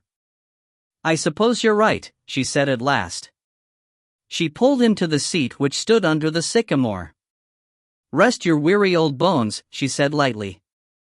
Thank you. He took a seat. She perched on the further arm. Before you begin, he said, tell me one thing. Mrs. Hendrickson suspected that somebody was fetching funny cigarettes to her husband. Do you know anything about that? It wasn't me and it certainly wasn't Mike, she said quickly. Listen. You remember, last October, you let me go beating on the Dauburn Castle estate? I remember. You wanted to make some extra pin money. You didn't stick it very long. You said I wouldn't like it and you were right. I only went twice. The money was useful but the keeper's a pig. Mike went too. I introduced him. Mr. Beecher's a member of the syndicate and he used to give us a lift there and back. Mike wanted to make some money towards the bike. His father kept him pretty short, Deborah said after a brief struggle with herself.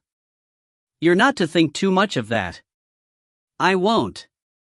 Mike stuck it longer than I did, because of wanting his bike.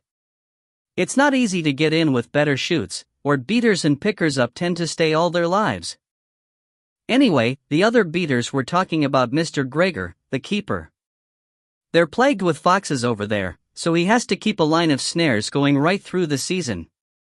But the beaters were saying that as soon as Mr. Gregor gets paid on the Friday he's away to the pub. Maybe that's why he was always so bad-tempered on shoot days, Deborah added, as if making a discovery. Very likely. They were saying that he never visits his snares on Fridays or Saturdays and not often on a Sunday. That's bad, isn't it? Very bad. Also illegal. And they said that he didn't usually bother with the foxes he caught, just threw them into the midden, because the pelts weren't the keeper's perk. If he sold them, the estate claimed the money. Keith caught on suddenly. You mean that you've been taking that poor boy poaching fox pelts on non-shooting Saturdays? Deborah nodded. She looked happier, now that her guilty secret was out in the open. I had to show him how to skin them. He turned green the first time but after a bit he got very good at it. That Saturday was the last time. The foxes were beginning to lose their winter coats. Up to then, Mike had been getting us good prices in Edinburgh. Dad, if I have to alibi Mike, are we in trouble? Keith kept his face straight. His daughter was a chip off the old block. The police couldn't prosecute, he said. The estate would have to do it, and they certainly wouldn't want to go into court and testify that their keeper had been leaving his snares unvisited. That's good, Deborah said. Otherwise I might have had to say that we were having what you so charmingly called a cuddle in the bushes, she finished in disdainful tones. Having put her father firmly in the wrong, she wandered off. But she was back in a few minutes. Dad! Keith looked up from the weeding which he had resumed. Yes? If I saved up a whole lot of the best pelts, would you have them made up into a coat for me, like Mum's? No, I ruddy well wouldn't, Keith said sternly. You pay for it by selling the lesser skins, just as I did. Chapter 8. A new week began, the second week of Wallace's absence, the second Monday morning of early rising to face imprisonment in the shop. Keith was already slightly late and angry, mostly with himself, when he pulled the jeep up in the square. 2 vans had stopped on the yellow lines and were delivering to Keckney's grocery, but they had managed to hide the gun shop and to obstruct its entrance while leaving most of the grocery's frontage clear. Matters were only worsened by the arrival, after a few minutes, of a van from Huddersfield, carrying among other goods the cartridges which Keith had ordered from Mr. Salmont. The driver, understandably anxious to get on with his journey, was not prepared to wait for the space to clear. One glance was enough to establish that the other vans could not pull far enough forward to let the new van in without closing off the entrance to the yard which housed the local taxis and a firm of undertakers. Keith managed to divide his time between serving a few early customers and helping the Huddersfield driver to carry the heavy cartons across the road while keeping an eye on the shop's door as best he could. His ire was further aggravated by an impression that the deliveries of groceries seemed to include nothing heavier than potato crisps. To complete his chagrin, the grocery vans departed within minutes of his own delivery being finished. The heavy labor of stowing away the new stock kept him busy for a while. Then, dusty and sweating, he had time to make a telephone call. Mr. Keckney, he was told, was not in the shop. Keith left a strongly worded message, inviting the grocer or his shop manager to call round for a discussion. The invitation bore no fruit until the afternoon of the following day. Then Mr. Keckney walked into the shop and waited, tapping with his foot, while Keith dealt hurriedly with the only customer in the place. "You wanted to see me." "Well," Keckney snapped. He was an older man than Keith, small and lean with a full head of white hair and a bristling, white mustache. His manner was impatient, and Keith knew that his staff lived in terror of his temper. Keith kept his own temper and thanked the other politely for coming in. "I've wanted a word with you for a week," he said, "and especially since yesterday morning when you had two simultaneous vans blocking my shop off and making lightweight deliveries to you while I was left to hump boxes of heavy cartridges across the street." Mr. Keckney's mustache twitched above a cold smile. "They could only block you off one at a time," he said. Keith bit back a reference to the picking of nits. "They were simultaneously outside here at the curb," he said, "and one of them was hiding my shop and blocking the door." "Is that clearer? And what do you want me to do about it?" "You could try staggering your deliveries," Keith suggested, "and if you left orders that the first van was to pull forward until it was almost at the archway, customers could get into my shop and visitors might be able to see where it is." "That's true," Keckney said. "You'll do it?" "No. I'll tell you what I've told your partner a dozen times. As long as the drivers observe the law and obey the police, I'm not going to interfere with them and get charged extra for it. I don't owe you any favors. Can you look me in the eye and say that you haven't told them to park in front of my shop instead of yours?" "I could, but why the hell should I? If you're fool enough to get your deliveries while I'm stocking up for the new week." Keith held on to the ragged edges of his temper. "We try to get our deliveries on Fridays," he said, "when you're usually running down stocks for the weekend. But we can't always dictate to our suppliers." "I see," Keckney said. "So you can't dictate to your suppliers but I'm to dictate to mine? That's not what I'm saying and you know it." Keith could hear the rawness in his own voice. "I'm only asking you to try to keep my frontage as clear as you can." To judge by the glint in his eye, the signs that Keith was nearing flashpoint only seemed to delight the grocer. "You've a funny way of looking for favors," he said. "You haven't cared what muck you've stirred up and now you act surprised when we don't all go out of our ways to make life easy for you." "That did it." Keith sneered back. "What were you trying to hide?" he asked. Keckney made no effort to hide his triumphant smirk. "You'll never know," he said. "That I will." Keith pointed with a furious finger. "It was you. You phoned up and threatened me and you sent a thug to warn me off." "Did I indeed? And why would I bother to do that?" "You hated Sam Hendrickson," Keith said. "You, more than anybody, wanted him dead. Well, your threats didn't work. I've set the police working again. Whatever skeletons you're hiding in your cupboard, you'd better get them out and bury them deep. I may bury you deeper. You watch your back, laddie, I'm not through yet. And I'll tell you something else, for nothing. I didn't want Sam Hendrickson dead. I loved having him alive. Whenever I met him being wheeled along by that wife of his, I tipped my hat to him just so that he'd remember that I was having the last laugh." As he turned about and left the shop, Keckney was having the last laugh again. His cackle drifted back on the still air. Keith looked around for something inexpensive to kick. He had set out to sue for a favor, but he had let himself be provoked into saying too much too soon, and he had made a fool of himself. Star. On Thursdays, when the shop was closed, Wallace James, obsessively conscientious, often spent much of the day sorting stock and doing the books, but Keith, who worked to live rather than live to work, put another much-needed hour into the garden and then, after muttering some inaudible excuse to Molly, whistled up the young dog and escaped in the Japanese Jeep, which was their second car. On setting out, he had no more firm intention than to combine a little shooting with a lot of training of the young spaniel. Herbert, a Liverant White Springer, had a much longer name on his pedigree, but he was nicknamed, by way of Herbert Hoover, after the famous vacuum cleaner because of his talent for hoovering up any crumbs which the family let fall. A happy and willing little dog, he had performed well throughout a lengthy basic training while awaiting the retirement or death of the Calder's old Labrador. A rapidly deteriorating heart had put an end to the old dog's career in life, and Herbert was now in an early stage of his introduction to real game. Any piece of farmland which carried a few rabbits or was being visited by woodpigeon would have done. Keith was always welcomed by any of a dozen farmers who were happy enough to be relieved of pests and knew that their hospitality would be repaid in time by his help in need or by the gift of cartridges abstracted behind Wallace's back. But Keith called to see whether his brother-in-law was free to go with him and, getting no answer at Ronnie's door, continued out over the canal bridge. That way took him past Kenny Stewart's road and, on another impulse, Keith turned in, nursing the hard-sprung Jeep between the potholes in the gravel road. He parked near the farmhouse and found Kenny waiting beside his Land Rover.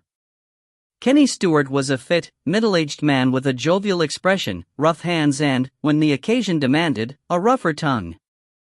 He looked out of place in his going-to-town suit. Custom and courtesy demanded an inquiry after the state of the farm. "The spring sowing's finished at last, thank the Lord," Kenny said. "It's late, but look at the winter we had. Much of the land's only just come dry enough to take the machines." "You're in time," Keith said. "Any growth you got earlier would only have been feeding the pests." "That's true enough." Kenny sighed. "A farmer confronted with a silver lining will usually prefer to look for the cloud." "Would you mind if I had a go at the pigeon?" Keith asked. "I see they're dropping into the oilseed rape along that burn at your north end." "Help yourself. But I'd rather you worked along the boundary of Boswell Court. Nobody'll mind a shot or two." They'd been complaining of rabbits at their young plants, carnations especially. Keith thought about the lie of the land. "There's not much I can do at this time of day," he said. "The rabbits'll mostly be in that wood, which is too thick to ferret and far too thick to shoot even if it didn't have pheasants in it. I'd be giving the pup a workout and that's about all." "Just so the residents see somebody's trying," Kenny said, "there'll be few enough pheasants in the wood after the way the police went through it. I could maybe come back after dark someday with Ronnie and his long net. There's no other way to tackle a place like that, except snares." "That'd be fine. Just as long as it's only you and Ronnie, and maybe that lassie of yours if she feels like it," Kenny said. "I don't want every bugger feeling free to come around the place. The residents want me to give Mr. Albany the run of the land nearby." "What you think?" Keith shook his head.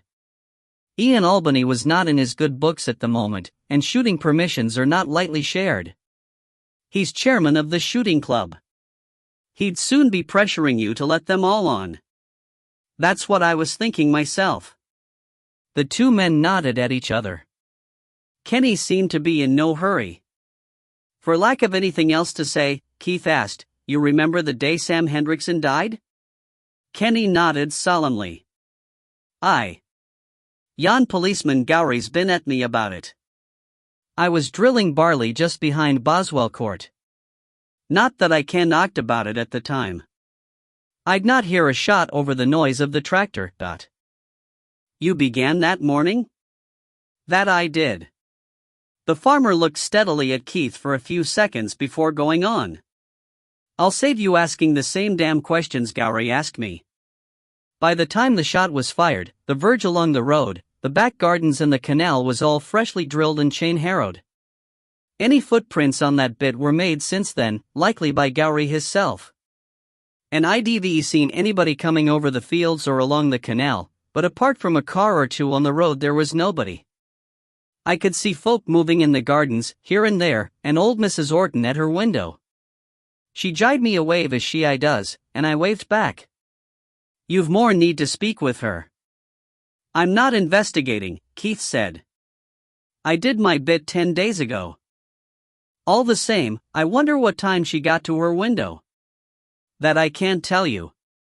If it's any help, the laddie Beecher went off along the road in yon red sports car of his about the time we waved. He must have been doing 90 before he braked for the road end. He'll kill himself or somebody else before he's through, yon lad will. Keith heard the sound of a door being locked and Mrs. Stewart arrived. Like her husband, she was town-smart in an inexpensive fur. She nodded and smiled to Keith and climbed into the Land Rover. Time I wasn't here, Kenny said. You do what you like. The sooner this business is sorted the better. It's not my business now, Keith said. I was just chatting, Dot. He watched the Land Rover drive away and then fetched his gun, boots, and cartridge belt from the Jeep. He let Herbert out and the spaniel sailed over the fence into the neighboring pasture, raced in a few circles around the handful of curious bullocks and leaped back, panting and obviously pleased with himself. Having blown off his steam, he was ready and even anxious to come under control. The weather had recovered. It was a beautiful day of springtime promise. Keith knew that the promise was probably as meaningful as a tart smile, that even the snow could come back again before summer, but for the moment all was comfort and hope. The deciduous trees were still bare, reaching hopeful fingers towards the sky, but at ground level the countryside was bursting with the sights and sounds and smells of a new season. Over a distant wood, pigeon were soaring in their courtship flight, while on the further hills the shadows of small clouds lay still. It was a day for doing something special, buying a car or acquiring a new mistress, but no, he reminded himself, those days were behind him. He had meant what he had told his daughter. He kept his mind on the business in hand. They followed the line of a long hedgerow and Keith worked the spaniel through its base. A rabbit bolted onto the bare ground and he bolted over. Herbert had dropped as the rabbit departed, and he stayed fast at the shot. Keith was pleased. This was a crucial stage of training when the young dog must learn that his mission was to respond to his master's directions without any idea being implanted that he was free to act on his own initiative. Giving the pup a word of praise, Keith left him sitting. The dog must never think that retrieving is his task alone, and fetched the rabbit himself, paunched and legged it and hung it on the hedge for collection on the return journey. From half a field away, Boswell Court was mostly roofs, spaced well apart above a barrier of trees and hedges. Splashes of blossom painted the smaller, specimen trees. Their route brought them down to the corner where the access road entered Boswell Court. Here, as Deborah had said, the road took a swing away from the canal bank and a small spinney had been planted in the triangle so made. This was balanced by a slightly larger spinney on the other side, a decorative grove of smaller garden varieties, mostly cherries and rowans and some laburnum. The ground beneath was deep with last year's uncut grass. Keith placed himself where the easiest escape was cut off and sent Herbert in. The tips of the grasses betrayed the movement of a rabbit. Keith felt a familiar surge of excitement. No matter how humble the quarry, the hunter's instinct, that exclusively male urge to gather meat, would always take over. He directed Herbert with hand and whistle. The rabbit broke across the road. Keith missed behind and caught it with his second barrel. The sound of his shots echoed flatly back to him. A round, female face topped with iron gray hair appeared at the corner of the first garden as Keith was picking up his rabbit. "Did I frighten you?" he asked. This would be Mrs. McLang. She and her husband had been abroad when Sam Hendrickson died. The face broke into a broad smile. "Not really," she said. "And if you had, it would have been worth it. You wouldn't believe what those little beasts are doing to the gardens." "Believe me," Keith said, "I would. I get them myself. Kenny Stewart asked me to see what I could do." We had to give up trying to grow brassicas, Mrs. McLang said sadly. I'll phone round and warn the others. It might help if I knew your name. Calder, Keith said. He hung the rabbit, like his earlier victim, on a branch to await his return. Rabbit fleas soon desert a dead host, and he had no wish to carry them home. He put Herbert through the smaller spinney, but without result. Blackthorn hedging overhung the canal, and there was no way past on that side. He was close to Keckney's boundary and half expected the older man to burst out at him with some complaint about noise or danger, but the grocer seemed to be away, probably, thought Keith, spreading gloom and despondency among the staff of his other shops, which took a different closing day. Mrs. McLang reappeared as he crossed the road again. That'll be all right, she said. She paused and then hurried on in some embarrassment. I phoned Mrs. Hendrickson specially to warn her, because I thought that the sound of shots might upset her, so soon after her husband. You know what I mean? I know, Keith said. She said to ask you to call in on her before you leave. I'll do that. You were away when it happened, weren't you? Mrs. McLang nodded happily. What a stramish to come back to. We had a week in Tunisia. We like to get away when the Scottish winter's gone on long enough. It's nice to see the spring happen somewhere warmer and then come back to see it happen again here. But it quite spoiled it, arriving home to hear that a neighbor was dead. And everybody quite sure what had happened, but no two of them agreeing with each other. Your house was all right when you got back? No break-in, Dot? Nothing like that. I worried about it while I was away, but I needn't have bothered. It's always a worry, isn't it? Keith said sympathetically. Do you leave a key with anybody? No, never.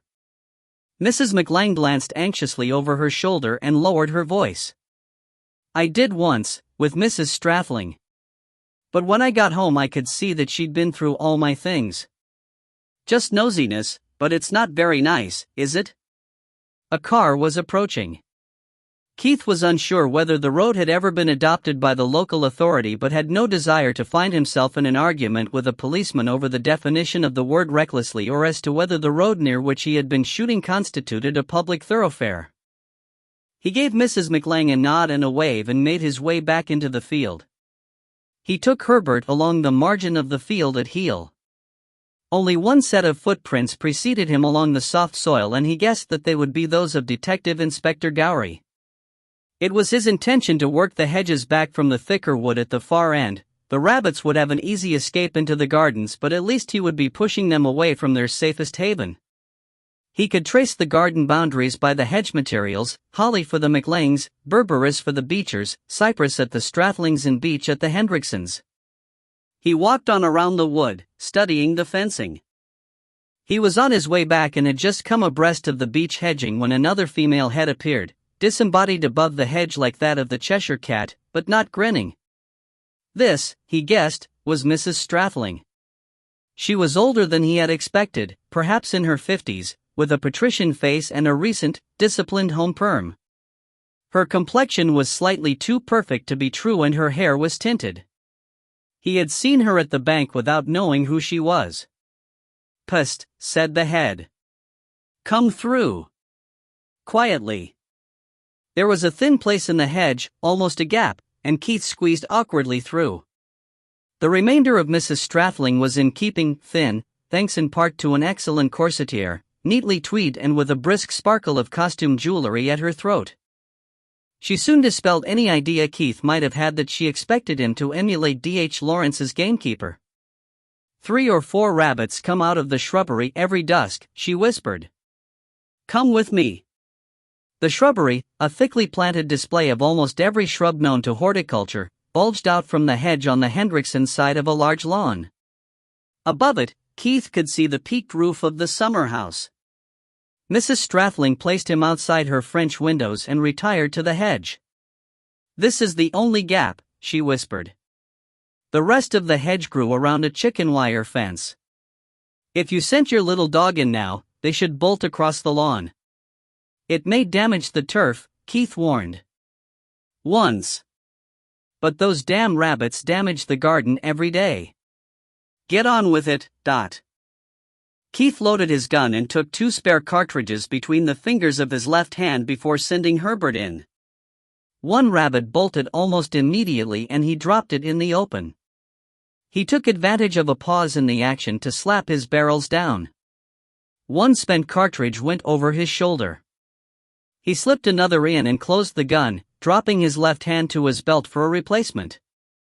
There was a sudden flurry of activity among the shrubs and 2 rabbits bolted, followed a second later by a third. Keith dropped one, and hit another, which rolled over but scrambled back to shelter. He reloaded in one quick movement, missed the third rabbit as it vanished through the cypress hedge, but took a fourth which made a late exit just ahead of the spaniel. Herbert looked at his master inquiringly. Keith reloaded and sent him back in. Half a minute passed. That seems to be the lot, Keith said. You missed 2, Mrs. Strathling said accusingly. She seemed quite unperturbed by the noise of the shots. Only 1. As he said it, Herbert came out of the bushes, carrying a dead rabbit and very concerned as to whether he had sinned. Keith could see the marks of shot on the fur, so all was well. He reassured the dog and picked up the other 3 rabbits. Mrs. Strathling looked past the house and waved. That damned old woman, she said. She gets very hurt if you don't wave to her, and tells everybody that you think yourself too good for the likes of her. How's business at the shop? She was talking down to him as a shopkeeper. Keith met her eye. With a faint emphasis on his first word, he said, My shop's doing very well, thank you. How are things in the bank? Her mouth tightened. All right, she said. Well, don't hang about. That's all for the moment. Now that the favor which she had sought had been granted, she was very much the grande dame dealing with a serf. Keith was tempted to give her an ironic tug of the forelock but decided that she might take the gesture at face value. Her accent, while good, was not quite perfect enough to fool him. She had moved on to the lawn and was smoothing a scar in the fine turf with the sole of her shoe. What do you do with your rabbits? She asked. Keith usually ate them or gave them away, but if Mrs. Strathling wanted to treat him as a tradesman, then a tradesman he would be. I sell them, he said. Would you like a pair? Are you sure they're quite clean?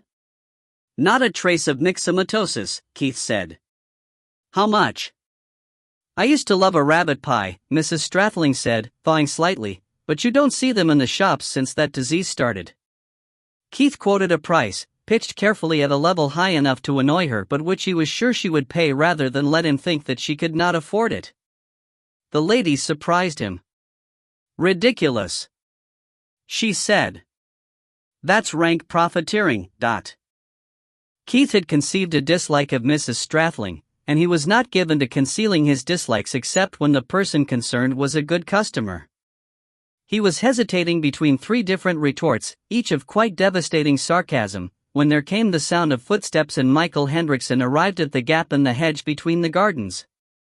Incongruously, he was dressed in pajamas, dressing gown, and slippers. Mr. Calder, come quickly please. Keith dropped his rabbits on the grass and went. Star. They hurried, half running, down the side of the Hendricksons' garden. At the garden door, Michael paused. 2 men came to the house, he said breathlessly. They looked rough. I heard angry voices. Mum sounded frightened and, although you mightn't think it, she doesn't scare easily, but. Shouldn't you call the police? Keith suggested. They'd take half an hour to get here. And it might turn out to have been just the wrong thing to do. Michael wrung his hands in nervous uncertainty.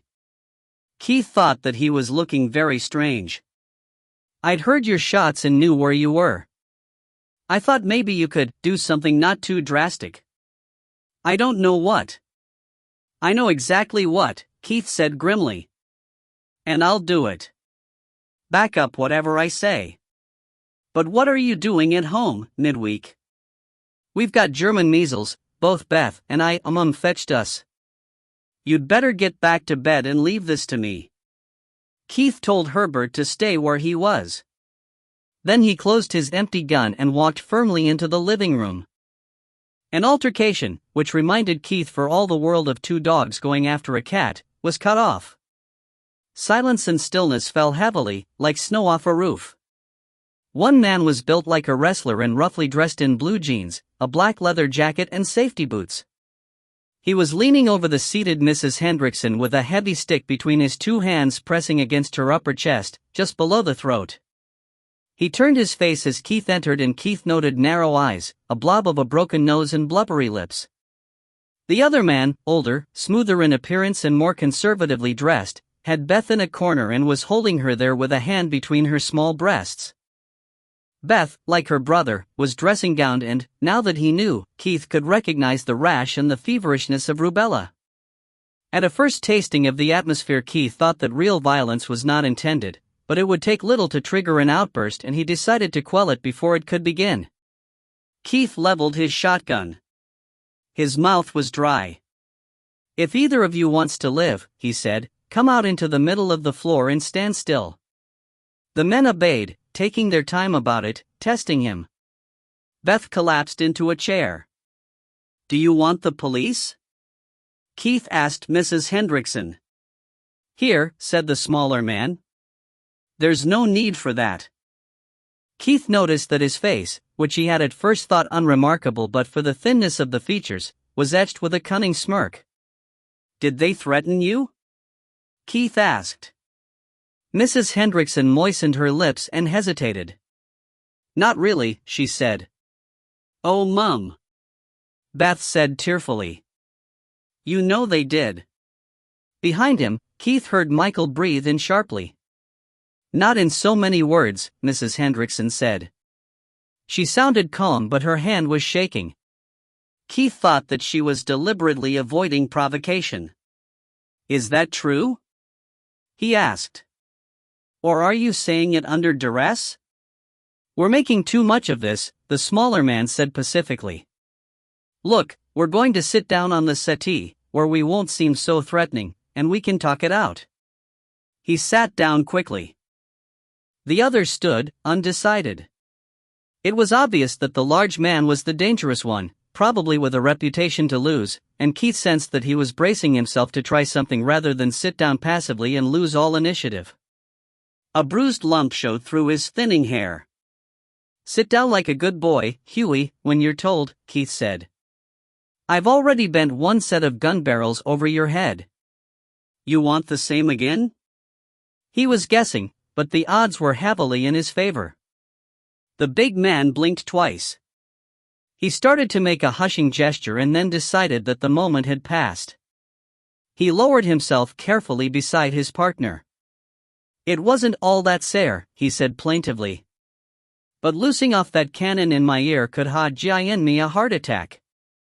"Did you think o' that?" "I thought of it, but no such luck." "Right," Keith said. "Getting up before I tell you to will be treated as an act of war."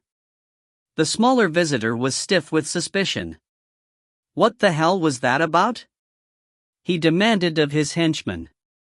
"Huey paid me a visit," Keith told him. "He offered me a beating because I'd ignored a threatening phone call telling me to leave Mr. Hendrickson's death alone." "Was that your idea? Did you make the phone call?" "Bloody hell no." The smaller man rounded on his large companion.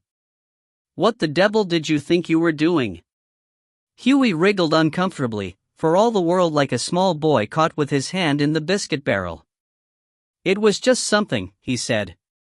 "Nothing to do with the union. Somebody paid me to scare him off, Adot. And a fine hash you made of it."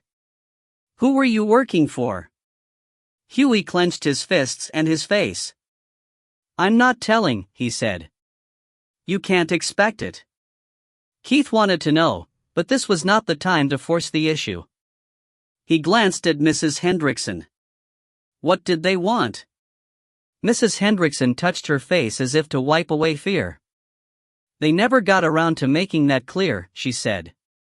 They just seemed to be furious because Sam's death had been going to be passed over as a suicide, and then I got you to persuade the police to reopen their investigations. This is Mr. Calder, she added. I gathered that, said the smaller man. The bogger, said Huey. I'll remember you, she'll. Keith restrained himself from giving the big man a rap over the lump on his head with his barrels. It was too good a gun to abuse. You may have good cause, he said. Or again, you may never remember anything anymore. Depends whether you're a good boy. You came here for something. Tell us. Start with just who you are. Huey, what? The big man flared up immediately. See you, it's none of your bluety business. Reynolds, Keith said patiently. You see? It wouldn't have hurt to tell me. I know the other man, Mrs. Hendrickson said suddenly. Sam introduced us at some reception, but I forgot his name. The big one sounds like the Huey who phoned.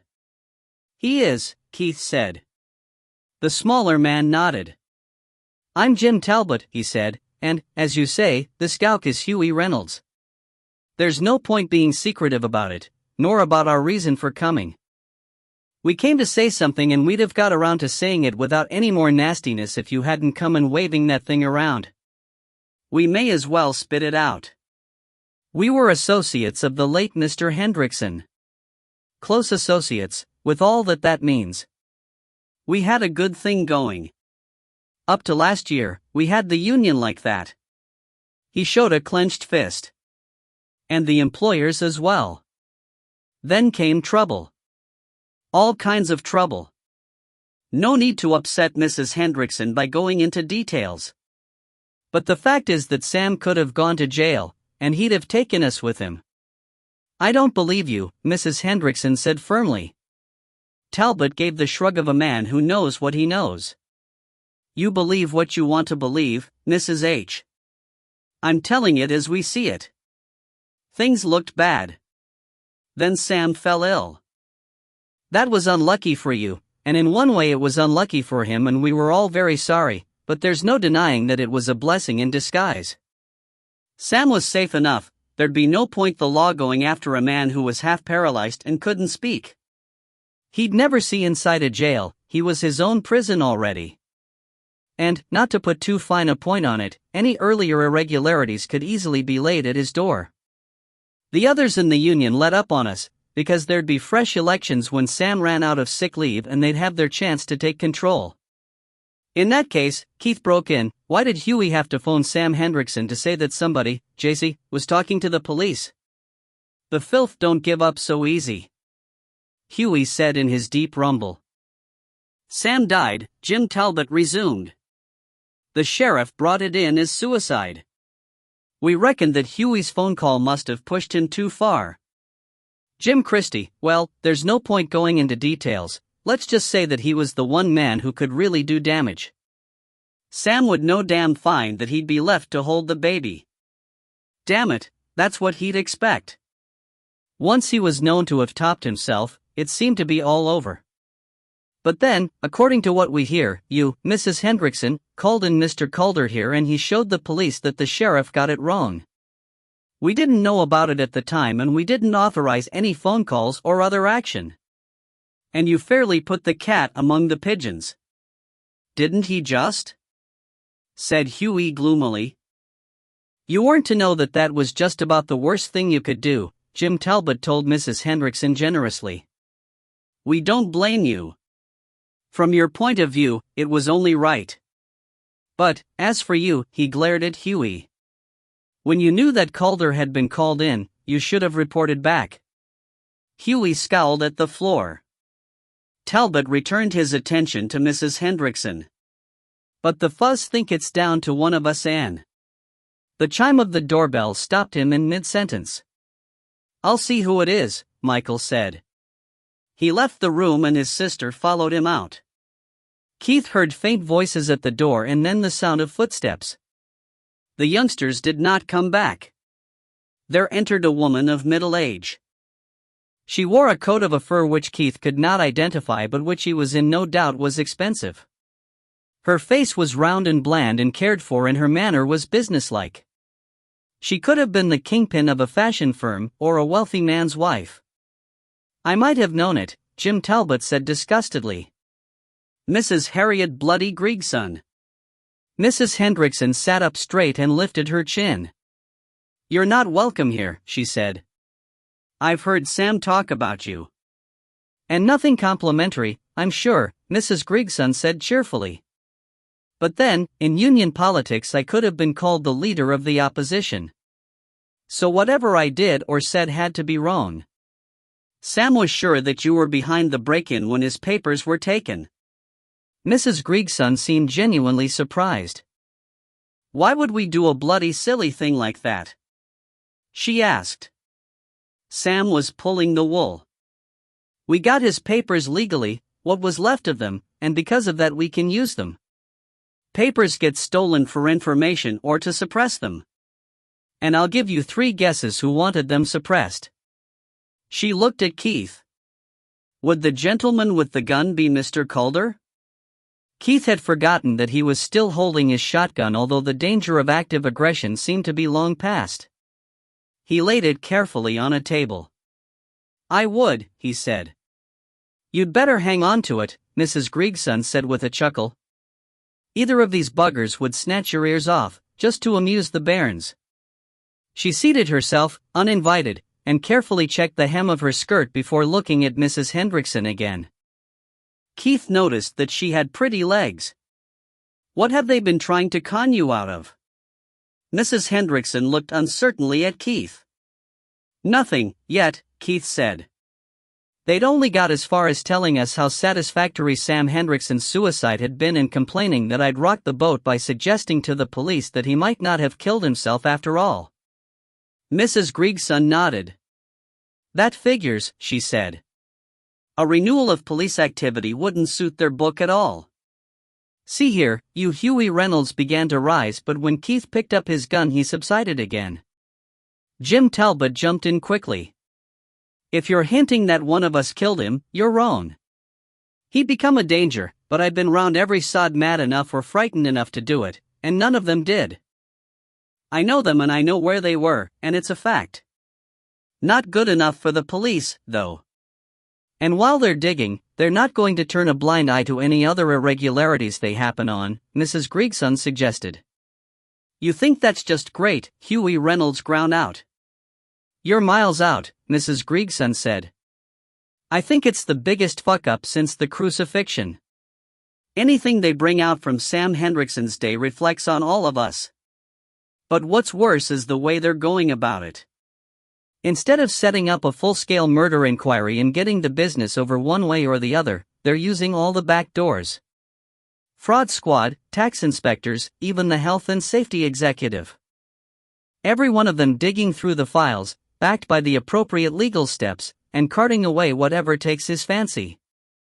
I didn't know that, Talbot said. I've kept out of the office this past few days. You couldn't VE changed anything. In fact, they aren't caring what they find. I can't prove it, but it's general harassment. It's brought all union business to a standstill. And that man Gowrie took me aside today and hinted that it'd stop as soon as we became helpful in the matter of murder. One good nominee's all he wants. Devious bastard. Keith sensed a fine Hebridean hand in the background.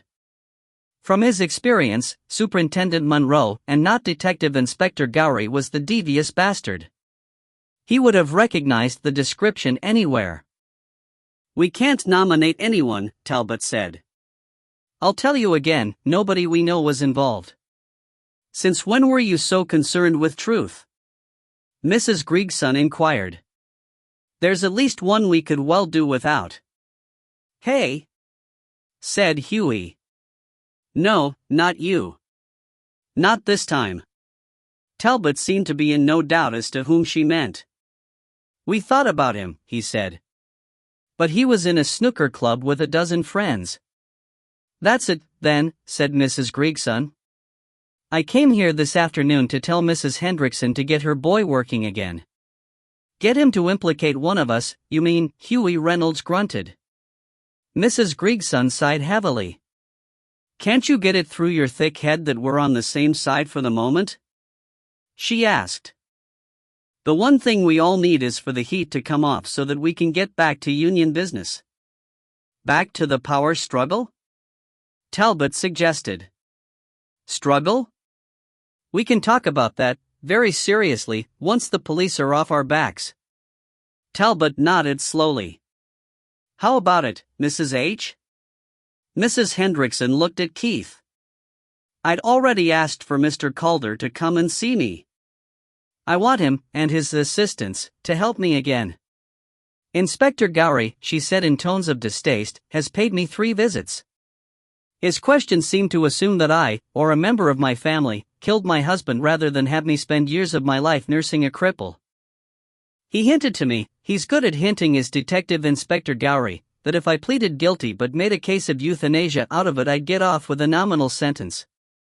Her voice, which had been rising higher and higher with indignation, ended in a squeak. "So he's exploring 2 blind alleys." Mrs. Gregson looked at the other 2. "That one could be the best solution. But not yet." She switched her eyes to Mrs. Hendrickson. "You knew, of course, that you were due for a substantial payment from the union's insurance if Sam died in harness?" "But not if he died by his own hand," Mrs. Hendrickson said. "It's the same as with his insurance policies."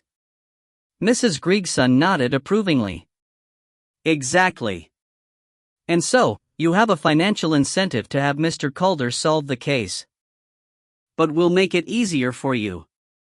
Between us," she said, "we carry enough clout to be able to promise that the union will pay half of Mr. Calder's fee and expenses if he'll go back to work and clear the matter up." "I'll back you," Talbot said. "If Mr. Calder goes back on the case," Mrs. Hendrickson said, "I think I'd prefer that he was working just for me." "Just a holy minute," Keith said. "Don't I have any say in this?" He caught Mrs. Hendrickson's eye. "If I take it on, I go after the truth. Unless that's agreed, I won't touch it. So don't turn down an offer to share the cost. Just get it in writing." "The laddie's talking sense," Talbot said. Keith was at least 5 years his senior. "You'll get on to it straight away, Mr. Calder, . I'm committed to looking after the shop tomorrow," Keith said.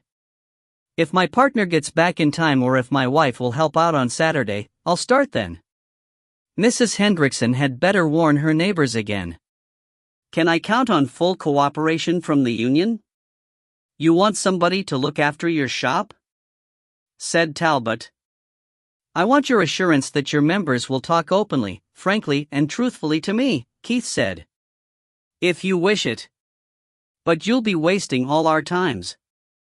Talbot turned his attention back to Mrs. Hendrickson. "You agree with his condition?"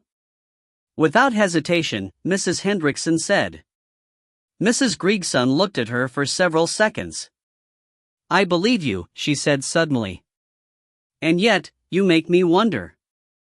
By reputation, you and Sam were very close. Yet you were as different as chalk and cheese. What on earth did you have in common?" "Not that it's any of your business," Mrs. Hendrickson said, "but we had something for each other that was very special." Mrs. Gregson frowned. "Without a single view in common? Do you really think that a man and a woman have to agree about politics before they marry?" Mrs. Hendrickson retorted. "I know that Sam had several affairs. They never lasted. You see, I was all that he needed."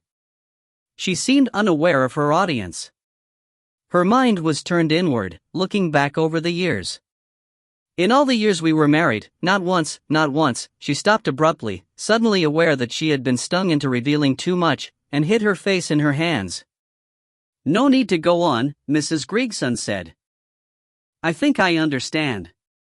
That's more than most happy couples could claim." She got to her feet. "If his heart had killed him, I'd have known what brought it on.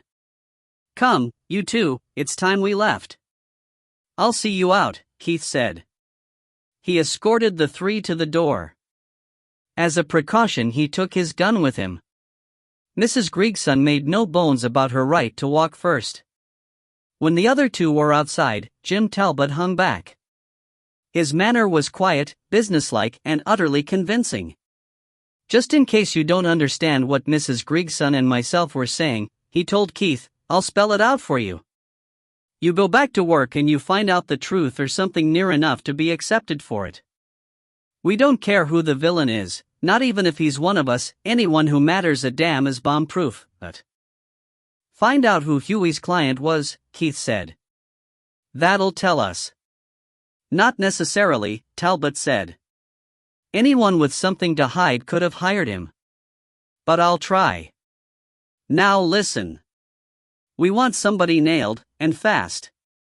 Otherwise you may find Huey coming up behind you sometime you don't have that gun in your fist. After which, we'd put pressure on the widow Hendrickson to do what the inspector said, plead guilty to euthanasia. Have you got all that?" Keith had never taken kindly to threats, but he decided that the moment for confrontation had not arrived. He said that he had got it. He slammed the door and went back to calm the very disturbed widow. Star. Before he left Boswell Court he collected Herbert. He looked into the Strathlings' garden, but his rabbits had vanished. He gave an amused grunt. With a bit of luck, Mrs. Strathling might find herself with more than she had bargained for. Rabbit fleas do not normally attack any other host, but when starvation set in there would be no guessing what tasty mouthful they might be prepared to settle for. As a bonus, he saw from a distance that a pair of carrion crows had found his first rabbit where he had left it. With Herbert firmly at heel, he crept up the far side of the hedge and got both with a right and left. He hummed as he walked back to the car, wondering how many other birds' fledglings would now be spared from being taken to feed a new generation of crows. Kenny Stewart would be pleased. Star. The phone rang that evening while Keith was preparing for bed. Keith sat down on the coverlet and took the call. Jim Talbot was on the line. "Huey won't talk," he said. "I've put all the pressure on him. He's as thick as pig's hit, but he has his own code." "Thanks for telling me." "Don't hang up," Talbot said urgently. "That's not why I called." Huey had another call from his former client. "With the same instructions?" Keith asked. He spoke absently. Molly was undressing and he always gave his attention to the important things of life. "Virtually the same," Talbot said. In view of the new circumstances, he turned it down. "But the client may go elsewhere." "I thought you ought to know." "Thank you," Keith said. "No thanks necessary. If somebody duffs you up, you can't work for us." "Not if he does it properly." Molly had left for the bathroom. Keith concentrated again. "Can Huey be trusted?" he asked. "All the way. He's either for you or against you. He's for whoever's paying him at the time. Could he be trusted to bodyguard my wife tomorrow?" "Certainly." There was a whispered discussion at the other end of the line. Talbot came back on the line and quoted a fee. "Tell him to report to me, at home, 8:30 a.m., Keith said. Chapter 9. The first Friday of each month was Molly's day for visiting an aged aunt some 10 miles off and, since the old lady was not on the phone and was inclined to relish a pleasurable panic if her niece failed to arrive, it was easier to treat the engagement as the one fixed point in the month than to attempt to vary it. Before he set off for the shop, Molly gave Keith a purse containing some notes and a few coins. "Let me guess," Keith said. "You're buying me lunch?" "Don't be silly," Molly said austerely. "If you want your lunch from me, you'll get sandwiches. There's some cold mutton left over. Old Mr. Rogers calls into the shop for the milk money on Fridays. I usually give it to Janet. I thought it was on Saturdays that he made his collection. He does the middle of the town on Fridays and the outskirts on Saturdays." She checked her shopping bag for cleaning materials. "Try to be good." "I always do," Keith said. "But you don't always manage." She kissed her husband. Huey should be here in a minute. I hope he's quick. Deborah's waiting in the car. Are you sure this is a good idea? It's the only one I've got. I'm told that he's absolutely loyal to whoever's paying him at the time, and today that's us. Remember, see if you can charm or bluff him into saying who his previous client was. Try him with Mr. Keckney's name if you like. And don't forget to set the alarms. Keith drove the Jeep into Newton Lauder. At the road end, he passed Huey in a late model but already battered van. The big man gave him a cheerful wave and, grinning, rubbed the top of his head. Bygones seemed to be bygones. The spring weather had relapsed into chill and drizzle. As usual, a few customers looked in on their way to work and then all became quiet. Keith decided to look over the stock of modern guns, to make sure that all were in good order and properly lubricated. But he had only got as far as to put the kettle on when the bell jangled and Mr. Rogers walked in.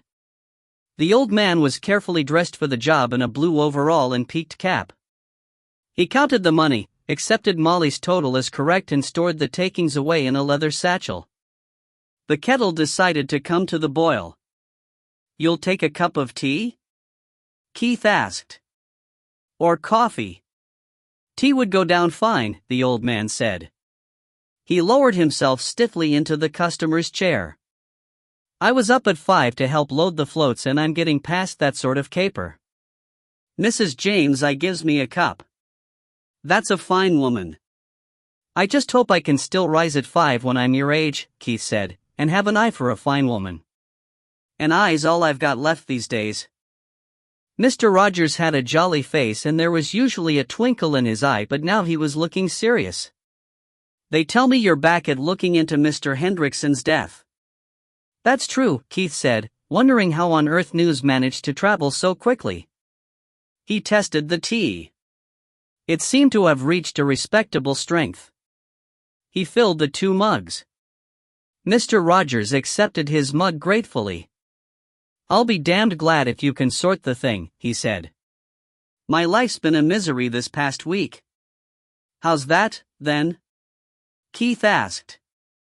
"That drat man Gowrie. He's made up his mind that no outsider could have shot Mr. Hendrickson unless I'd brought him in my van. But that's my own fault. I told him myself that there were no strangers about the place. I told that daughter of yours too. There's a grand lass, now. She'll be a beauty in a year or 2. You're getting to be a dirty old man," Keith told him. Mr. Rogers looked pleased. "Chance would be a fine thing," he said modestly. "It's not just that Gowrie's been back at me, but he's been asking folk about my movements and who'd looked in the back of my van and the like. It's got so that my customers are talking. Why does he think you'd do a thing like that?" "Money. I bought a new van. But I can account for every penny I've spent, and so I told him. See, I was a member of the union up to 5 years ago, but that's nothing to do white. The union did me nothing but good, fought my redundancy for me and all like that. Gowrie makes out that I'd be known to the union, if so be as they wanted somebody to fetch one out them and why out being seen." The old man fell silent and took a long drink of tea. But who, in the union, knew that one of their ex-members toured round Boswell Court every Saturday? Mr. Rogers considered. "Only Mr. Hendrickson," he said at last. "Right. And I don't see him putting your name forward to the union, to help his own murderer.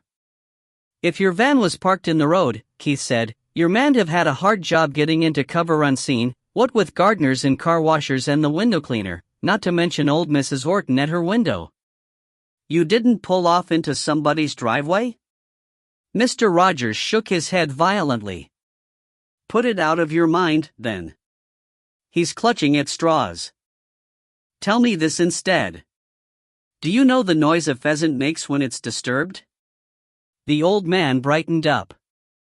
"I do that. Worked as beater most of my life until I could no longer swing my leg over a fence, let alone a woman." Mr. Rogers chuckled happily and winked. "Great days, out in grand country, getting paid for it and I a bird to take home. I mind seeing you on some of the shoots. Mr. Rogers looked at Keith sharply. Are there pheasants in the wee wood? You're thinking that somebody might have lain up there from one night to the next? I'd like fine to agree, but that's not the way it could have been. The whir of a pheasant rising or the chortling a cock makes, those are still sounds that'll make my heart skip a beat. No, take my word, there were no strangers there except the laddie that cleans the windows, unless they were countrymen as could move through a wood without putting the birds up. And that's not easy just after the season, when they've been shot at a few times. You'll need to look closer to home. The neighbors? Keith asked. You were talking to the widow at the time of the shot. I was, and nothing yon Manny Gowrie says can make me change my story. As if I couldn't tell the odds between a shot and a squib after my years as a beater. And, as I said to him, if it was a squib I heard, what happened to the sound of the rail shot? Was Mr. Keckney still polishing his cars when you reached Mrs. Hendrickson's house? He'd finished by then. But Mr. Strathling was visiting wine Mr. Albany and I watched him go back over the road. The old man finished his mug of tea and pulled himself to his feet. Instead of going in by his door, he went round the corner of the house on the Hendrickson side. What would he do that for? Where was he going? You ask him. I will, Keith said. Probably. Star. Keith dealt with a phone call, sold a pair of rubber boots and cleaned one gun. Then Detective Inspector Gowrie walked into the shop. Keith paused in the act of passing a cleaning rod through one barrel of the second gun. Are you buying or talking? He inquired. Talking. Then it won't bother you if I go on with what I'm doing? If it does, I'll tell you, Gowrie said placidly. He stood watching, easy on his feet like most policemen. Thanks for your note. Not that it takes us very far.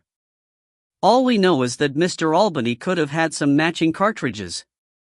But so could anybody else. True, Keith said.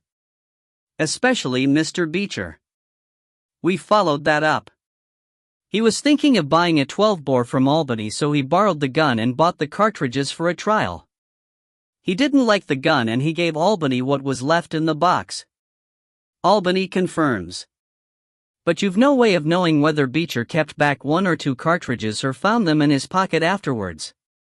Forget about Beecher, Gowrie said. Take my word for it, he's clear.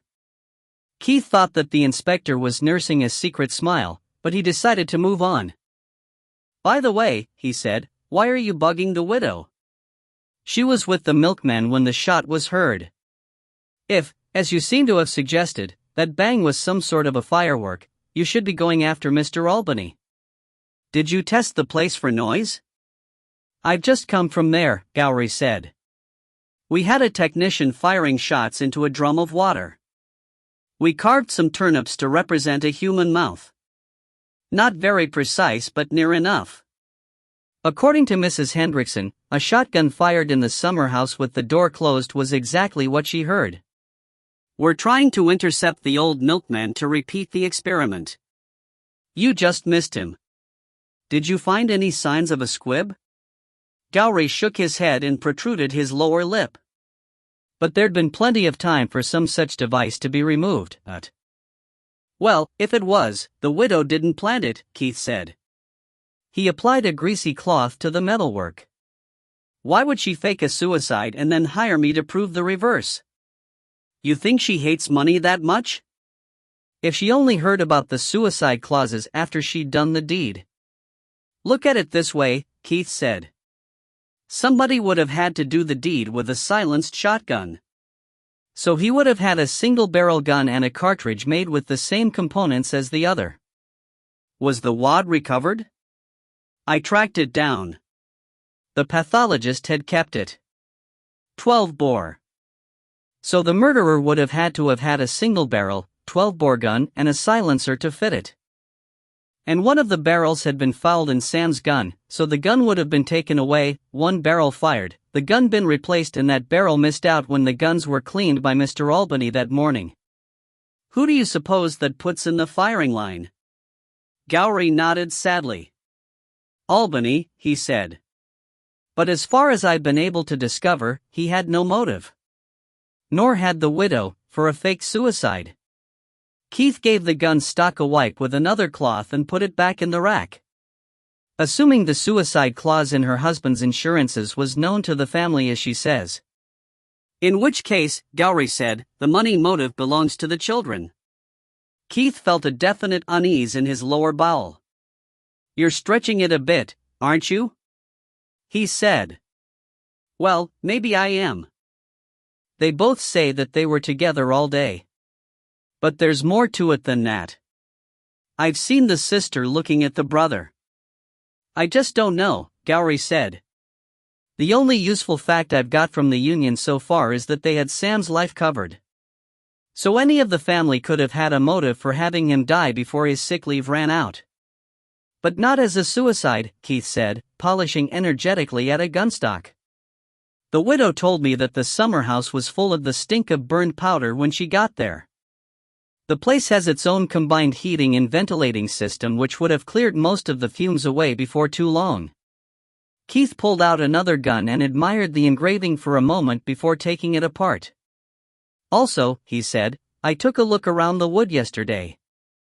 I could see where your men had been plottering around. They found some faint tracks, Gowrie said. Rabbits, Keith said. And I saw where you tried to get over the barbed wire and couldn't make it. More to the point, pheasants are using that wood and they make a hell of a noise when they're disturbed. They're almost as noisy as guinea fowl. And nobody heard them that morning. Pheasants can sit pretty tight if the intruder moves softly, Gowrie said. And it doesn't take them long to realize that they're out of season. I'm a country loon myself. How many did your men put up? Dozens. But they weren't trying to sneak through unnoticed. Gowrie sighed deeply and shrugged his shoulders. I'm finding it harder and harder to believe that anybody killed Hendrickson, he said glumly. We tried your test on the fingerprints, by the way, and all it told us was that there was nothing to be learned that way. The local residents and the milkman and window cleaner are all swearing blind that there was no stranger around. But, just in case every one of them was mistaken, let's imagine that somebody was lurking in the wood. He chose his time when the milkman was keeping Mrs. Hendrickson talking. He killed Hendrickson. Then what? Either he hurled himself back over the fence before they could get there, and without breaking a twig or scaring a pheasant, or else he squatted down behind the summer house just when there were bound to be people milling around the scene for the rest of the day. It just doesn't add up. Perhaps it was suicide after all. Definitely not, Keith said. He slapped the third gun back together. There's another point which has only just occurred to me. Let's suppose that Sam Hendrickson had a cartridge in his drawer. He took down the 12-bore, although the 20 was handier and much easier to load. He solved the problem of closing it, although that part of the action, which was also recocking the ejectors, is very stiff. That's for sure, Gowrie said. He showed Keith his palm. The blood blister had hardened to a lump like a raisin. But when he opened the gun, Keith said, there's no way that a man who was paralyzed down one side could prevent the snapcaps being scooted all over the room. You need one hand to open the gun and at least one other to prevent ejection. Sam's gun has particularly ferocious ejectors. Sit down and try it. Keith put snapcaps from a drawer into the gun which he happened to be holding and pulled the triggers. Detective Inspector Gowrie sat down in the customer's chair and tried for himself to open the gun one-handed while catching the expelled snapcaps. He was attempting the feat, as a last resort, with the butt of the gun on the floor and the muzzles against his shoulder, while with his left hand he tried both to open the gun and to prevent the ejection of the snapcaps, when the door opened and a customer walked in, catching him in an undignified contortion with his right arm dangling as if useless and his tongue protruding in concentration. The fact that the newcomer was an attractive young lady did nothing for his composure. When she had bought her salmon flies and, grinning over her shoulder at him, had departed, Gowrie stood up. Sam Hendrickson could have picked up the snapcaps before finishing off his suicide, he said. He could, Keith agreed, taking back the gun. He could have wheeled himself around the room, although he found it difficult to direct himself one-handed. He might even have been able to retrieve them from under the furniture, which is where they'd inevitably have fetched up, Sod's law being what it is. But if you were half paralyzed, desperate enough to knock yourself off and half expecting a visit from your wife who would strongly disapprove of self-slaughter, would you go to all that bother? Inspector Gowrie almost slumped back into the chair. I don't know, he said. I'd have to be that desperate before I could make a guess. I'll ask one of our consultant psychologists. It's time they did something useful. The way it looks at the moment, you'll be lucky to make a case for anything worse than aiding and abetting a suicide. I can see Sam Hendrickson asking somebody, Mr. Albany, likely, to leave the gun loaded and then wiping that request off his word processor, Keith said. But it's not a lifelike picture. The more I learn about Sam Hendrickson, the more I see him as having the kind of indomitable stubbornness which would never give in to anything. Mrs. Hendrickson has asked me to do some more work on the case. Do you mind? I can't object, as long as you stay within the law and tell me what you find, Gowrie said. You ask Monroe, Keith said. He'll tell you that, provided I'm not buggered about, I'll play fair. Give me most of tomorrow to ask questions and you can meet me at Boswell Court late in the afternoon and I'll tell you what I've got. Monroe told Mrs. Hendrickson that I could have copies of the statements you took from the residents. Bring them up to me and I can look for discrepancies from what they've told me. Gowrie was looking unhappy. I can't make late afternoon, he said. I'll come up around noon and see how you've got on. You may even learn something useful. But I think you're wasting your time and Mrs. Hendrickson's money. We've passed the stage where a skilled amateur has a chance of putting his finger on the crucial fact. It isn't only Mrs. Hendrickson's money, Keith said. The union has agreed to pay half, and if I need to speak to their members they'll talk freely. I met Huey yesterday. And you were right, his name's Reynolds. He's bodyguarding for me today. Leave him alone while Molly tries to coax the name of his former client out of him. 24 hours, Gowrie said slowly. After that, I want to talk to him. You know, you may not be wasting your time after all. I'll give you a list of things you could try to find out for me about the union. Get nodded, Keith said. Star. The real rush of business came just before closing time as those with sporting engagements over the weekend called after work to stock up with cartridges or fishing tackle. There were 3 customers in the shop when, out of the corner of his eye, Keith saw a man of late middle age enter. The newcomer took up a waiting position by the gun rack, and even when a last-minute customer dashed in for a packet of swivels he did not assert his right to be served but waited patiently until he could get Keith's undivided attention. Then he stepped forward and offered his business card. The card was of a major insurance company, and bore the name of B. Strathling. I'm pleased to meet you at last, Mr. Strathling, Keith said. I've seen you in the distance. Are you here as a customer? I called primarily about your insurance. Then I'll shut up shop before we talk. Keith locked up and put the closed sign in the door. Ben Strathling, he noticed, was a tall man, balding, neatly but inexpensively dressed. He had cold eyes and his mouth was too wide for his narrow head, giving him a fish-like look. Keith decided not to hold that against him. Some of his best friends reminded him of fish or fowl, or of dogs. I was going through my papers, Strathling said as Keith turned back to him, and I noticed that your insured value hadn't been increased for 2 years. With inflation running the way it is, I thought I'd ask whether you weren't underinsured. It can work to your disadvantage in the event of a claim. You'll have to speak to my partner about that, Keith said. He's the money man. But we took stock only a month ago.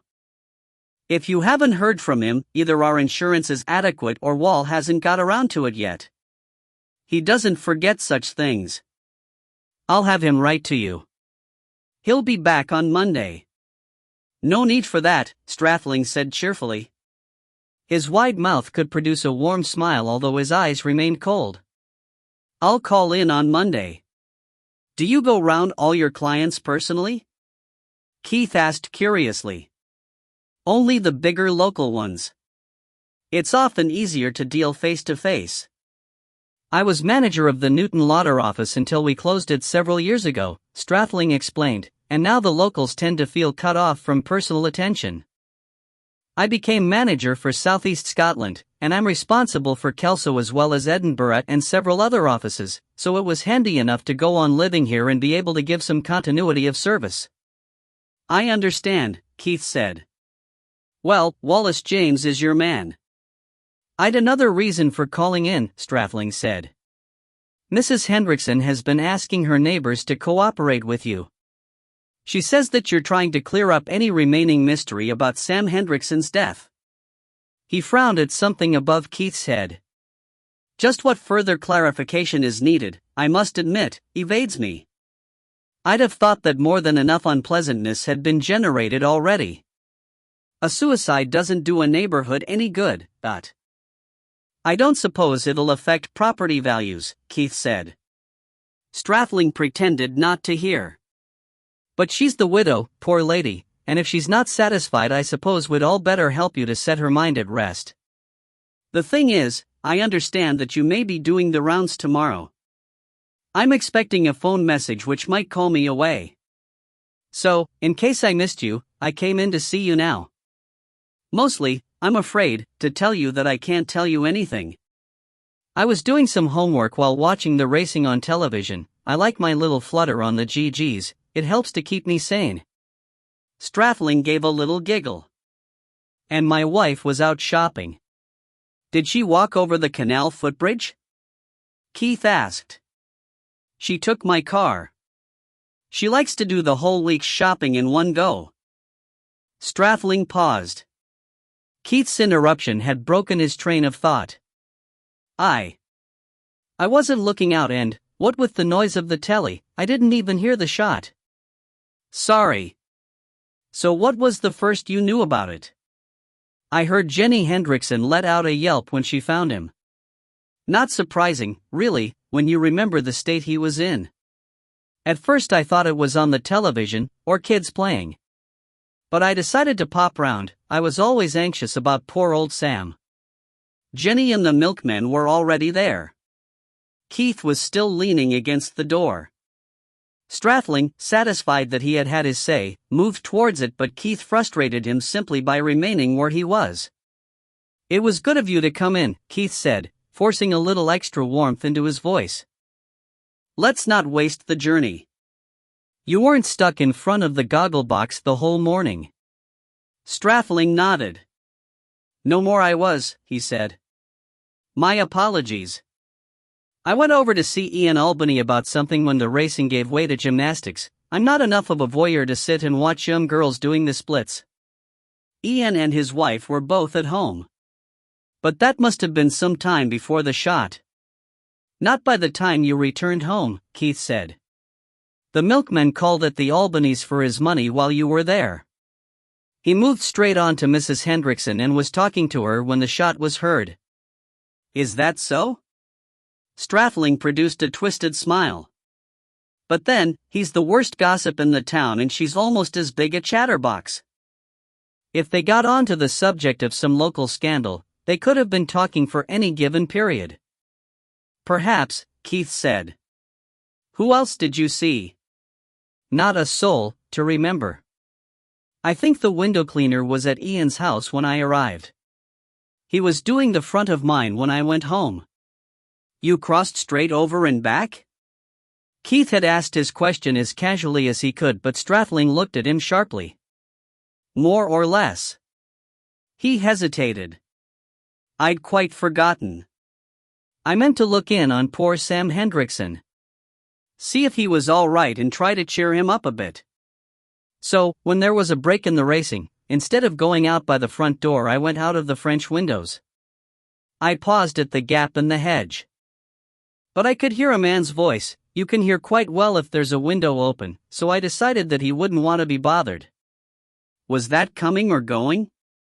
Keith asked. Strathling hesitated again.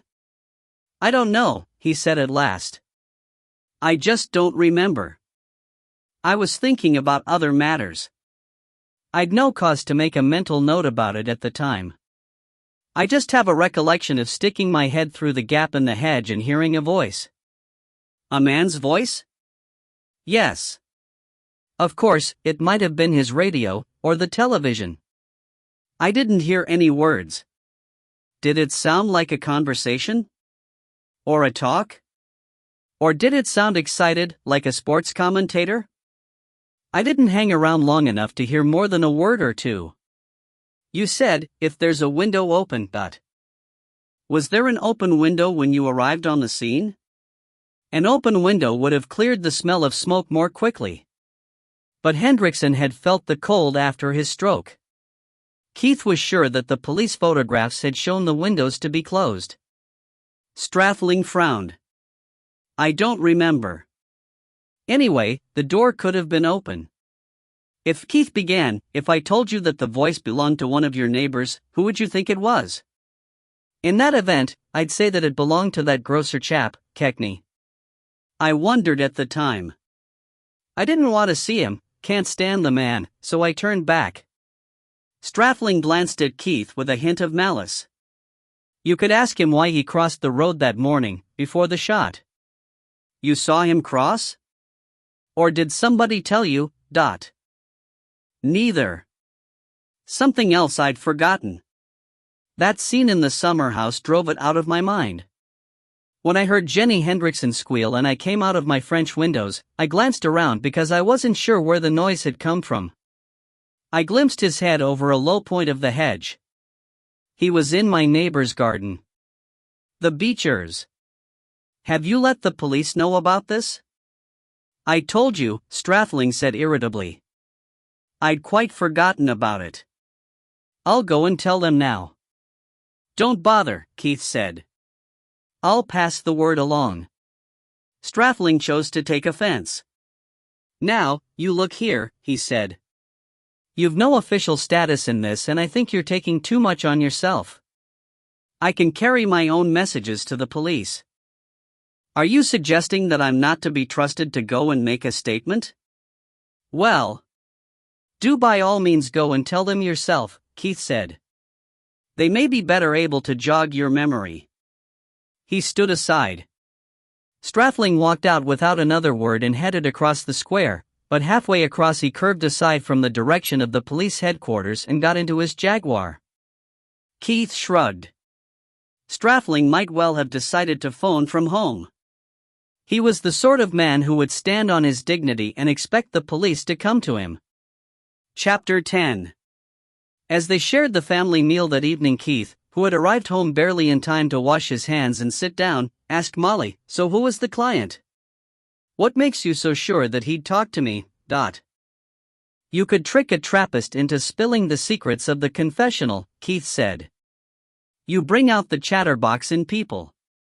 Oh. Well, I did find out. Hughie's rather a sweet person.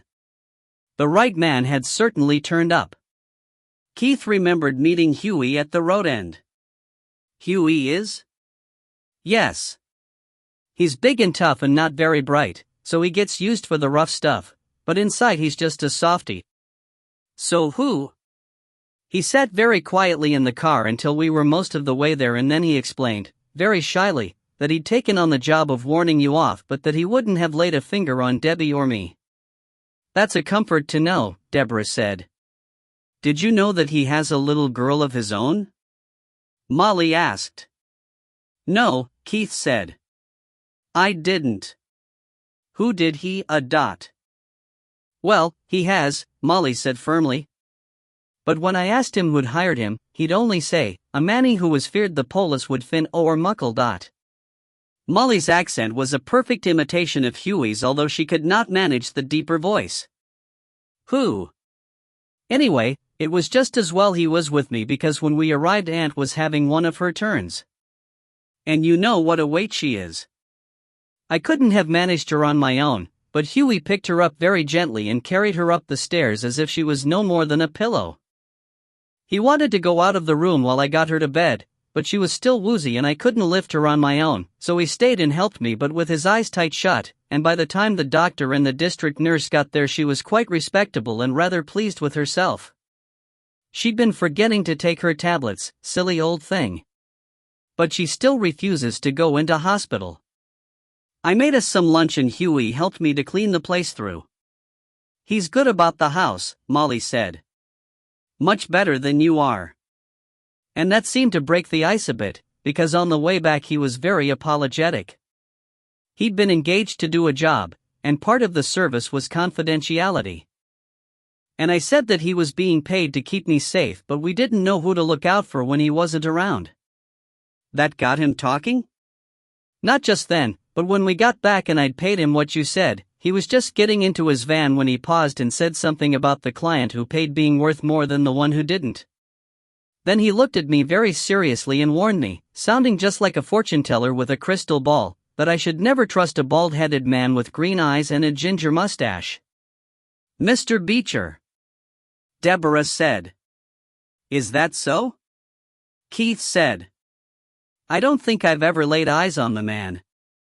First thing in the morning, I'd better try to find out where he goes on these so-called fishing trips. Wall says that he never buys any tackle from the shop. He could buy it somewhere else, Molly said. Do you want my help tomorrow, Dad? Deborah asked. Depends. Your mother said she'd mind the shop if Wall and Janet aren't back in time. I could use some help and I don't want you running around where somebody could get at you, but I'd hate to have you think I couldn't manage without you. Aren't you supposed to be trapping for the gun club? Deborah smiled broadly. At that rate of pay, she said, which would you expect me to prefer? I'll phone and cancel. Their whip round for the trappers hardly worth having. About £2 and a toffee apple. She's her daddy's girl all right, Molly said. Mercenary. You shouldn't let people down like that. I won't be leaving them stuck, Deborah said. There'll be other volunteers. Anyway, I think Mr. Albany may be rather relieved. He never wins anything when I'm trapping. I see to that. And I'll go on seeing to it until he treats me like a grown-up person. If I'm old enough to have my bottom pinched, I'm too old for a sort of adolescent version of baby talk. Does he do that? Molly asked in ominous tones. It was only once and I think he'd been drinking that lunchtime. Keith knew that Deborah could look after herself, if only she wanted to. He was more interested in an earlier remark. He was usually either shooting or coaching and had never given much thought to the trapper's part in competitive shooting. How could you make sure that he didn't win anything? That's easy, Deborah said. You get to recognize most of their voices when they call for their first bird. Then there's all sorts of ways of making it fly off at an angle, or making pairs fly apart. And with most traps you can speed them up slightly, or slow them down. If it's somebody I like, I can almost make the clay hang over his head. I've had some damned difficult birds when you've been trapping. You'd probably annoyed me, Deborah said blandly. Molly decided that a change of subject was overdue. What are you going to spend all that lovely money on? She asked her daughter. Clothes. But we buy all your clothes, Keith said. Deborah humphed. These aren't clothes, she said. They're coverings for my nakedness. I don't want to be a schoolgirl all my life. We wouldn't expect it, Molly said. Maybe not, but I can't see you buying me the sort of clothes I could show off in a disco or at a pop concert. One of these days, I'll want to do a tour of the boutiques. Being a swinging chick comes expensive, Keith said after a pause. That's why I'm trying to build up a kitty of my own. I think she does have a sort of a point, Molly said. Not a lot, but some. Keith pushed away an image of Deborah in punk gear with a Mohican hairstyle in fluorescent colors. Come through to the study, he said, and we'll put what we know into the word processor. Help me with the washing up first, Molly said. I want to sit in with you. Jenny Hendrickson's still my friend, even if I've hardly seen her for umpty years. How many years? Deborah asked. Never you mind. Keith, do you have enough information to put together yet? I thought you'd be going off on one of your tours, seeing hundreds of Sam Hendrickson's old contacts all over the place. I thought so too, Keith said. But when I came to think a little more, I decided that Detective Inspector Gowrie was only making life difficult for himself, worrying about how some outsider arrived in Boswell Court. The signs, all but one, are that you and Deb were right all along and that there was no outsider. And chasing around for motives never pays dividends, because the motive often turns out to be the last thing you'd have thought of, or else it's too trivial to have been believed. So we concentrate on the time around the shot and we tabulate who saw or heard whom or what, where and when, and we go on asking questions until discrepancies show up. And then we go on asking more questions until we've explained them. And if that doesn't work? Deborah asked. Are we up the creek without the proverbial paddle? Not necessarily. Either we've satisfied ourselves that it was a local job or we haven't. Come on, let's get the washing up over. He began to stack dirty dishes. What's the sign which doesn't point that way? Molly asked, getting up to help. The fisherman said that two women came over the footbridge. But Mrs. Orton only mentioned Mrs. Pollock. There's a faint possibility that some disgruntled ex-mistress killed him, although his wife is pretty positive that infidelity wasn't among his more regular failings. Or would you say that she was as capable of closing her mind to adultery as she is to his other defects? They had reached the kitchen. Molly dumped dishes into hot water. If you have faith in one thing, she said, you can have faith in another. Keith thought about it. Molly's meaning began to poke through. You mean, he said, that if you can believe in a personal God you can believe anything? Yes. No, Molly said indignantly. Don't put words into my mouth. But, Keith, what about that lady from the Union? I'm curious about her myself. Keith began to dry, passing dishes to Deborah to put away. When they were talking at Mrs. Hendrickson's yesterday, there were a lot of things being said which weren't said aloud, and it was as if I didn't know the language. Deborah left the kitchen with a tray of cutlery and Keith took advantage of her absence. Mrs. Hendrickson seemed to be saying, woman to woman, that whatever differences she and Sam might have had between them, they were terrific in bed. I expect you're right, Molly said. She hinted as much to me. And she isn't the sort of person to say that sort of thing if it wasn't true. Deborah returned. They dropped the subject quickly. And Mrs. Grigson seemed to be saying, to Sam's former henchman, that she was ready to take her place in a fresh carve-up, Keith said. If Sam's continued existence was standing in her way, she could have had a motive. She could have walked up to see him, perhaps to demand that he put in his formal resignation.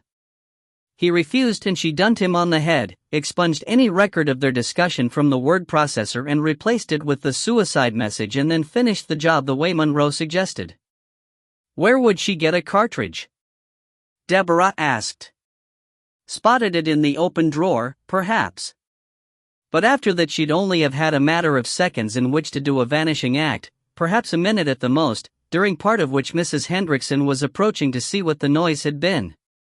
Deborah paused in the act of drying pans.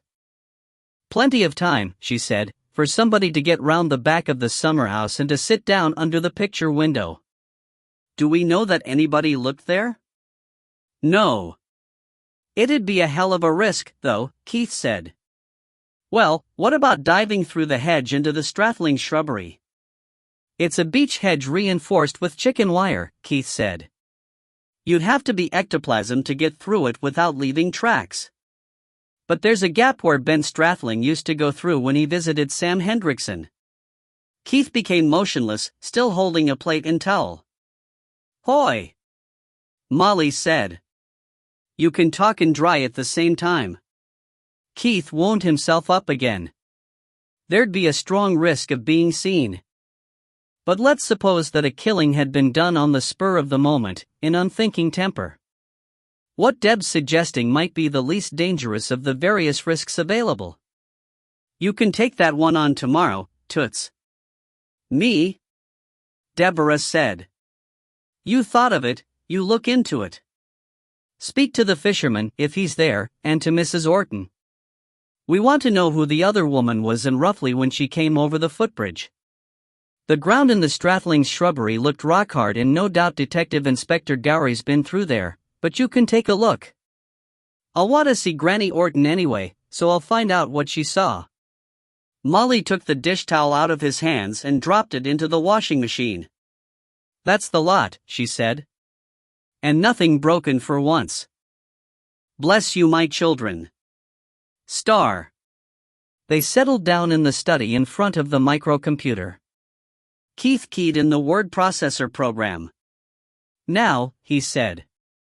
Read me the notes of what Mrs. Hendrickson told us. All right. But we don't have any times to put against things, Deborah said. No. Folk don't walk around looking at their watches and memorizing times. But we should have a sequence. I'll be satisfied if we get a framework to hang any new snippets on. They settled down to work, from Deborah's notes and their memories. When they had finished Mrs. Hendrickson's account, Keith said, Now we'll thread in what we think was meant by what we found in the computer, where we think it makes sense. Won't we be guessing? The great thing is to make a guess. If it turns out to be wrong, we've learned something. A few minutes later, he said, Now we'll put in what I was told by Kenny Stewart and by Mr. Albany. The list now read. Mrs. H takes Mr. H to summer house. On computer, cold, shut door, can't reach radio. Mrs. H back to house, takes phone call from Sister Louise. Noted on computer. Phone call from Hugh E.R. On computer, bad news, JC talking to the Plod, police. Mr. and Mrs. Albany visit. Coffee in summer house. On computer, okay thanks, no, ho. Mrs. H to house again, Mrs. A leaves. Mr. A cleans guns. On computer, just put one out. KKHSWWF okay just tired. Linseed stocks, snapcaps and triggers, fancy a beer? Physiotherapist phones. Mr. A leaves. Mr. Strathling visits Mr. Albany at number 4. Milkman, Rogers, arrives at A's door for money. Mr. S returns home, going round the side of the house. Old Mrs. Orton waves to Kenny Stewart. Milkman arrives at Mrs. H. Sound of shot. Mrs. H finds husband. Computer was on menu. Switches off monitor but suicide note remains in computer. Strathling and Hughes arrive, followed by Albany. Molly had been writing a letter on her knee. Keith had wondered whether she had pretended an interest in order to get help with the washing up, but she looked up suddenly and peered at the screen. It asks as many questions as it answers, she said. But I suppose that's half the objective. Ho could be the start of how are you? Or how can you do this to me, Keith said. What about Mr. Strathling hearing a man's voice? He was too damn vague to be any use, Keith said. If he heard it at all and wasn't just trying to divert my attention away from himself. He thought it might have been the radio, or possibly Mr. Keckney's voice, and he said he couldn't remember whether he heard it on his way round to the Albanys or on the way back, which makes about a half-hour's difference. We could find out whether there was a talk on and at what time, Deborah said. It could have been somebody introducing a piece of music, Keith said. We'll take a look tomorrow and see what wavelength the radio's set to. I'd rather know exactly when, in this timescale, people started and stopped what they said they were doing. It doesn't take all morning to mow a lawn or wash a car. It does if you have to trim the edges or polish the bodywork, said Deborah, who was pressed into service rather oftener than she felt was fair. And I want to know how the movements of the milkman and the window cleaner fit in. Silence fell. All three stared at the list on the screen, willing it to yield some meaningful message. Assume that we're right, Molly said suddenly. Assume that nobody came in from outside. Also assume that it was one of the residents. Who would it be? That's really tomorrow's question, Keith said. But you went round most of them, between you. What do you think so far? And give us a brief description of each household as you go along. It's time I saw them as individuals instead of animated chess pieces. Deborah took a deep breath. All right, she said. I'll start. But that's a lot of assumes. What do we assume about people covering up for each other? Keith thought about it. He imagined a similar crisis within his own immediate circle. Such had not been unknown. For starters, assume that people will cover up for their own family, he said. Not for anybody else. But tell us if any two families seem to be exceptionally pally. Seems reasonable. Would you and Mum cover up for me if I killed somebody? That would depend on whether you'd tidied your bedroom, Molly said. Get on with it. Really, Deborah said. You are the end. We'll work outwards from the Hendricksons. You both know Mrs. H. I'd like her very much if she wasn't quite so top-heavy with virtue. She and Mr. Rogers give each other perfect alibis. Unless, of course, they were having an affair and one of them killed Mr. Hendrickson so that they'd be free to run away together. She glanced at her parents to see whether she had managed to shock them. Molly considered it seriously. I think he's too old to be having an affair with anybody, she said. How old? We'll tell you if it ever happens, Keith said. Molly, would you say that your old friend had a passionate nature? You didn't react when Deb suggested an affair. I was wondering. She used to be very much a romantic, Molly said, and her sex life seems to have been grade A. I think she's too conventional to throw her knickers over the windmill? Deborah suggested. Deborah! Molly said. Where do you get these expressions? I heard Dad say it once. I thought it was very rude. Expressive, Deborah said. That's the word I wanted. Clipe, Keith said. With a single glance, Molly made it clear that he was in disgrace. I don't think that she'd have a physical affair, she said. Jenny takes the Bible literally. But she might have a romance. I can see her getting a kick out of nobly renouncing her love for the sake of her crippled husband. Maybe allowing some neighbor to believe that if she wasn't lumbered with Sam she might go off with him? I suppose it's possible, Molly agreed doubtfully. Did she seem to have a fancy for anybody in particular? Keith asked. Not that she told me, Molly said. I got the impression that she only put up with Ben Strathling for Sam's sake. But when she mentioned Mr. Albany, her voice seemed to soften. And he seemed very concerned about her, Keith said. But could anybody fancy that hairy ape? He could be very attractive, Molly said. Oh, Mum. He must be 100 years old. Keith decided not to point out that Ian Albany was about his own age. I suppose his wife must once have fancied him or he wouldn't have one. Do they still get along? They bicker, Deborah said. Much? About the same as you and Mum. A case for the divorce lawyers, Molly said, hiding a smile. All right, we've got the picture, Keith said. Go on. Mike and Beth Hendrickson were away in Edinburgh, so Parasite is out, Deborah said. Keith glanced at her but she refused to look up. A pity. I wouldn't have put it past her. Spoiled and mixed up, she explained. Next door are the Strathlings. No family. She's an overdressed snob, for all that she works in the bank, and he's a cold fish. Why do you say that? Keith asked quickly. I don't know. I just get that feeling.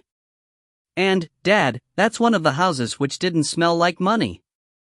It didn't look like money either, from inside. I mean, there weren't a lot of expensive, personal things around. She was away shopping but, obviously, he could easily have slipped through the hedge. Next to them, the Beechers. They're a pair of fusspots, not a weed in the garden nor a speck of dust in the house, but I rather like them. He runs the printing works. Does he own it, or is he a paid manager? Keith asked. Molly and Deborah looked blank. Sam Hendrickson had stirred up trouble there. Beecher's attitude might depend on whether it was his own money that was going down the drain. Never mind. He probably owns it, Deborah said, because their house smells expensive, of cigars and lavender and saddle soap. They've 2 sons. Is that why you like them? Molly asked. Deborah lifted her nose. Please don't be silly, Mum. I like them because they're kind and they treat me as an adult. I was going to say that Gary's away at university. Stephen says that he was helping his mother in the garden all morning up to about the time of the shot, and that one or the other of them may have gone indoors but never both at the same time. Mr. Beecher was away at his fishing. His mum says that Stephen had just driven off in that little car of his, but she herself, Mrs. Beecher, was still in the back garden when she heard the bang. So Mrs. Beecher could have slipped through the Strathlings' garden, choosing the right moment while there was a race on the box. They all seemed to know that he watched the racing. That's all very well, Keith said, but people can look round from the telly. What makes more sense is that she would have waited until Strathling went over to the Albany's house. But why would she have waited so long after he went there? I don't know, Deborah said, and I honestly don't care very much. Because I don't think I can see Mrs. Beecher doing any such thing. She's very mild and gentle and she jumps at loud noises, but... Obviously, Molly said, she waited for her son, Stephen, to drive away. I don't think anybody could have slipped through the Beecher's garden from the McLeans, who were on holiday in Italy or somewhere at the time, Deborah said. The Beecher's garden's a bit more open than most. That's that side of the road. On the other side, the Albanys are next to the Hendricksons. That's another house which smells well off. Mr. Albany's built like a gorilla, but he's a good sort if he wouldn't be so patronizing. And 100 years old, Keith said. And that Mrs. Albany's the bossy type, which is what usually sets them bickering, and they have a daughter, Amy, who I can't thole at any price. She thinks she's just beautiful, Deborah said loftily. Any of the Albanys could have slipped through the Hendricksons' garden, Keith said, again choosing the right moment, but whether they'd have had time to slip back again I rather doubt. I suppose Ian Albany could have hidden round the back of the summer house until Mrs. Hendrickson and the milkmen were inside and then appeared at the door, but he'd have been taking a hell of a risk that somebody else would have come into the garden at that moment. The Albanys have a yappy dog, Molly said. It's always loose in the garden when the weather's dry. They weren't looking out, but they say it always barks at strangers. Including the Ortons? Keith asked. Especially them. The Ortons keep cats and chase the dog out of their garden if it gets in. So nobody could have slipped through there from the Ortons or the footpath, but anyway, Molly said, I think that one of the Ortons need only have walked across the street if Grandma Orton was prepared to keep her mouth shut. Their gate's only a few yards from the Hendricksons, and I don't think that Mr. Keckney could see that far along from his front lawn. There's a clump of holly in the way. They'd have to choose their moment, even more than any of the others, what with the window cleaner and the milkman, Keith said. Molly shrugged. So they could have chosen the right moment, while the window cleaner was at the back of a house. But, again, getting back could have been a problem. They might have had to stay hidden for hours. Jenny didn't go up the garden straight away, but nobody knew that she wouldn't. Perhaps we should go round everybody again and find out who wasn't seen around for the next few hours. If we must, Keith said. The Ortons have one daughter, Deborah said. Pat, who's supposed to be very clever. I get on well enough with them usually, though Pat tries to make me look stupid sometimes. She doesn't try it too often because there are things I can make her look stupid about. Mr. Orton's the brainy type, spends his time marketing very high-tech computer programs, but he doesn't put on any side about it. Mrs. Orton's very neat, but he always looks as if he'd been thrown into his clothes by a giant who couldn't aim very straight. Pat and Mrs. Orton were both in their back garden most of the morning, Molly said, which would have prevented the Pollocks or the Keckneys from going that way without being seen, and old Mrs. Orton was looking out over the front.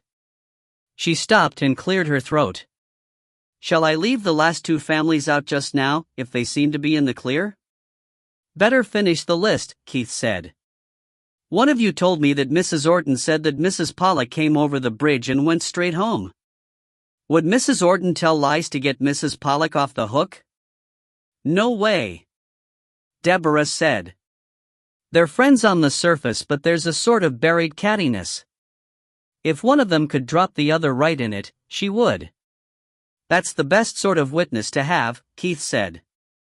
"The Pollocks come next," Deborah said. "Mr. Pollock's fat and pompous and thinks he ought to have been got, only the job had already been taken. He was indoors for the later part of the morning, according to his family. Nobody mentioned seeing him anywhere else. His wife's a poor sort of creature," Molly said. "Always ailing with something. I don't know how she managed to produce two great bouncing daughters. But the girls are at boarding school," she added. "And that just leaves the Keckneys." "You've met him." "That I have," Keith said grimly. "Well, I haven't," Molly said. "He was away at one of his shops when I called in, although he usually takes Saturdays at home. His wife's a pillar of the Red Cross and Meals on Wheels and that sort of thing. She was indoors all morning when Sam Hendrickson died. She says that her husband was out pottering with the cars until lunch." Keith frowned. "Somebody, Strathling it was, told me that Keckney crossed the road before the shot. It might not be true, of course. He was probably going to see his sister," Molly said. Keith nodded and was about to move on when the impact of her words hit him. "Sister?" "Yes. Didn't you know? He's Mrs. Beecher's brother." "Is he, by God?" And both the Keckneys and the Beechers had cause to hate Sam Hendrickson. "And Beecher tried to scare us off." Keith stared into space for a full minute and then gave himself a little shake. "For the moment, it looks as if Keckney might be the front runner, with his sister as an accessory, which would please Wool no end, followed closely by the Albanys and Ben Strathling, then by the Ortons, the window cleaner, and a mysterious lady who might possibly be Mrs. Griegson from the Union and who seems to have the only real motive which has shown up. And I thought that this was going to be a one-horse or at the most a two-horse race." "Any thoughts so far?" They looked at each other in silence. Molly laughed suddenly. "Three minds without a single thought," she said. "Poor Jenny, she may never know what happened to her Sam. Wouldn't anybody have noticed if the window cleaner vanished for a minute? Or are window cleaners sort of invisible, like policemen and posties, dot?" "I think Mrs. Orton Sr. would have noticed," Keith said. "I'm going to ask her tomorrow." "I'll tell you something that's been bothering me all along," Molly said. However shocked she was, Jenny Hendrickson wouldn't have turned off the monitor of the computer if it had shown a message from her Sam. So why would a murderer leave it only showing the menu? The only reason I can think of is that he was afraid that she'd be more likely to switch off the computer if she saw a suicide message, because of the insurance. But that doesn't seem to be good reasoning. "I think I can tell you why," Keith said. "So can I," Deborah piped up. "All right, Toots. You go ahead." "No, Dad, you first. I've got a tickle. I'm not used to talking so much without being told to pipe down." She fetched herself a glass of tonic from Keith's drinks cabinet. "Very well." Lightly, Keith touched the escape key. At each touch, the screen flicked across between the list of functions and the text which they had been preparing. "I was going to test my theory tomorrow. I'd do it here except that it'll make a mess. It hardly takes a breath to work one of these keys. I'm going to fire a shotgun in the summer house, into a bucket of water, and see if the sudden pulse of gas pressure wouldn't be enough to key it." "Is that what you were going to say?" "No, it isn't," Deborah said. "I don't think that it would work, not on a key half an inch square." "Think about it." "Now who's sounding patronizing?" Keith said. "Sorry." But what you said wouldn't explain why the keyboard was one of the first things Mrs. Hendrickson cleaned. There's a simpler explanation. A great dollop of blood and brains and chips of bone landed on that part of the keyboard, she explained cheerfully. I noticed it on one of the photographs. Assume that it hit the escape key. Wiping it off, Mrs. Hendrickson would have been keying it to and fro and also putting in all the gibberish. If she'd switched off the monitor, she wouldn't notice anything. Keith pointed a finger at her. Babes and sucklings, he said. Babes and sucklings. You may be a clype, but you're a clever clype. That's exactly what happened. His daughter put her tongue out at him. Chapter 11. Saturday fishermen quit their beds early, to make the most of the day and in the hope of a dawnrise. Keith slipped out of bed while Molly was still sleeping, scribbled a note, filled a flask with coffee and left home before dawn, resetting the alarms behind him. He parked the Jeep near the entrance to Kenny Stewart's farm and settled down to wait with the patience of the experienced stalker. The sun was coming up and the flask was almost empty of coffee when a white Volvo estate cruised along the road from Boswell Court and turned towards the town. If he found himself spying on an innocent angler, he told himself, it would only be a few hours of sleep and some petrol lost down life's plug hole. In Newton Lauder, the white car turned south. Rather than alert the other driver, Keith tucked in behind a milk float. A sudden, short crocodile of traffic, probably early golfers, kept him there, and when he managed to get past the milk float his quarry had vanished. In a burst of irritation, he uttered a word which Molly had absolutely outlawed and put his foot down. But when the town was behind him and he could see the road for half a mile ahead, there was no white car to be seen. There was no other road to the south and no trout stream within walking distance. As he turned in a field gate, he considered. Of course, James Beecher might be picking up a friend. In which case, he might return to the main road and leave the town to the north or go back up the hill to eastward. Or they might take the friend's car. Or the fishing trips might be no more than an excuse to visit a lady, which would explain the fact that Mr. Beecher often purchased cartridges in the shop but never fishing tackle. Before choosing between trying the impossible or giving up, there was one other cast he could make. He turned off into a side street which curled uphill round the back of the post office and then, after serving some tiny, Victorian houses for a quarter mile, arrived back at the canal beside a large, blank-faced industrial building of red brick and heavy slates. A sign, much newer than the building, announced that this was the Panmure Printing Works. Prop. J. Beecher. The white Volvo estate stood haughtily apart from two lesser cars, within the mesh-fenced yard. The gate was padlocked. Keith let the Jeep roll back until it was hidden by a rickety wooden garage and parked while he thought again. Jim Beecher might be using his own yard as a secure place to leave his car while going off with a fishing friend, but Keith had not met another car as he came up the hill. If Beecher were merely catching up with a backlog of desk work, why would he padlock the gate? And if he was in the habit of spending his Saturday mornings in innocent toil, why pretend to go fishing? Keith got out and locked the Jeep. Then he unlocked it again to get out his lightweight binoculars. He began to circle the fence. There was no sign of life in the printworks except for a faint hum of machinery. No other gates were evident, but from the raised canal bank it was an easy vault over the wire onto a stack of crates and pallets. In the back of the Volvo he could see waders and a rod case. The most propitious time for fishing would soon be past.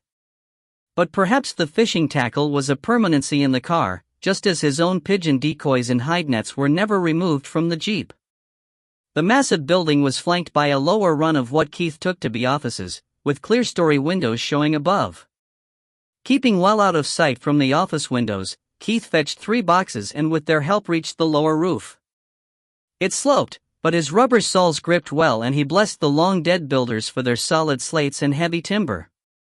He made his way up and crouched against the edge of one of the high windows, keeping very still rather than attract eyes to a moving silhouette.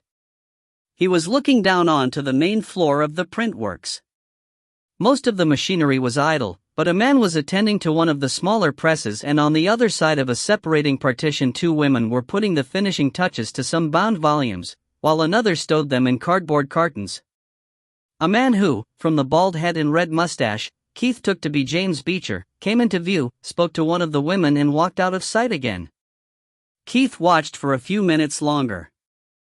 It seemed that Beecher, with a small selection of his staff, was attending to some rush job, but, before climbing down, out of no more than idle curiosity as to what work was so urgent as to bring them in at the weekend, he pulled the binoculars from his inner pocket and focused them on the stacks of pages which awaited binding. The print was still just too small for him to read, but the one full-page photograph came up sharp and clear.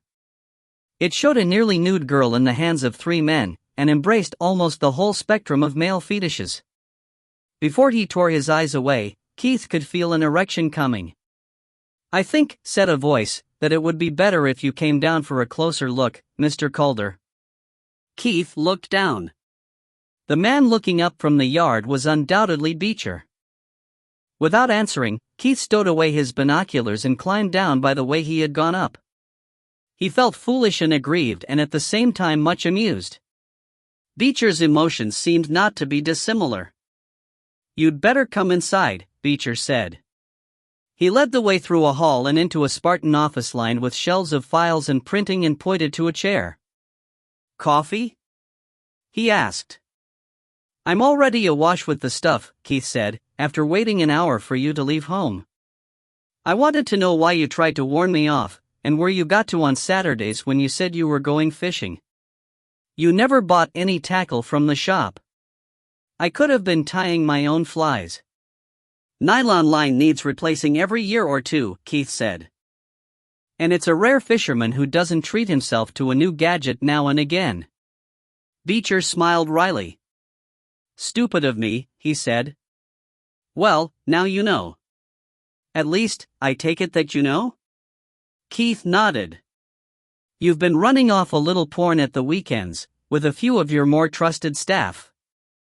When we could get the work." Now that it was out in the open, Beecher had relaxed a little, but although he had settled into his chair, Keith could see that his muscles were still taut. "It's a good earner. It was the only way I could keep the rest of my costs low enough to compete with the bigger firms. We only do the printing, you understand," Beecher added anxiously. "We don't write the stuff, or take the photographs." Keith, who had been on the point of getting interested, remembered his grievance.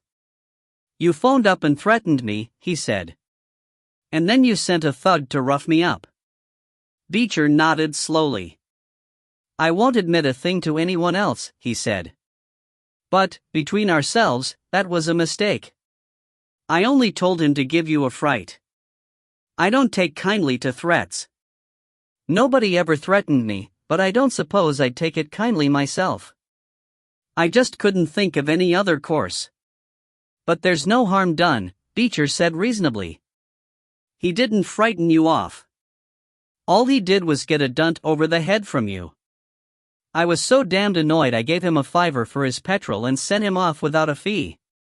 Despite his annoyance, Keith found that he was beginning to like Jim Beecher. If you'd paid him off, he might have been a bit more reticent about who'd employed him. "After I ignored your phone call, why did you send him? The damage was already done. If you stopped stirring up the mud, I thought that the police would soon lose interest. Nobody likes working hard to prove that they blew it first time around." Beecher paused and scratched his ear. "So what happens now?" Keith was wondering the same thing. "Tell me about you and Sam Hendrickson," he said. He spoke only to fill a gap and to take advantage of having Beecher at a disadvantage. He expected nothing but a puzzled denial. Beecher surprised him. "It was several years ago," he said. "Hendrickson, representing the union, came after me for a rise for my workers. I refused and had a strike on my hands. I met Hendrickson and took him through the books and showed him that the business couldn't stand it. I thought I was wasting my time, that wasn't the sort of argument Sam Hendrickson was known to accept. But he asked, quite mildly, whether I'd pay the increase if he brought me in some profitable extra work." "He introduced you to the porn publisher?" Keith asked. "Exactly. And the workers got their rise and Hendrickson took a percentage for 1 year as we'd agreed. And I'll say one thing for him. He stuck precisely to the letter of our agreement. I ought to tell the police, Keith said. Please don't. It might not come entirely as a surprise to them, Beecher said.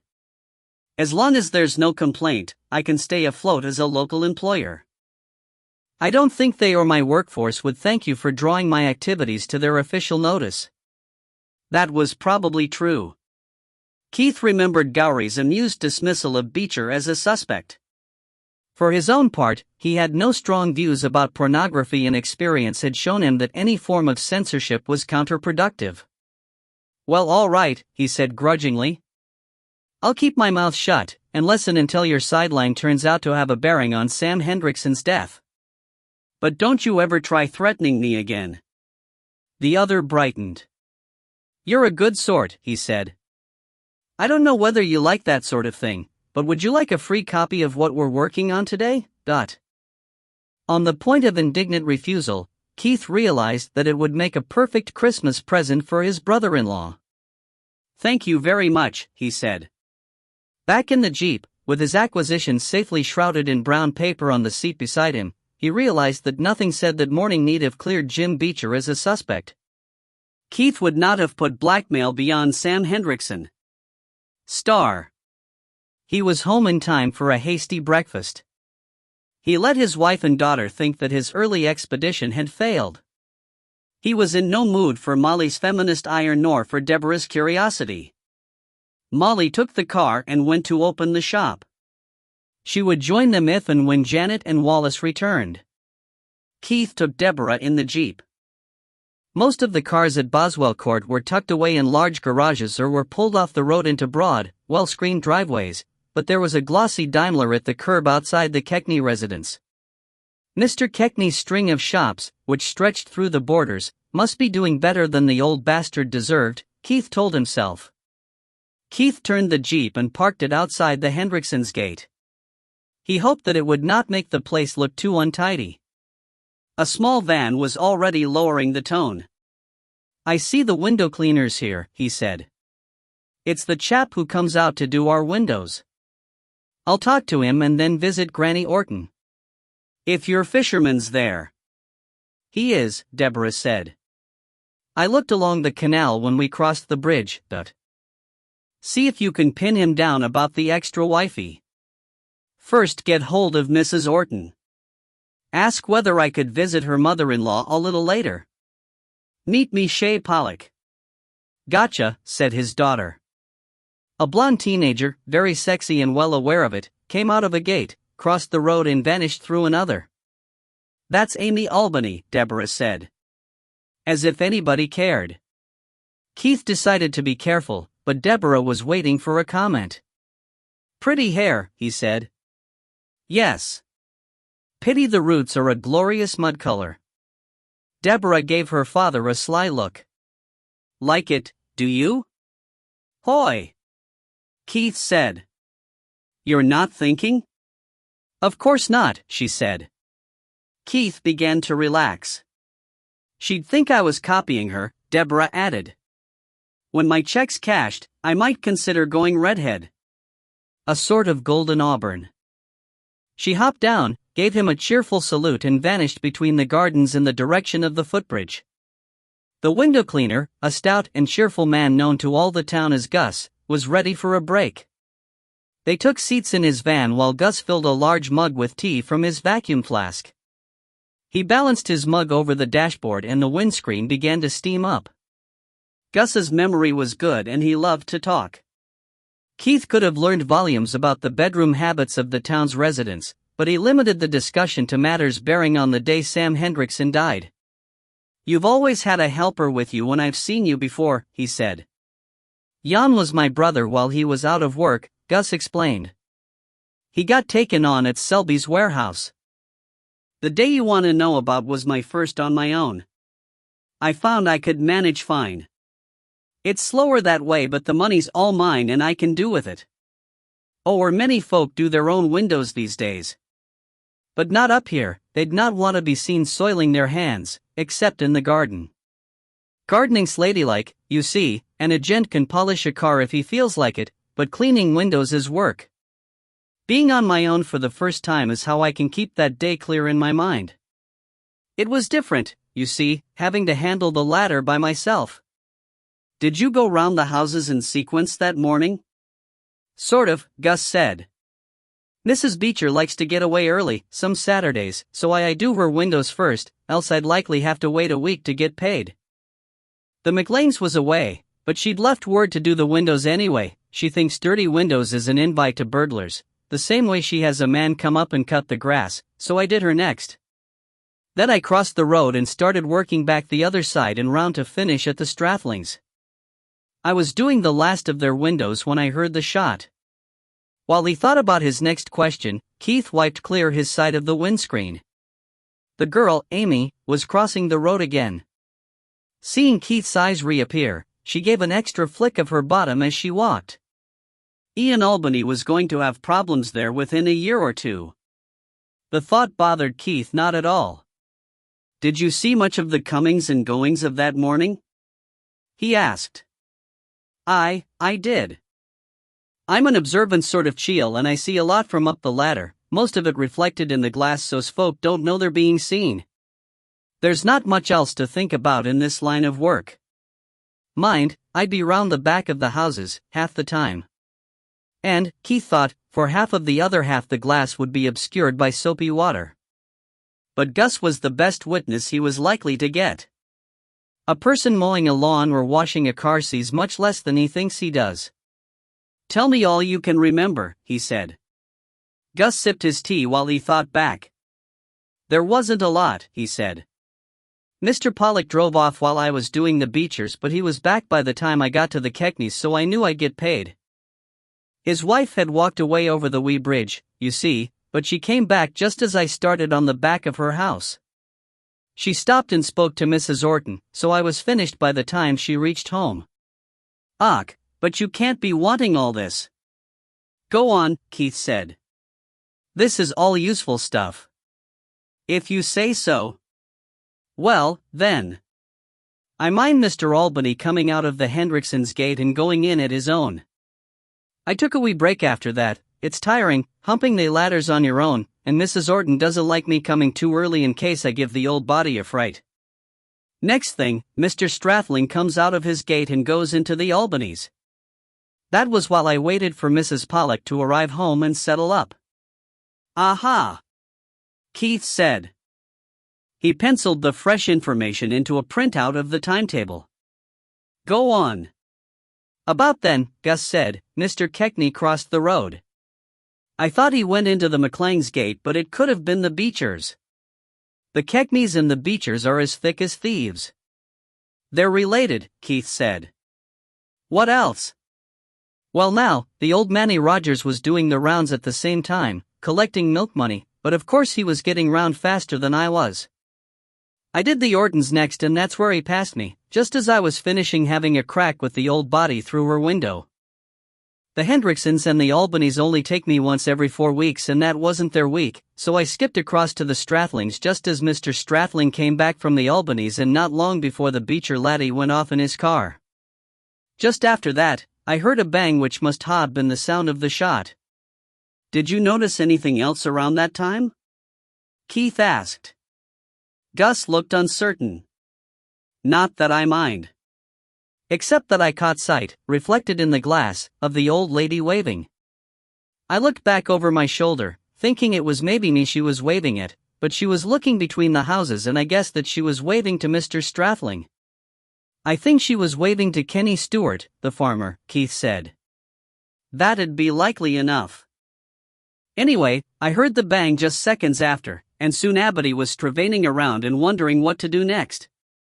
The police arrived and a doctor, although what good he could do beats me.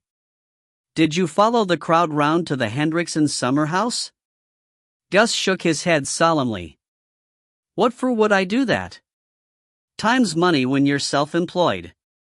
The moment I heard what had happened, I made up my mind I'd not be a witness to anything if I could help it. Not that saved me from the police. I'd them the same as I've told you in 1/10 of the time. Keith took the hint. I'll leave you to get on with it in a minute. First, go over that morning in your mind. Can you remember anything else? Anything at all? That's the whole of it, Gus said, but I'll catch you if anything else comes into my mind. Thank you, Keith said. You've been a big help and I'm grateful. I've not landed some poor bugger in the sharn? Mostly, Keith said, you've just borne out what they'd already told me. He opened his door, admitting the whine of an electric mower, but paused with one foot out of the van. From that ladder of yours, you must see most of what goes on around the town. Did the police ask you whether any of the folk up here were having affairs? They did, Gus said. And I'll tell you what I told them. There's een or two of the men trailing a wing, but none of them's fool enough to shit on his ain doorstain. I aren't that, I'm not telling. I think a window cleaner's like a doctor or a minister and maun stake his gab and no be blurting his client's secrets to the whole town. Star. The younger Mrs. Orton answered her door to Keith. She was a small and cheerful person with a brisk manner. Although she was dressed for gardening, she managed to look so clean and fresh that Keith expected her to smell of starch. She pulled off a leather glove to shake Keith's hand. Your Deborah will be back soon, she said. But my mother-in-law's expecting you. She's looking forward to an extra visit and I know she'd like to give you coffee. Would that suit you? Very much, Keith said. But you're busy. He wondered if he dared ask for tea. It would be weeks before he could face a cup of coffee again with any enthusiasm. The tray's ready. I'll take you and it up together. She's old but you'll find that she's very much all there. Mrs. Orton paused and looked unhappy. I only hope you can clear this up. I've given up hoping for the police to solve anything, and it's got us all on edge. Winnie Pollock next door, and. She turned away abruptly and fetched the tray. As she led Keith up the stairs, he was able to catch a glimpse of Deborah beyond the canal. The smell of money, to which Deborah had referred, was definitely present, and the paintings which hung on the wall were contemporary originals. A man in glasses with his trousers at half-mast passed them on the landing. He was carrying a large tome and seemed to be quite unaware of their presence. The brainy Mr. Orton, Keith presumed. The senior Mrs. Orton occupied a huge bed-sitting room at the front of the house. The furniture was old-fashioned, but because the wallpaper was in keeping there was no suggestion that she had been equipped with cast-offs. It was rather that the furniture, which was well matched, had been chosen carefully to suit the taste of the old lady who was perched in a high wing-chair at the window. Mrs. Orton waited only long enough to make introductions before hurrying back to her gardening. Keith pulled over a light bedroom chair and joined the old lady. Even the smell of the room was old-fashioned, he thought, although just as clean and moneyed as the rest of the house.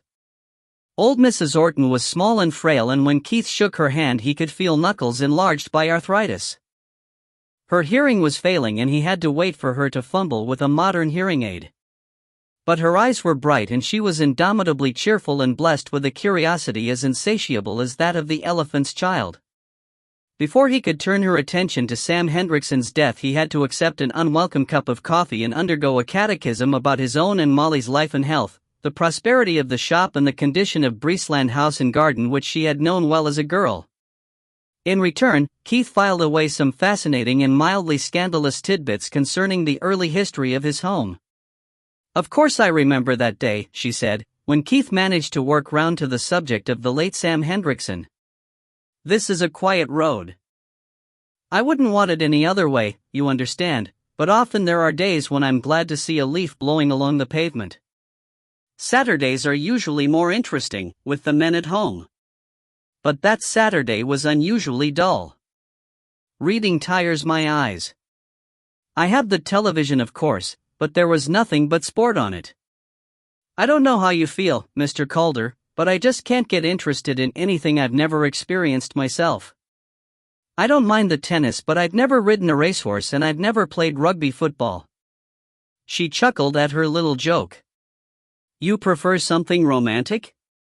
Keith said. Any day of the week, she said stoutly. Romance is something else I've experienced for myself. I believe you, Keith said, smiling. Happily married for 35 years, but before that I'd been engaged 6 times. My parents were wondering what would become of me. She chuckled again. And I just love a good thriller, although the acting isn't what it was. But that's not what you came to hear. I don't know that I can help you, though. You see, I didn't hear the shot. My hearing, you know. It's a curse, especially with the actors on the television gabbling on and mumbling their lines the way they do, and the directors drowning out the most important bits with music or background noise. How do they think a body can follow a complicated plot? Or do they think that we're just unintelligent creatures who'll be satisfied with noises and pictures? I'm rambling again, aren't I? She grinned mischievously and slapped the back of her wrist gently. But I certainly remember the day. It's not every dull Saturday we get a police car and an ambulance up here. Tell me about it, Keith said. I'm afraid I wasn't on duty until close to the time Mr. Hendrickson must have shot himself. Or been shot. That's what you're here about, isn't it? Anyway, I can't leap out of bed these days. I have to wait for Jane, my daughter-in-law, to help me get up. She's a good girl. It's not as if she's one of my own, but she looks after me as if I was her own mother. And so does my granddaughter, when she thinks of it. Anyway, Jane got me up and dressed just in time before the window cleaner arrived. I like that Gus, she added. Jane says that I like all the men, only joking, but there's a scrap of truth in it.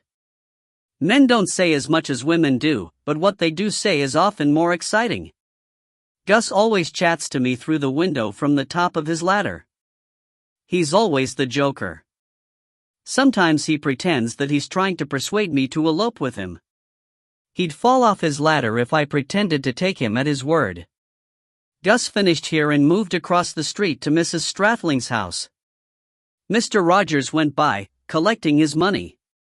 And Mr. Strathling must have been visiting Mr. Albany, because I saw him go back across the street. A little later. One moment, Keith said. Exactly where did Mr. Strathling go?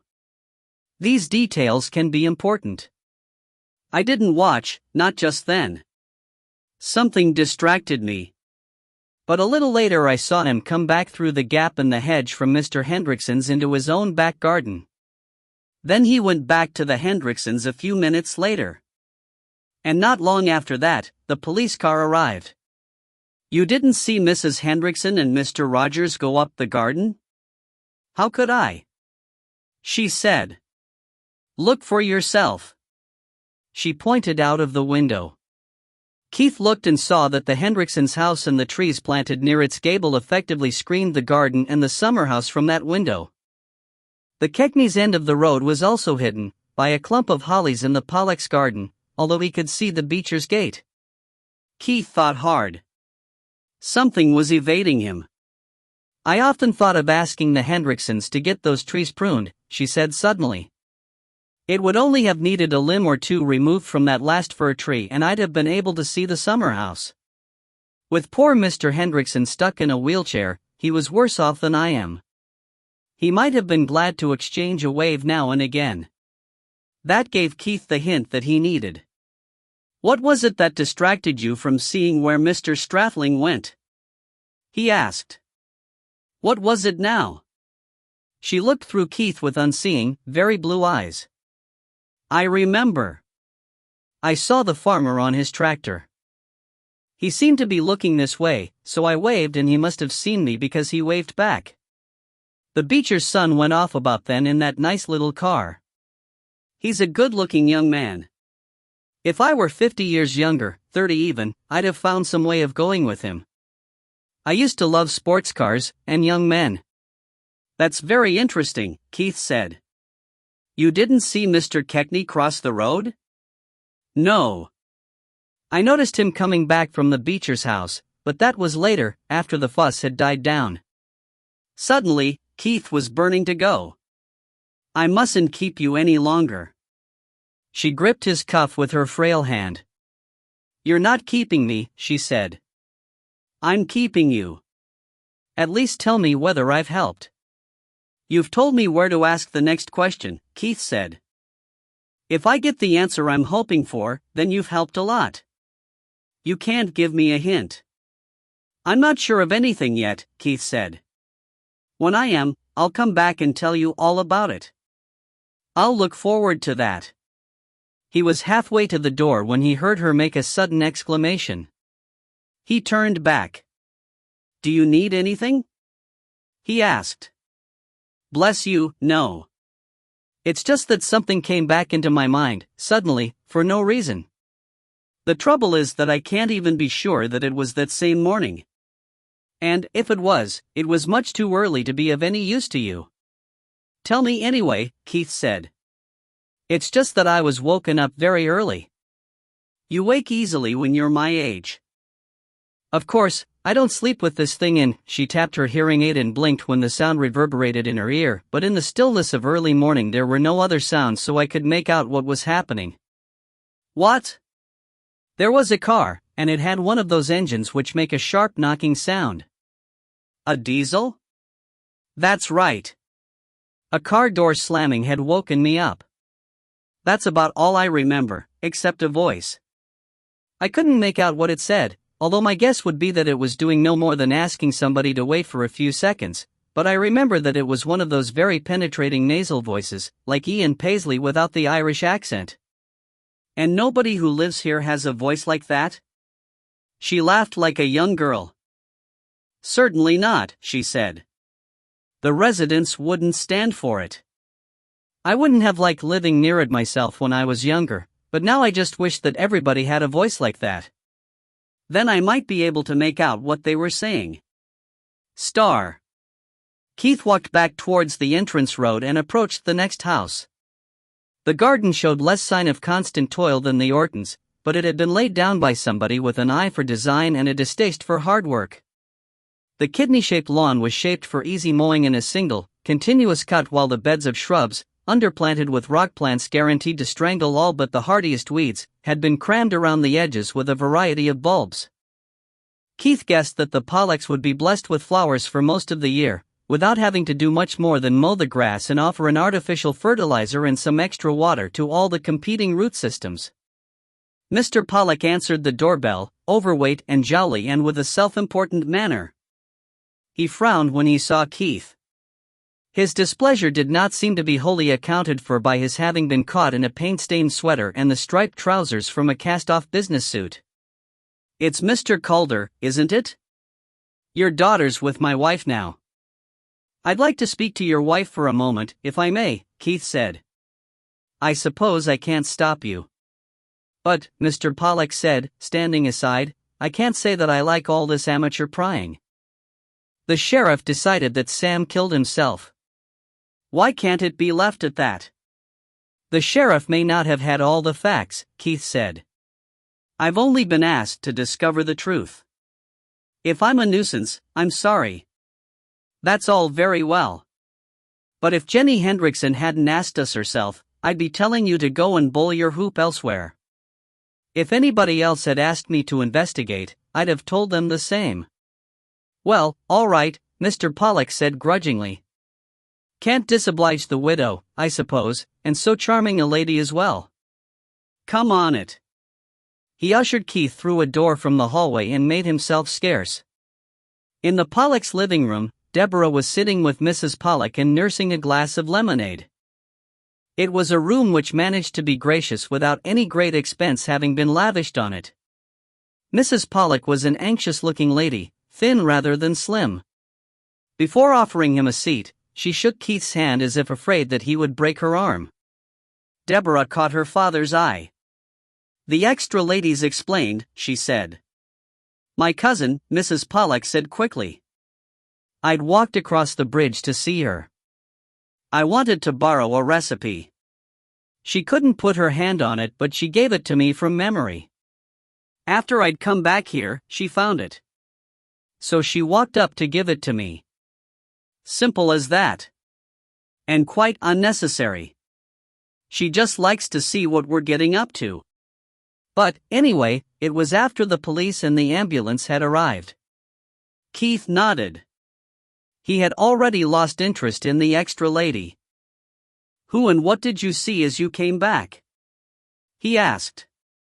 Mrs. Pollock looked at him as if wondering whether she were under suspicion, but decided to answer the question.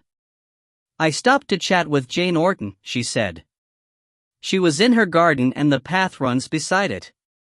She keeps the hedge short just so that she can waylay passers-by and see what they're wearing, although what right she has to criticize other people's clothes I don't know, when her husband always seems to have been dressed by Oxfam and about to lose his trousers. She was complaining about the ground elder and creeping buttercup, but, as I told her, if you want to live near open country that's the price you pay for the peace and the privacy. Seeds blowing around. The last was a subject which Keith could have discussed for hours, but he held himself in check. Did anybody come past you? Not a soul. Not before we'd finished our chat. I could see Gus, the window cleaner, waiting to be paid. That man hates to have to wait for his money, and my husband gets grumpy if he has to pay something which should go with the housekeeping, so I hurried home. Was anybody else in sight? Just Ben Straffling. As I came out of the footpath from the bridge I was facing into his gateway and I could see up the side of his house. He came through the gap in the hedge from the Hendricksons, hesitated for a moment and then came out and crossed the road. I suppose he was going either to the Ortons or the Albanys. I thought at the time that he was looking furtive, but he always does. I didn't notice anybody else, she added plaintively, as if Keith might blame her for lack of observation or for the failure of others to be on view when required. You saw all that mattered, Keith said comfortingly. We'll leave you in peace now. She got to her feet quickly, as if glad to be rid of such threatening guests, but then paused. It was a terrible thing to happen, wasn't it, she said. It was hardly a question. I don't blame Jenny for not wanting to believe that Sam killed himself, but I'm sure she's got you on a wild goose chase. I knew Sam Hendrickson when we were students together. Keith pricked up his ears. You knew him well? Not very. He was going out with a friend of mine. We were all left-wingers in those days, I remember, but he never grew out of it.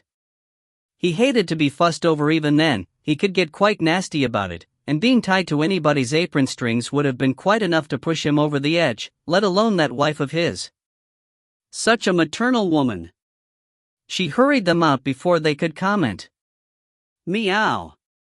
Deborah said, before they were quite out of hearing. Star. Father and daughter crossed the road together in the midday sunshine, the first sun of the spring to hold any warmth.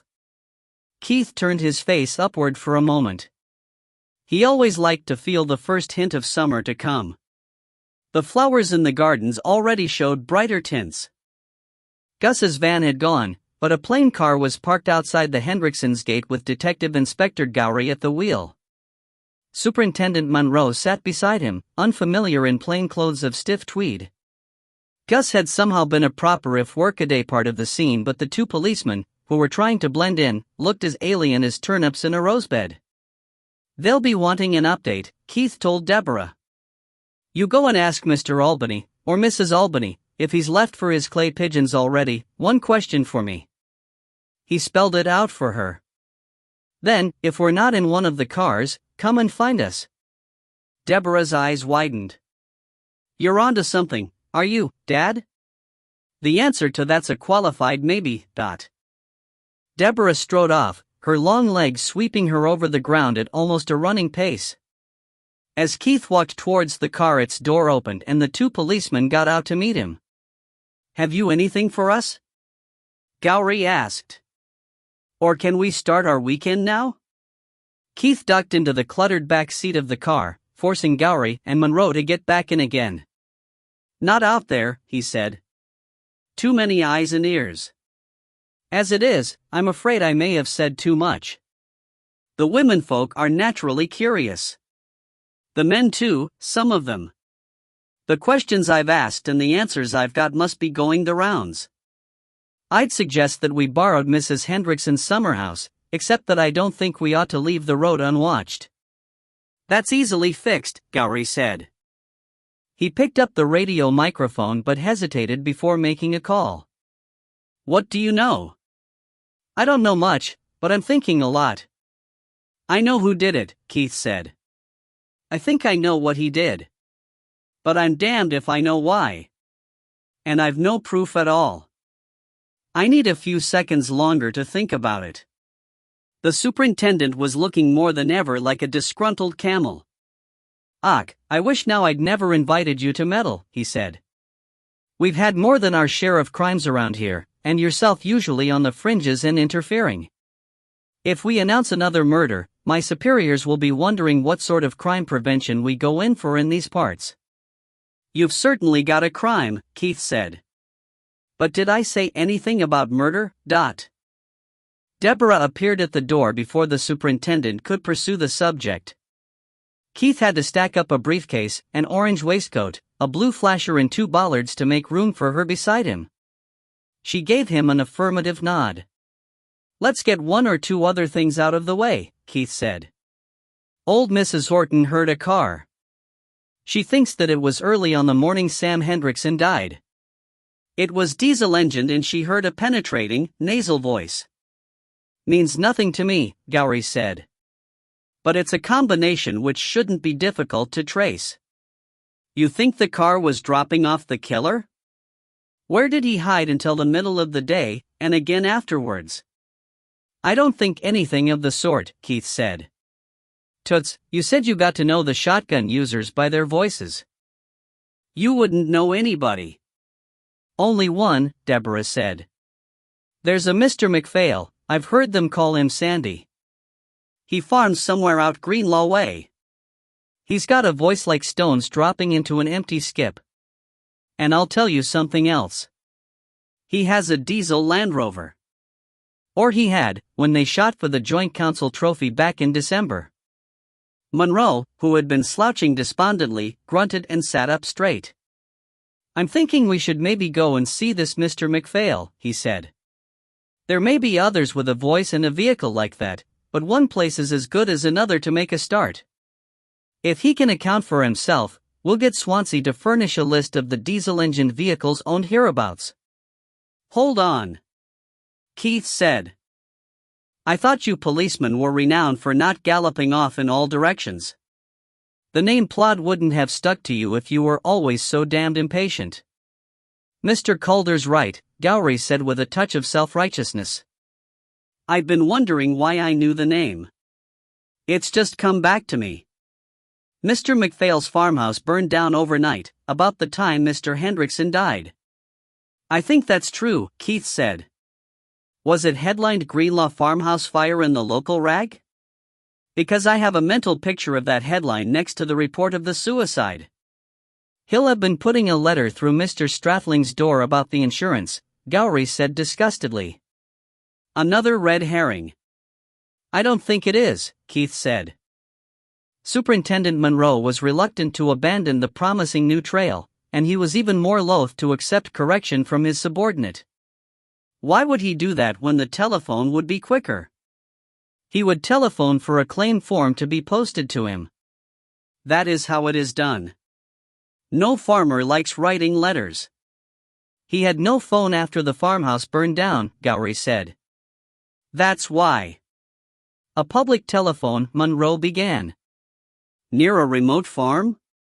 Gowrie retorted.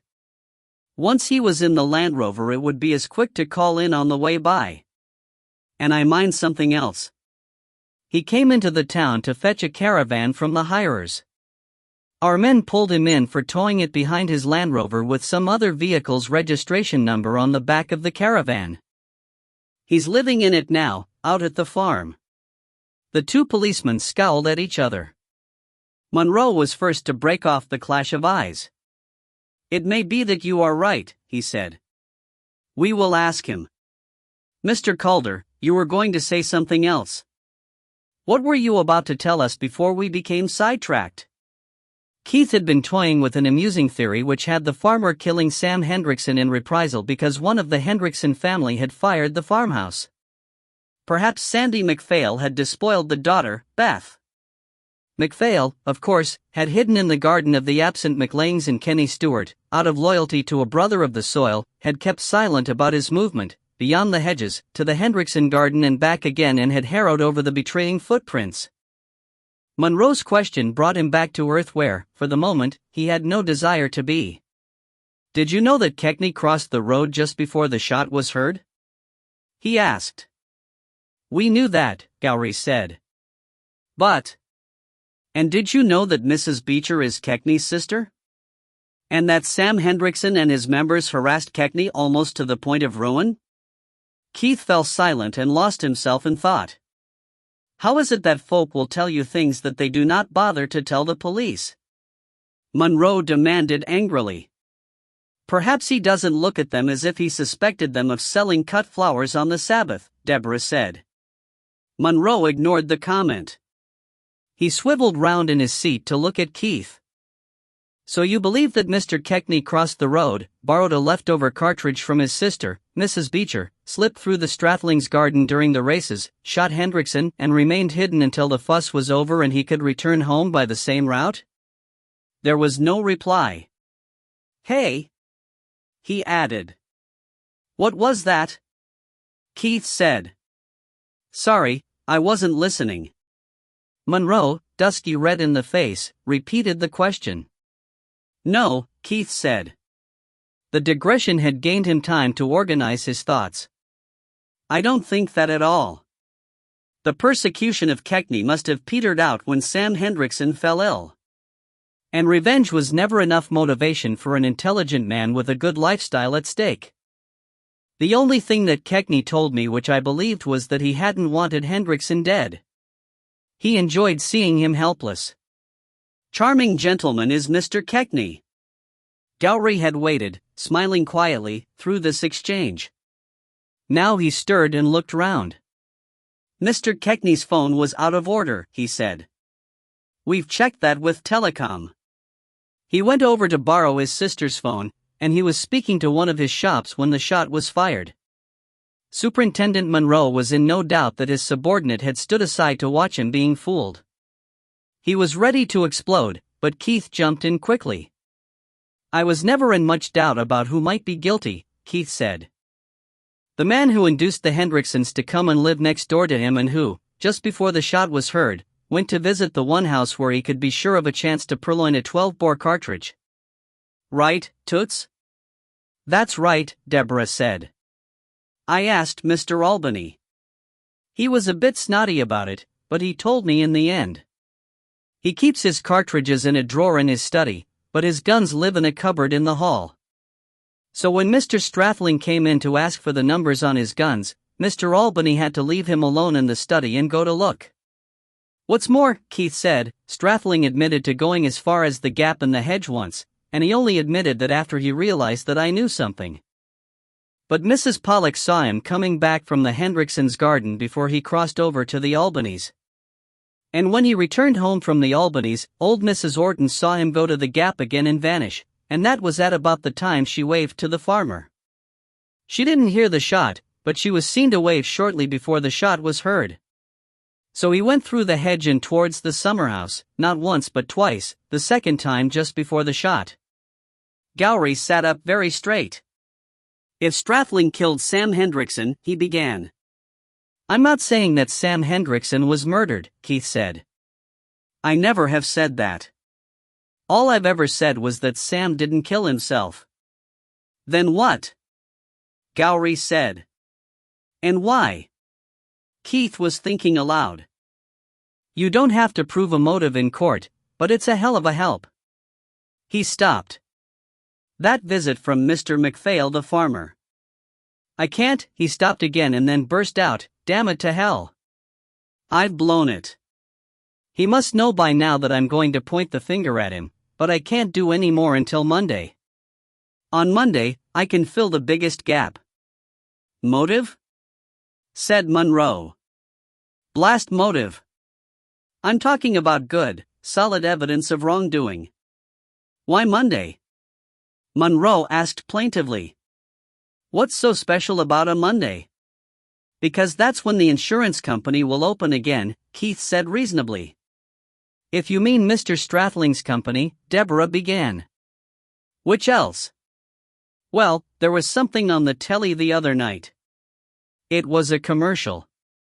A new round-the-week telephone service, evenings and weekends included. A phone line to somebody at the computer, for quotations, instant cover or reports of claims. Keith pulled his daughter to him and kissed her on the cheek, an embrace which she accepted reluctantly but with dignity. Then all may not yet be lost, he said. If this works, you can dye your hair any color you like. Monroe looked over his shoulder. He seemed about to say that Keith's permission had come too late for him, but Deborah got her oar in first. I'll hold you to that, she said. Hang on here for a few minutes, said Keith. If Strathling tries to leave, stop him. Breathalyze him, ask him to produce an alibi for tomorrow morning, anything.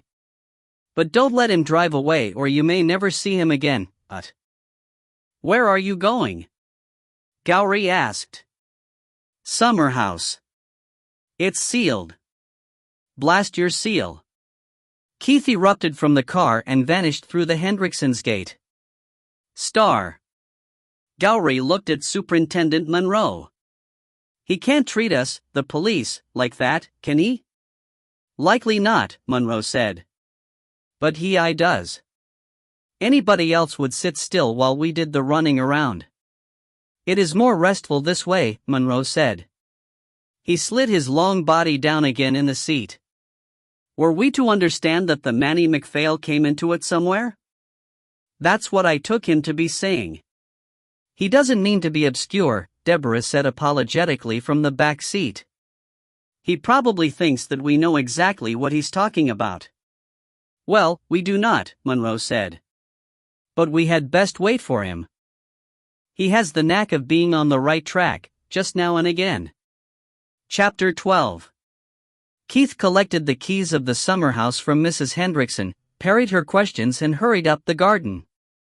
He had no interest in the summer house as the scene of a crime. What he wanted most in the world at that moment was access to Sam Hendrickson's files and to a telephone where he would not be overheard. He closed the door carefully and looked to see that the windows were shut. He had finished his calls and was sitting in the wheelchair with the file open on the desk in front of him, mentally sifting the facts in the light of what he had just learned. A breath of air and a soft footfall warned him that he was no longer alone. He spanned the wheelchair round, half expecting a furious Ben Strathling. Beth Hendrickson was in the doorway, fresh-looking in a smart, cotton frock but still showing traces of her rash. She came in the rest of the way. "Hello," she said. "Have you had German measles?" "I'm over the worst, but I may still be infectious." "I don't remember," Keith said. "It doesn't matter. I'm just going." "No. I want to talk to you," she said, as if that settled the matter. "I'll sit right over here." Keith decided that, if he were liable to the infection, Thursday's episode had probably done the damage already. "All right," he said. "But first, close the door. I gather that you haven't been telling the police the same taradiddles you told us, Dot." She sat down very demurely in one of the armchairs, knees close together. "About Spike, you mean? I was only being silly. He irritates me sometimes, sucking up to Mother and hanging around that daughter of yours, hoping that she'll let him hold her hand." Keith would have liked to pursue this hint at Deborah's innocence but doubted whether he could trust the source. "So you tell a completely different set of damn lies," he said. "Truth isn't something to use or discard as it suits you." "I know that," she said. "It's just that, don't you find that the world's full of people who get up your nose?" This was so close to Keith's own sentiment that he added it to his list of subjects best avoided. "What did you want to talk about?" he asked. "About my mother. She's got a bee in her bonnet now about fostering handicapped children. Could you talk to her? She seems to think a lot of your advice." Keith blinked at her in amazement. "I could. But why on earth should I? It seems to be just the thing for her. She desperately wants to help people. She lost your father, and you two will be flying the nest soon. She has a big house. But it's my home, Beth said as if he were being deliberately obtuse. I don't want it filled up with snotty-nosed, half-witted oiks. And she'll be doing it at our expense. Don't forget that she won't have any money of her own. You're wrong there, Keith said.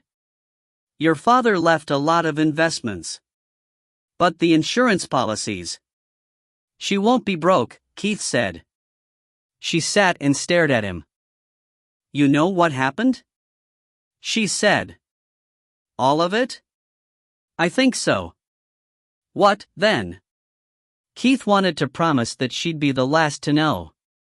Instead, he said, I can't tell anybody until the police know and have acted. I have a right to know. Tell me what right, he said. I don't think Mother's so far off the beam after all, she said after a thoughtful pause. You're very clever. And an attractive man. For your age. You could easily persuade her if you wanted to. She's very highly sexed and she's about due for a new man in her life. Keith's first impression, that he was in for a burst of adolescent hero worship, faded rapidly at the reference to his age. He came as close as he was capable to being shocked. If you're suggesting that I should seduce your mother in order to persuade her not to go in for fostering, he said, put it out of your mind. If she got a little consideration and affection from you, and if you told her, as you've told me, that you value your home, she might not feel the need to try again. Go and tell your mother that I've solved the case. The first and largest insurance policy will pay off, also the union's insurance. She looked up at the ceiling but without seeing the damage.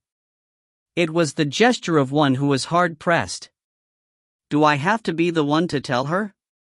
She'll only go on about God and miracles. She could be right. Was it you or your brother who brought home joints for your father? He awaited her answer with misgivings, not enjoying the prospect of having to be the heavy father. That was me, Beth said to his relief. Spike didn't know. He gets a bit virtuous about that sort of thing. But I was sorry for the old boy and I couldn't think of anything else I could do to make it easier for him. Keith nodded.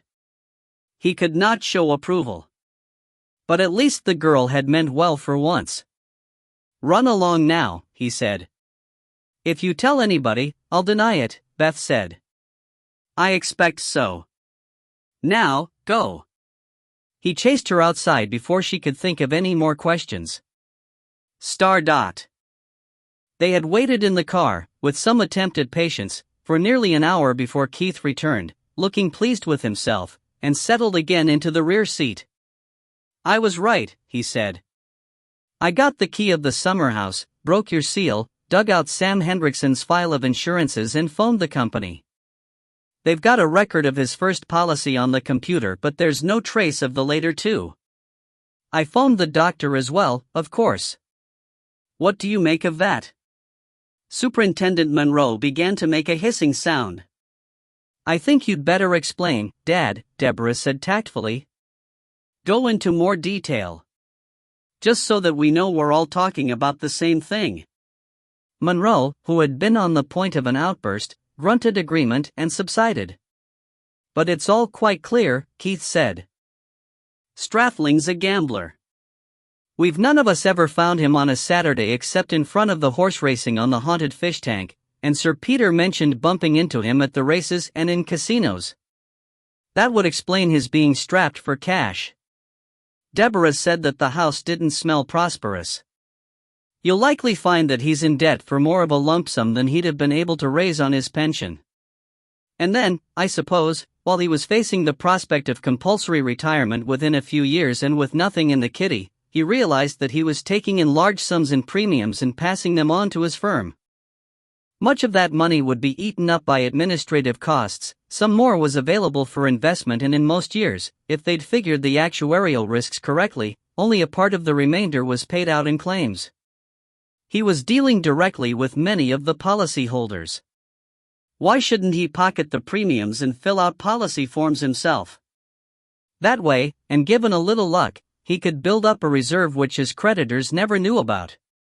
If he told each policyholder to deal only directly with himself, why would they do otherwise, especially if he told them that they would save commission that way, or some such nonsense? Insurance companies aren't in business for charity. Essentially, they're in the position of bookmakers, taking the premiums and offering odds which can be expected to show them a profit in the longer run. The policyholder is a punter, betting on his own victimization by robbers or by the fates. Stratling would only be making the sensible decision to be the bookie rather than the punter. As a gambler, the notion would appeal to him. Keith slapped his knee as another memory came to him. Sir Peter said that the company had been getting very sticky about paying claims. That would be Stratling, not keen to settle claims out of what he'd come to look on as his personal nest egg. Munro gave a low whistle. And then Sam Hendrickson fell ill, he said. Exactly. Stratling had underwritten the last 2 policies himself. Hendrickson, after all, was the younger man and could be expected to outlive him. So, when Hendrickson fell ill, Stratling visited the sick man and saw for himself that his condition was far from good. He suggested that the Hendricksons might move into the house next door to him, or he could keep a weather eye out. At that time he probably intended no more than to get early warning of any worsening of Sam's health, so that he could have funds on hand or be ready to skip out with as much cash as he could lay his hands on. And Hendrickson phoned the company and found him out? Gowrie suggested. Was that the motive for killing him? Mr. Hendrickson couldn't speak on the phone, Deborah pointed out. Mrs. Hendrickson would have had to do the speaking for him, and she didn't, or she'd certainly have told us. The company could have written to him direct, mentioning only one policy, Gowrie persisted. Stratling was manager of the area office, Keith said. He'd have originated, or at least have had to sign, any such letter. Do I have to keep reminding you that I never said that anybody killed anybody else? Stratling took to visiting the invalid, almost every day, Mrs. Hendrickson said. And one Saturday, when the television switched to covering basketball or ice skating or something, he visited him again. A moment of silence was broken by a clap which made the superintendent jump. It was Gowrie, slapping his knee. And found him dead. Gowrie said triumphantly. Now I think I'm with you. And found him dead, Keith echoed. We should have known from what was on the word processor. Gibberish, followed by his shorthand for I'm all right, just tired. Classic symptoms of another stroke on the way, according to the doctor. Remember, Stratling was nearly undone when Mrs. Albany kept him talking because she thought that Sam had looked worse than usual. And now Sam Hendrickson, a big policyholder, was dead, immediately after a farmhouse fire. A claim from the widow would spell disaster. Perhaps he simply couldn't meet both claims. Certainly not without blowing his carefully, and riskily, accumulated nest egg. But he had an idea and, beastly and despicable though it was, he had enough nerve to carry it out and nothing whatever to lose. Sam's policies were invalid if he should be found to have committed suicide. Stratling didn't know that there were a couple of 20-bore cartridges tucked away in Sam's drawer. He crossed the road to Mr. Albany's house, asking him some question about the serial numbers of Albany's guns. That entailed his being left alone in the study for a few minutes, and he purloined one 12-bore cartridge. As soon as he could get away. He must have been hopping with impatience when Mrs. Albany trapped him for a chat, Deborah said, because Mrs. Hendrickson could have decided to visit the invalid at any moment. He was. Albany said so. When he did manage to escape, he crossed the road again and ducked through the hedge back to the summer house. Sam Hendrickson's corpse was still undiscovered. So he typed the suicide note on Sam's word processor. He was hurried, because Mrs. Hendrickson might come at any time, but a few typing errors would be typical of Sam. And then he took down and loaded the 12-bore gun, put the muzzles in Sam's mouth and pulled the trigger, effectively destroying any evidence of the stroke, and escaped back home damn quick before the sound of the shot brought Mrs. Hendrickson and others to the scene. He'd have checked himself for blood spots and changed his clothes if necessary, and then gone round to join the horrified group in the summer house. Silence fell in the car. The radio chattered suddenly with a message for a cruising panda car. Damnable, Monroe breathed. Just damnable. Gowrie stirred at last. It fits, he said. And it's the only explanation which fits the known facts perfectly in all respects. You cannot say that yet, Monroe said repressively. Not until you have had time to gather every obtainable fact and also to imagine and test every other possible explanation. He gave a sigh. But I think that Mr. Calder will probably turn out to be right. At the moment, if Mr. Strathling has been defrauding his company or its policyholders, we have quite enough to hold him on. There'll certainly be evidence to that effect in the House, Gowrie said, if he's been issuing fraudulent policies from there. We'd be the better of a warrant, Monroe said. I don't think we have time. I think Mr. Calder's right again. Imagine it. First there was a suicide. Mr. Calder produced evidence that was not so. They're asked to cooperate in a fresh investigation.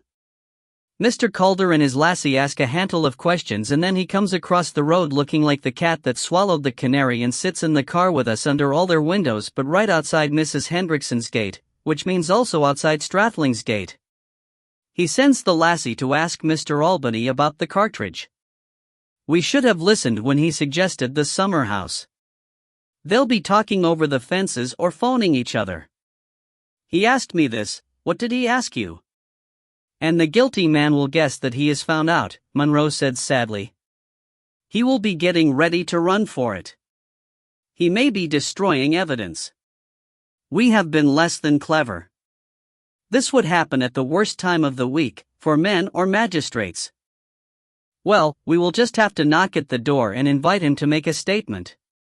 If he refuses, we will have to pull men back from their golf or football and mount a watch right through the weekend. He took up the radio microphone. I'll see if we have got a car to spare. Keith nudged his daughter and got out of the car. He may have started running already, he said softly, and he didn't go this way. Nip up onto the footbridge and see if there's anybody walking away along the canal side. All right, Dad, Deborah strode off. The two officers were out already and walking up the path to the Strathlings' house. As Gowrie rang the front doorbell, Monroe continued round the side of the house. Keith followed him. Monroe stopped at the gap in the hedge. Now that the gap was no longer in regular use, it was already closing up with the new growth of spring. Keith could see old Mrs. Orton at her window. He gave her a wave and she waved back. She made signals which he was only too sure that he could interpret. Detective Inspector Gowrie does not seem to be getting an answer, Monroe said uneasily. He moved to the back door, Keith again following. I think your bird's flown already, Keith said. The house is not silent. Listen. A muffled thudding could be heard from the upper floor. It could have been anything. It could have been the heels of a dangling body, drumming against a wall. That doesn't sound right, Keith said. We'd better break in. Monroe looked unhappy. They could make trouble if there's nothing wrong. It could even be a trick to put us on the wrong footing. And it could be somebody's death throes. The windows were double glazed, but the back door was singly glazed in small panes. Keith put his elbow through one of them and reached down to the lock. Clumsy me, he said. Look what I've done. They followed the thumping sound up the stairs and into a severely furnished bedroom. The house was spacious, but Deborah had been correct in commenting on the lack of expensive trivia and the unprosperous smell. The sounds were coming from a built-in wardrobe. Keith turned the key and opened the door. Mrs. Strathling came stumbling out. 2 pairs of tights had been used, one pair as a gag and the other to tie her hands behind her back. She looked less than glamorous in tights, a panty girdle and a long-line bra, with her hair flying, makeup smudged, and the beginnings of a black eye. Superintendent Monroe made a strangled sound and changed color. Look after the lady, he said. I will let Gowrie in. Keith loosened the gag first. He was in no hurry to free her hands. She was as large as he was, probably as muscular and certainly in a sizzling temper, and he was in no doubt that he would be low on her list of favorite people. As soon as her mouth was free, a pent-up torrent of abuse was released. Her genteel accent had vanished and had been replaced by darkest Glasgow. The target was not himself but the absent Mr. Strathling. "I was meant to gie wy him," she said more than once. But no. Yon bugger was ower greedy to share the wee puggy he'd managed to put by. She faced the two police officers who had arrived, stunned, in the doorway, and her voice rose to a screech. "Near 30 grand he's got in his trammels, and he leaves me a mortgaged house and no a penny to keep it why. Dear God, I'll be slaving at the bank for the rest of my natural life." Tears were ravaging the remains of her makeup. "Here."